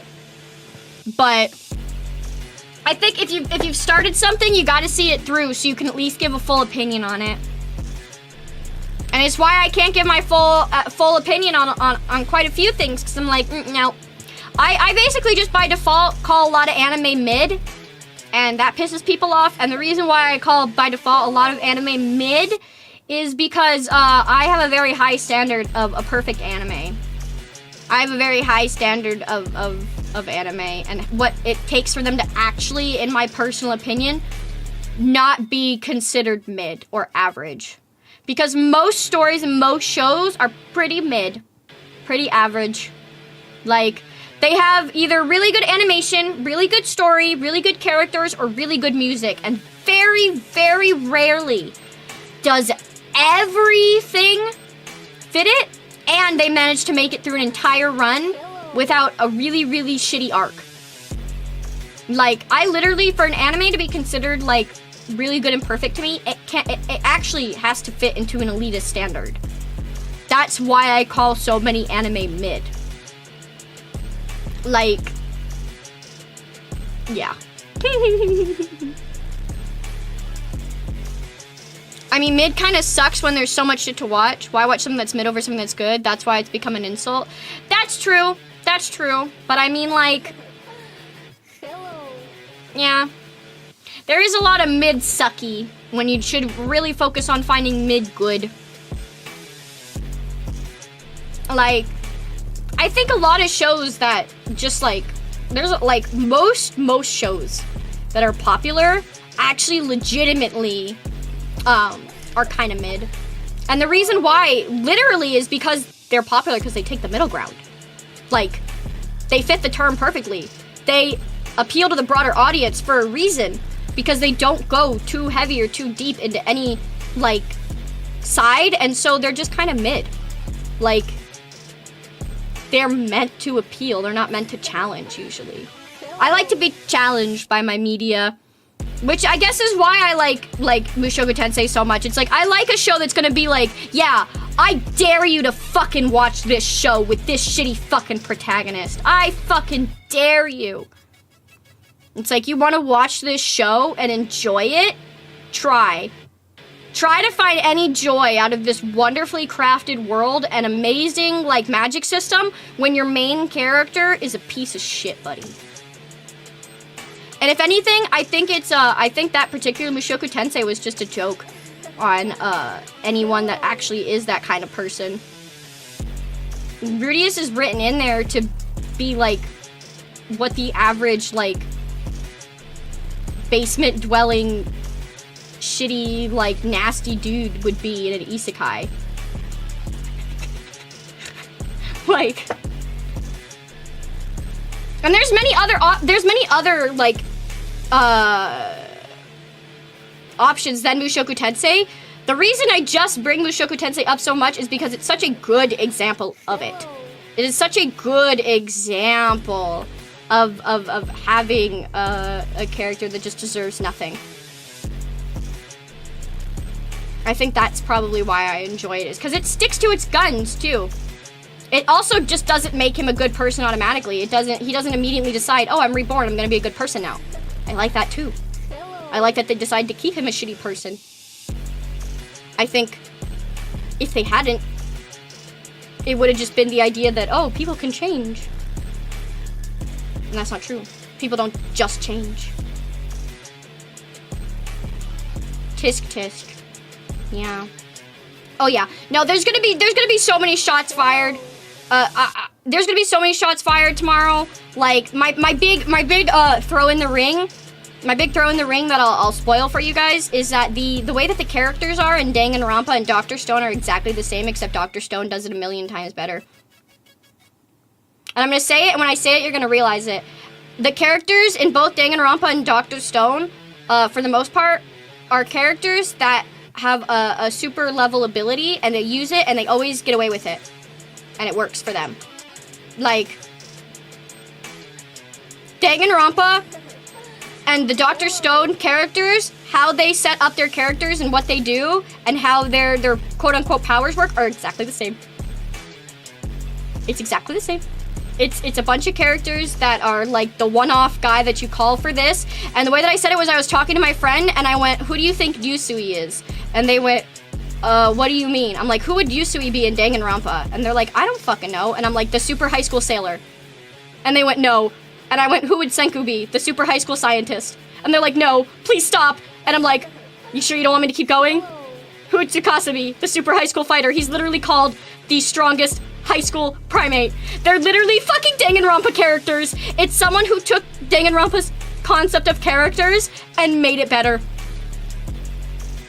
That's literally what it is. Stone is, or not Stone, Chrome is the one that can find anything. He'll always find the material they need. You never think that Chrome isn't gonna find it. Okay, Kaseki can always make a thing. Kohaku is always usually strong enough to like grind things into a dust, or Taiju is. They're literally Danganronpa characters with better writing. And yeah, so that's what I mean. Like, it's just gonna be stuff like that. Like how I think Kabanari of the Iron Fortress is more interesting than a lot of Zombie Apocalypse. And I think it took some things from other animes a lot better and did them better than other shows. Like there's a couple of them. There's a couple of them that just like have a bunch of themes and they just pull them out of everywhere, you know? Like, yeah. But I can't talk about it now. I'm gonna talk about it tomorrow. You guys are making me try to fucking talk about it now.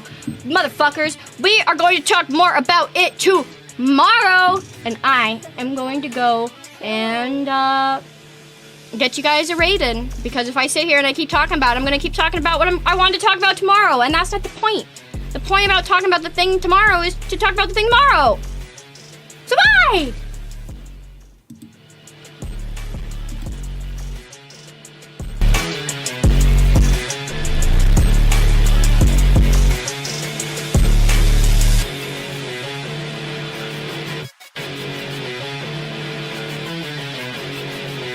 Ha ha ha.